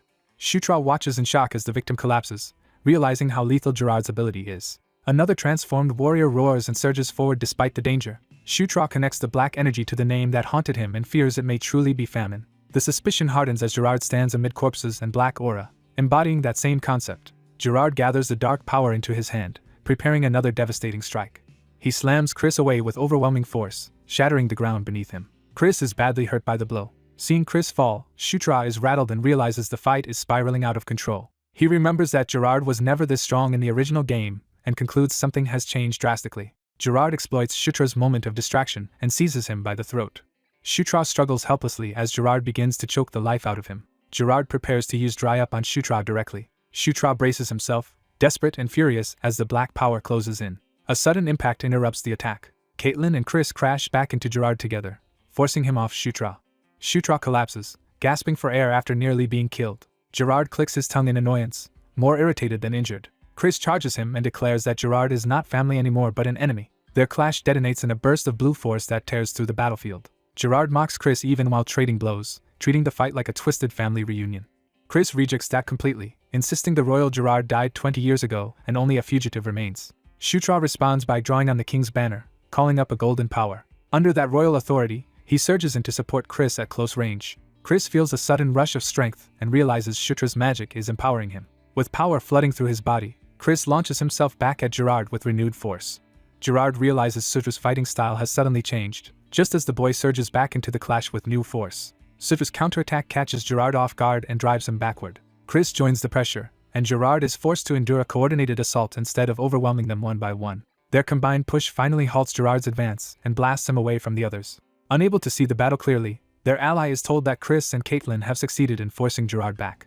But Gerard immediately breaks through the pressure and strikes back at both Chris and Caitlin. He acknowledges their talent as Elaine's children and decides they are no longer opponents he can treat lightly. Gerard releases his restraint and prepares to use his full power. His body shifts into a more savage wolf form as his aura turns murderous. The transformation completes, and his killing intent locks onto Caitlin.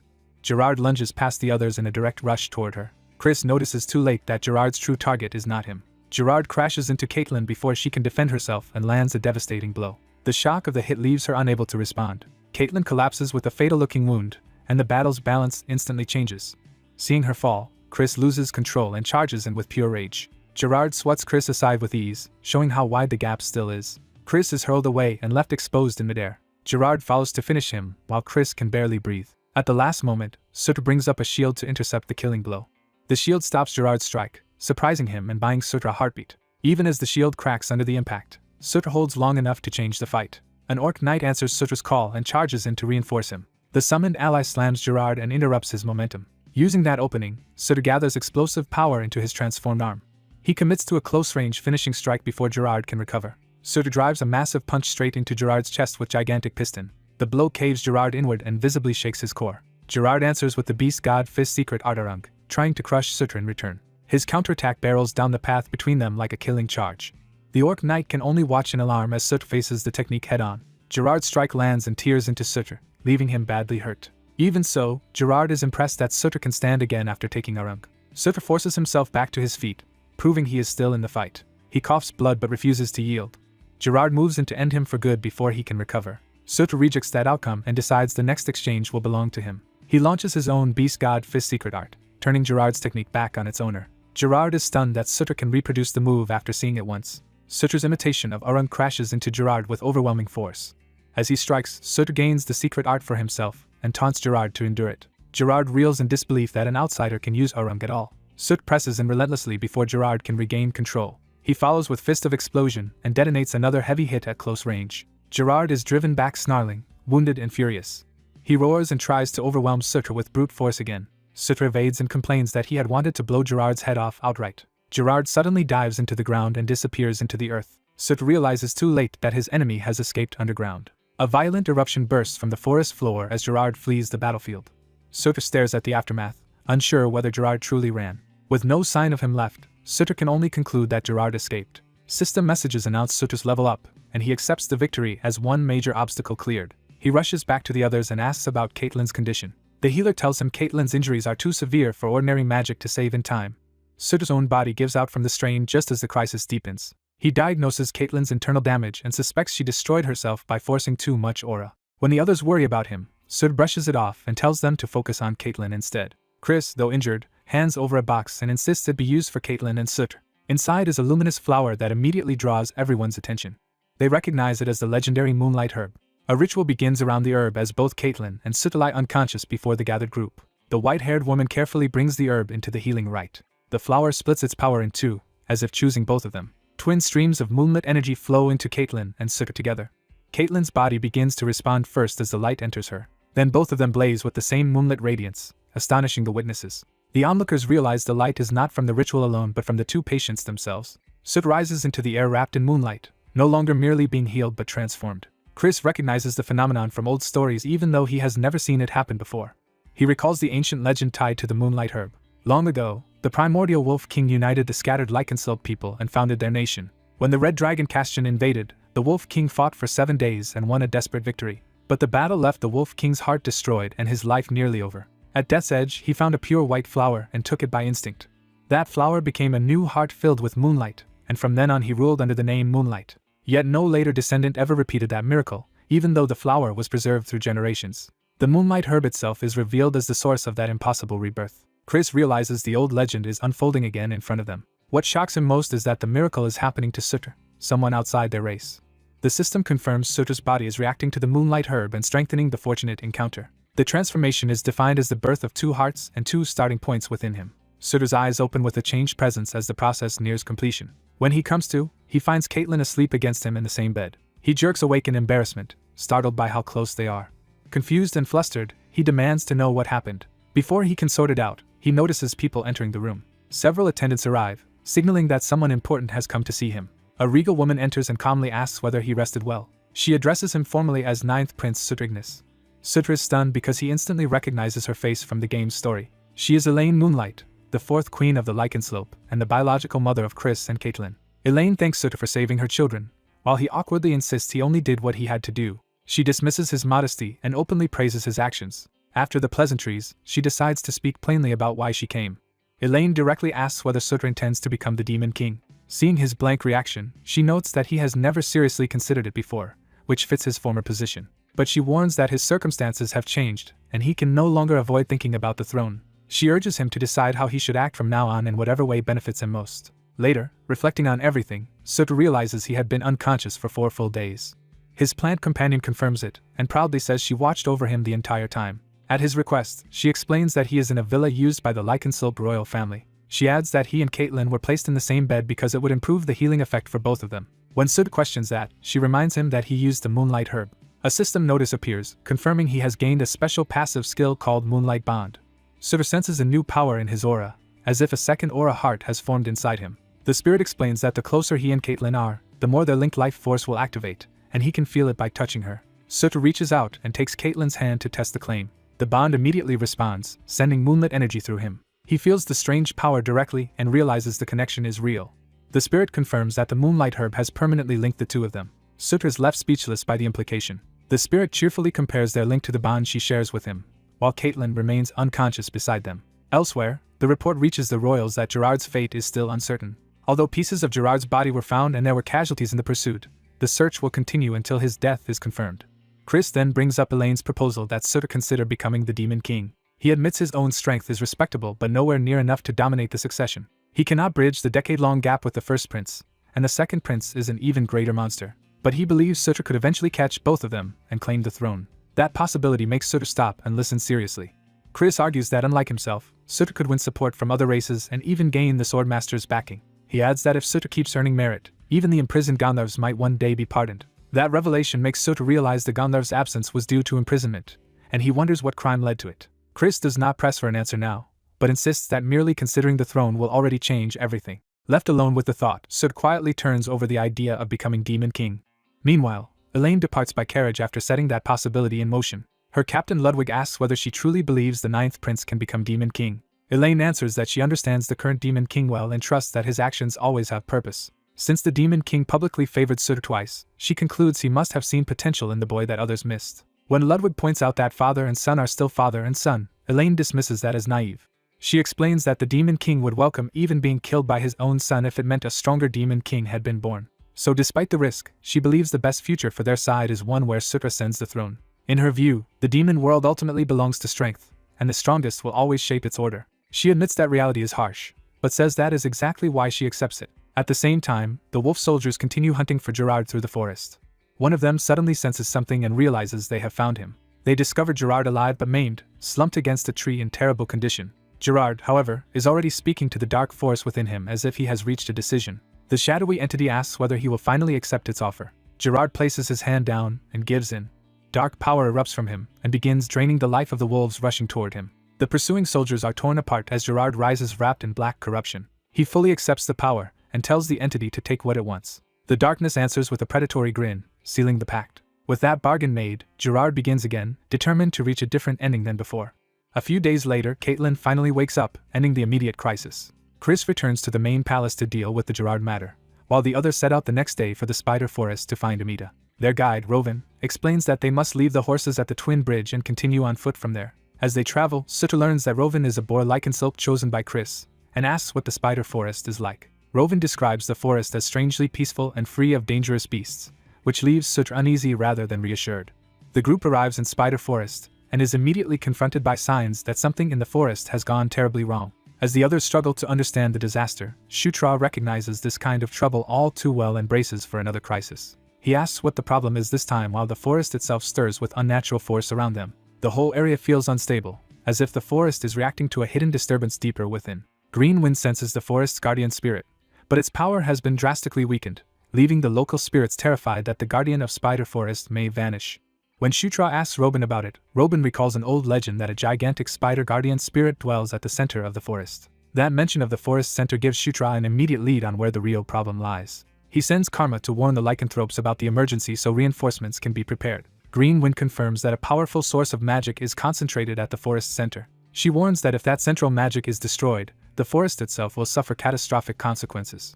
That night, the group regathers to discuss the threat more carefully. Shutra explains that Greenwind believes the guardian spirit's energy is fading, and asks what it means for a guardian spirit to disappear. Felicia explains that a guardian spirit can vanish either by being destroyed directly or by losing the source it was born to protect. She adds that high-ranking spirits like Greenwind might survive the loss of their source in weakened form, but most guardian spirits disappear with it. From that, Shutra concludes that Spider Forest's guardian spirit is likely weakening because its source has already been damaged.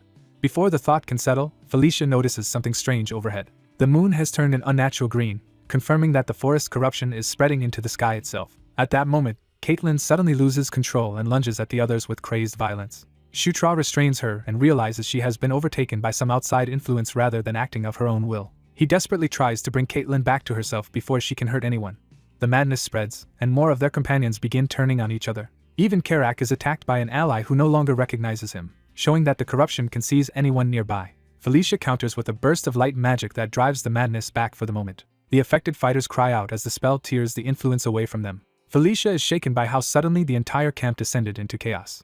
A local woman identifies the cause as the spirit of madness, a force that drives spirits and living beings insane. She immediately begins casting to suppress the outbreak. The maddened energy is forced out of the victims in dark streams as the spell takes hold. The corrupted fighters collapse as the madness is expelled and the immediate danger passes. Shutra confirms that the victims have returned to normal once the influence is removed. The woman explains that they only drove the madness away temporarily, and that they must find its source before it returns. Even as she speaks, the green moon and the forest's ominous vibrations make it clear the larger threat is still active. A new disturbance follows, and they realize another defensive line somewhere in the forest has just fallen. Green Wind explains that illusion and reality are now blending together under overwhelming spiritual power, making the forest itself unreliable. Shutra realizes the situation is escalating faster than they can understand it. Then the enemy reveals a far greater weapon as a colossal white giant begins to manifest beyond the trees. With no time left to retreat, Shutra orders everyone to stand and fight where they are. He opens the battle by smashing into the first wave with his explosive gauntlet. His allies follow his lead, cutting down the beasts and spirits rushing them. Felicia supports the line with wide area magic while the others hold back the monsters. Shutra keeps the pressure on, striking down attackers before they can overwhelm Karak. But the sheer number of enemies quickly becomes a problem even for their strongest fighters. Shutra asks Green Wind to scout from above and tell them what is happening beyond the immediate battlefield. Green Wind rises into the air while the others continue holding the line below. From above, she sees the white giant more clearly, standing near a pillar of blue power connected to the forest's core. The sight leaves even her momentarily stunned. She identifies the looming figure as a giant, confirming that the old legends were not exaggerations. Below, the group regroups amid the bodies of the monsters they have just beaten back. Before they can recover, more corrupted beasts begin gathering again around Shutra and Karak. Then, without warning, the monsters abruptly stop advancing. As the beasts retreat, the group is relieved but confused by the sudden change. Shutra senses another presence nearby and realizes someone has been watching them. He calls out, demanding that the hidden observer reveal himself. Instead of an answer, something small strikes Karak from the shadows and knocks the wind out of him. A tiny creature lands lightly after the hit, proving the ambush came from something far smaller than expected. When Shutra turns, he finds not a monster but a small animal standing calmly beside the mysterious woman. To his disbelief, the intruder is a raccoon. The raccoon takes offense at being dismissed and demands to be recognized properly. It introduces itself as Amida, the artisan who protects the last flame. The group is stunned that the figure they had been seeking turns out to be a raccoon, and Amida bristles at their reaction. Shutra tries to recover, remembering that Amida's form was said to change unpredictably in old stories. Even so, he cannot hide how hard it is to accept that the legendary artisan currently looks like this. Shutra and Felicia formally introduce themselves and explain that the Sword Lord sent them to find Amida. Felicia apologizes for failing to recognize Amida and asks for an explanation of the crisis engulfing the forest. Amida decides to overlook the insult for now. Given the danger, Amida agrees to explain everything. Amida reveals that they had been living at the center of Spider Forest for months to gather materials for their craft. Then armed intruders wrapped in purple death energy forced their way into the forest and changed everything. Shutra recognizes the description at once, having fought the same kind of enemies while protecting another guardian spirit before. When he asks whether Amida was defending Spider Forest's guardian spirit as well, Amida admits a personal debt to it. Amida explains that the lycanthropes usually patrol this territory, so they tried to survive behind a barrier until help arrived. When Shutra asks what kind of barrier it was, Green Wind offers to show him directly through what she saw. Her vision reveals the blue beam and the giant station near the forest's core. The giant is shown standing over the source of the barrier's power like an executioner waiting for weakness. In the vision, the giant's body crackles with immense force, making clear that it exists to smash through defenses. The sight shocks Shutra because it confirms the enemy has a specialized siege monster. Amida explains that one barrier has already been broken, leaving only a single line of defense between the enemy and the last flame. Worse still, the factions hunting the last flame have begun cooperating, and the Green Moon and Berserk spirits are all part of their plan. When asked who these enemies are, Amida says they were once guardian spirits themselves, but have become natural spirits driven insane. They now believe that absorbing the last flame will restore the selves they lost before madness consumed them. Those mad spirits have allied with the purple energy invaders, who somehow made them even more dangerous. To stop them, Spider Forest's guardian spirit drew on the ley lines to strengthen the barrier, but that fused the last flame to the ley lines and made escape impossible. When Shutra asks what happens if the last flame goes out, Amida admits no one knows because it has never happened before. Amida can only offer the terrifying possibility that the world itself might end, just as old rumors warned. Then Amida bluntly tells the group that if they want answers and survival, they will have to help. Shutra is caught off guard by how quickly the request turns into a demand. Karak points out that Amida is not offering charity and expects payment for any help. He immediately names the price. Amida must forge one piece of equipment for each of them. Amida protests that the last flame is in danger, and this is no time for bargaining, but Karak refuses to back down. He reminds Amida that they are risking their lives too, so the deal has to be worth it. Cornered, Amida grudgingly agrees to make the equipment later, and the group secures the promise. By the next day, Shuta has explained the situation to the companions who were unconscious during the night's chaos, leaving Caitlin and Syra horrified by what they had done while possessed. Because the crisis has worsened, he also sends Robin back to the lycanthropes to report the situation and request reinforcements. The remaining fighters gather to hear Amida's plan for surviving the coming assault. Amida says the enemy's attack pattern can be divided into two distinct phases. First, crazed monsters and beasts driven by the spirit of madness hurl themselves at the barrier in mindless waves to wear it down. Amida warns that lycanthropes are especially vulnerable to that madness because of their ferocity, so countermeasures are essential. Second, once the barrier has been weakened enough, the white giant appears to finish destroying it. That giant is the fused form of the mad guardian spirits, made even more dangerous by the purple energy faction aiding them. Amida's strategy is to deliberately open a controlled gap in the barrier and funnel the first wave into a single kill zone for the group to crush. If they prevent the barrier from being weakened overall, the white giant should be unable to break through, a conclusion Amida reached by studying its attacks over several days. If the barrier survives until morning, the enemy retreats, and the defenders can repair the damage during the day before repeating the process. That means victory only requires enduring this cycle for 2 days. The tension briefly breaks when one of the women becomes distracted by how cute Amida looks in raccoon form. Karak dryly notes that Amida seems to enjoy the attention more than they pretend.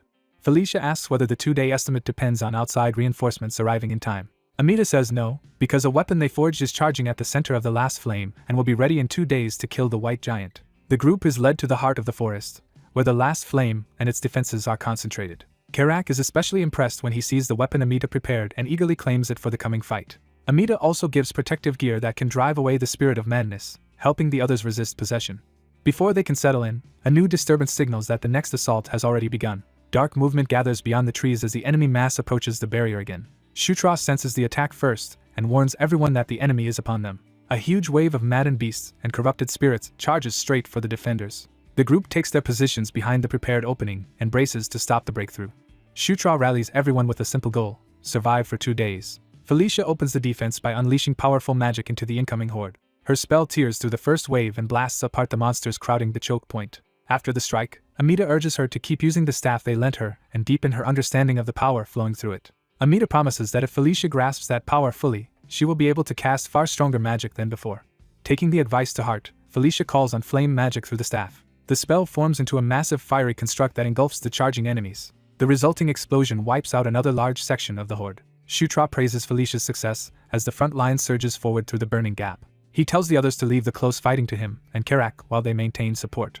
Shutra tears into the monsters with explosive strikes, smashing through multiple enemies at once. Caitlin joins the defense as well, cutting down attackers that slip past the main line. Syra follows up cleanly, and Caitlin openly approves of how well they are fighting together now that they are in control again. Karak charges next, eager to test the new weapon in earnest. He slams into the horde with overwhelming force and turns the choke point into a crater of broken bodies. The weapon proves far stronger than expected, and Karak immediately recognizes its quality. Watching the battle, Amida admits that this group is more capable than they first assumed. The local woman confirms Shutra's identity for Amida as the prince leading the defense. Even while Shutra fights effectively, Amida judges that his current equipment is still holding him back. Amida decides that if they all survive this crisis, Shutra deserves at least one properly made piece of gear. That thought turns into a quiet promise to forge something for him once the danger passes. Then Amida warns that the white giant is about to appear, forcing everyone to retreat back inside the barrier. A vast opening forms in the sky as the giant begins descending into the battlefield. The defenders gather beneath the barrier and look up as the air fills with blue light. The white giant fully manifests, towering over the forest and drawing power from the same blue source. The group can only stare as the scale of the enemy becomes real in front of them. The giant stands complete at last, dwarfing the defenders and the forest alike. Shutra finally sees the white giant in person and realizes just how enormous their true enemy is. The giant immediately tests the barrier with a devastating blow. Karak warns Shutra that a direct hit from something that large would kill him instantly, but insists the barrier will hold. Amita agrees that all they need to do is wait safely inside until the giant disappears. The giant strikes the barrier again with crushing force. The defenders watch from within as the barrier absorbs the impact and remains standing. But Shutra notices that something has changed since the previous day and senses a new danger. He points out that yesterday the white giant did not have this blue aura, implying it has grown stronger by drawing on a new source of power. A colossal blue spirit unleashes another devastating strike against the barrier surrounding the battlefield. The defenders realize with alarm that the barrier has finally begun to crack. Amita recognizes the power behind the attack and fears they are facing death itself. The white giant looms over them as the threat of annihilation becomes unmistakable. The whole group stares up in shock as the shattered barrier rains down around them. Shutra immediately orders everyone to clear out while he prepares to take the blow himself. The giant's attack slams straight into Shutra despite his attempt to shield the others. He is driven violently into the ground by the force of the impact. His companions cry out as their prince is blasted away and buried in rubble. Shutra realizes he is badly hurt and that the situation is turning disastrous. As the giant raises its power again, Shutra understands that one more direct hit will kill him. Before the next strike falls, the orc notices something unexpected above them. A sailing ship appears in the sky, cutting through the chaos overhead. Shutra instantly recognizes the impossible vessel and knows who has arrived. He identifies the newcomer as the famed captain who sails the skies and cleaves the heavens. Amita lights up with relief when she realizes her brother has come. The newcomer is revealed as the fifth prince, Sylvan Doomblade. Sylvan wastes no time and orders his crew to attack. The flying ship crashes into the white giant with overwhelming force. The giant reels as the sudden intervention disrupts its assault. Sylvan's ship drives through the giant again, tearing across its massive body. Amita watches the attack in stunned disbelief. She calls Sylvan's name, still trying to process his sudden arrival. The giant's body erupts and breaks apart under the ship's impact. The vessel settles into the battlefield as the fighters regroup around it. Shutra notices that fragments of the white giant are still falling instead of disappearing. One of those fragments liquefies and begins to reform on the ground. More fragments reshape themselves into smaller spirit-like bodies. Amita explains that these are guardian spirits corrupted into ruin, and for a moment it seems the crisis may be ending. Shutra then realizes the false moon illusion has vanished, and the sky has returned to normal. With the illusion gone, the battlefield is revealed to be full of surviving spirits. Daphne and the raccoon are horrified that the earlier attack failed to wipe everything out, while Shutra senses a new kind of energy. A mass of purple death energy begins spreading among the spirits. Shutra realizes the enemy had been holding back and that an even stronger phase is beginning. The corrupted spirits roar as that hidden power finally surfaces. Amita orders Daphne to take Amita's companion and retreat to the forest temple at once. Shutra rallies everyone else and declares that the real battle is starting now. The group launches together against the newly empowered spirits. One blue spirit withstands the assault and remains standing in the middle of the chaos. Caitlin warns Shutra that this one seems to be the leader and must be treated carefully. She offers to scout it first, but Shutra stops her. Instead, he proposes that they finish the enemy together in a single coordinated attack. Caitlin is surprised by his sudden willingness to rely on her. When he takes her hand, she realizes he is seriously asking for a joint effort and praises his growth. The two stand side by side, linked by shared aura and mutual resolve. The blue spirit hesitates as if sensing the change in them. They confirm their plan and commit to fighting as one. Together they charge the leader spirit head-on. The spirit braces itself for their combined strike. Their attack lands with enough force to drive the spirit backward. In response, the surrounding purple spirits surge forward to protect their leader. Caitlin tells Shutra she will handle the purple spirits, while he focuses on the leader. She rushes off confidently, leaving Shutra to press through the swarm. As their auras continue circulating, Caitlin realizes she can now use one of Shutra's techniques. Shutra urges her to unleash Asura Divine Fist Strike immediately. The leader spirit counters before she can finish the move. Caitlin insists she can still manage on her own even as the pressure mounts. The spirit suddenly binds her arm and interrupts her attack. It follows with a brutal blow that sends her reeling. Shutra sees her blasted away and shouts her name in alarm. At the same time, the purple spirits close in on him from every side. He fights them off furiously, cursing the swarm that keeps dragging him down. Using his shield and green energy, he carves a path through the mob and forces them back. In the middle of the battle, a system message announces that Shutra has reached level 25. He realizes this milestone unlocks hidden skills and gains a special ultimate move control ability. More awakenings follow at once, granting him Enkita's Earthquaker skill and Ankel's White Suri Awakening skill, Absolute Domain. With those new powers in hand, Shutra decides the spirits are finished. He immediately activates White Suri's special ultimate move. A vast green domain spreads out from him and engulfs the battlefield. The blue leader spirit is caught inside the new territory and visibly restrained by its force. All the corrupted spirits are dragged into the same green field and lose control of the fight. Shutra recognizes that he is witnessing White Suri's awakening skill, Absolute Domain. Even on his first use, he quickly grasps that the domain makes the entire area his territory. Within that territory, the spirits are completely subject to his control. The trapped leader spirit struggles helplessly against the domain's pressure. Shutra channels the domain through his arm and prepares to execute them all. The green force compresses around the leader spirit like a crushing cage. He expands the attack into a sweeping storm that tears through the entire field. Standing at the center, Shutra controls the domain with calm precision. But the enormous aura cost hits him immediately and forces him to stagger. He realizes too late that the technique drains far more aura than he can sustain. Even after that, the leader spirit survives and rises again from the wreckage. It lunges at the exhausted Shutra before he can recover. Shutra is shaken that the spirit endured such a powerful attack. The leader spirit launches another deadly assault straight at him. His body refuses to move, leaving him unable to dodge. The attack crashes down where he stands. The spirit emerges from the impact, still intent on finishing him. Caitlin forces herself back into the fight despite her injuries and reaches him in time. She offers Shutra her aura directly and tells him to take it without hesitation. When he freezes, she snaps him out of it and insists there is no time to waste. He grabs her hand and accepts the transfer. A column of shared energy rises around them as their auras connect. Shutra feels Caitlin's aura flowing into him and his depleted reserves rapidly refill. The leader spirit responds by forming a ring of bladed attacks around them. Still linked together, Shutra and Caitlin evade the barrage as it tears up the ground. With enough aura restored, Shutra decides this will be the decisive moment. The spirit charges again, roaring as it commits to a final clash. Shutra shields Caitlin behind him and vows that this strike will end it for good. He unleashes Earthquaker's special ultimate move. Destruction Burst detonates from his fist and collides directly with the spirit's core. A crimson fracture appears at the center of the spirit as the attack pierces through it. The crack spreads violently outward, overwhelming the spirit from within. Red energy erupts through the battlefield as the finishing blow tears the enemy apart. Shutra is left breathing hard, his arm damaged by the strain of the technique. The ground splits into a massive chasm from the force of the final attack. Caitlin stares at him in awe, unable to comprehend the power of what he just used. Their allies rush toward them, calling out in alarm and relief. At the same time, a corrupted deer spirit makes one last desperate move toward Amida. Someone warns Shutra, but he is too spent to respond. Sylvan cuts in at the last second and intercepts the attack effortlessly. Amita is startled by how casually her brother takes control of the situation. Sylvan immediately orders his crew to wipe out the remaining corrupted spirits. His men surge forward from the ship and begin cleaning up the battlefield. Only after the danger passes does Shutra finally drift back to consciousness.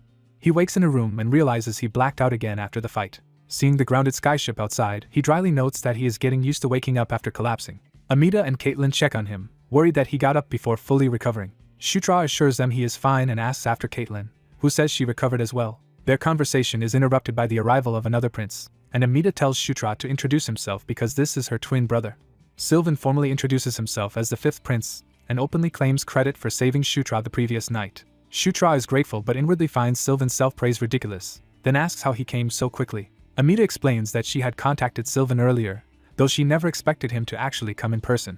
Sylvan says he could not ignore the chance that his beloved younger sister was in danger, then praises Shutra's performance. He bluntly tells Shutra that he is strong. Sylvan goes further and says Shutra should be proud because he personally acknowledges him. Amida immediately undercuts his grandstanding by pointing out that the Sword Lord had already acknowledged Shutra first. Shutra is confused, while Sylvan is stunned that the Sword Lord recognized him before he did. Shutra is relieved to see Amita and the others safe after the battle. Daphne thanks him for protecting the last flame and the guardian spirit, and promises to craft equipment for him as agreed. Before that reward, however, she says there is something important they must do first. The raccoon elder tells Shutra to follow because the next step concerns him directly. He reveals that the last flame wishes to meet the ninth prince. As they gather before the temple, everyone is told to focus and behave properly. The raccoon warns them that they are entering a sacred audience and must show respect. He reminds them that the last flame is watching everything from within the temple. Shutra steps inside, sensing that something extraordinary is waiting for him. In the temple's inner sanctuary, a young girl greets the group and says it is her first time meeting them. She introduces herself as Kaprang, the guardian spirit of the spider forest. Shutra is shocked that the guardian spirit appears as a child, and he is told this form is only a terminal rather than the true body.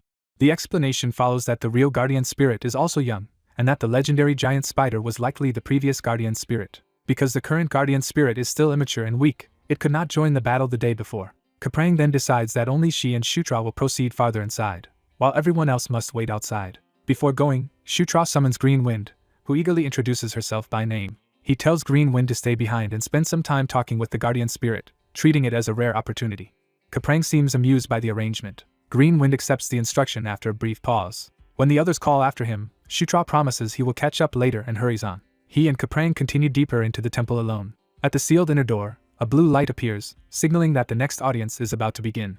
Under the raccoon guide's warning, Shutra agrees to proceed carefully despite his easygoing attitude. A hidden chamber opens before him, leading him deeper into the trial. Inside, He notices an eerie blue flame and realizes this is no ordinary fire. As he studies it, the flame swells as if responding to his presence. The raccoon orders him to place his hand into it, and assures him this flame will not harm him. Though uneasy, Shutra reaches toward the flame under the guide's instruction. He commits and touches the blue fire. The moment contact is made, the flame seizes him and drags him into itself. He is swallowed into a rushing inner world of blue fire and loses all sense of place. Disoriented, he realizes he has been transported somewhere beyond the chamber. A being within the flame greets him as if this meeting had long been awaited. The entity reveals herself as the last flame and addresses him as the Knight of Conquest. Shutra is stunned to learn that the legendary last flame has taken human form before him. Seeing his confusion, she realizes he does not even understand what a Knight of Conquest is. When he admits his ignorance, the last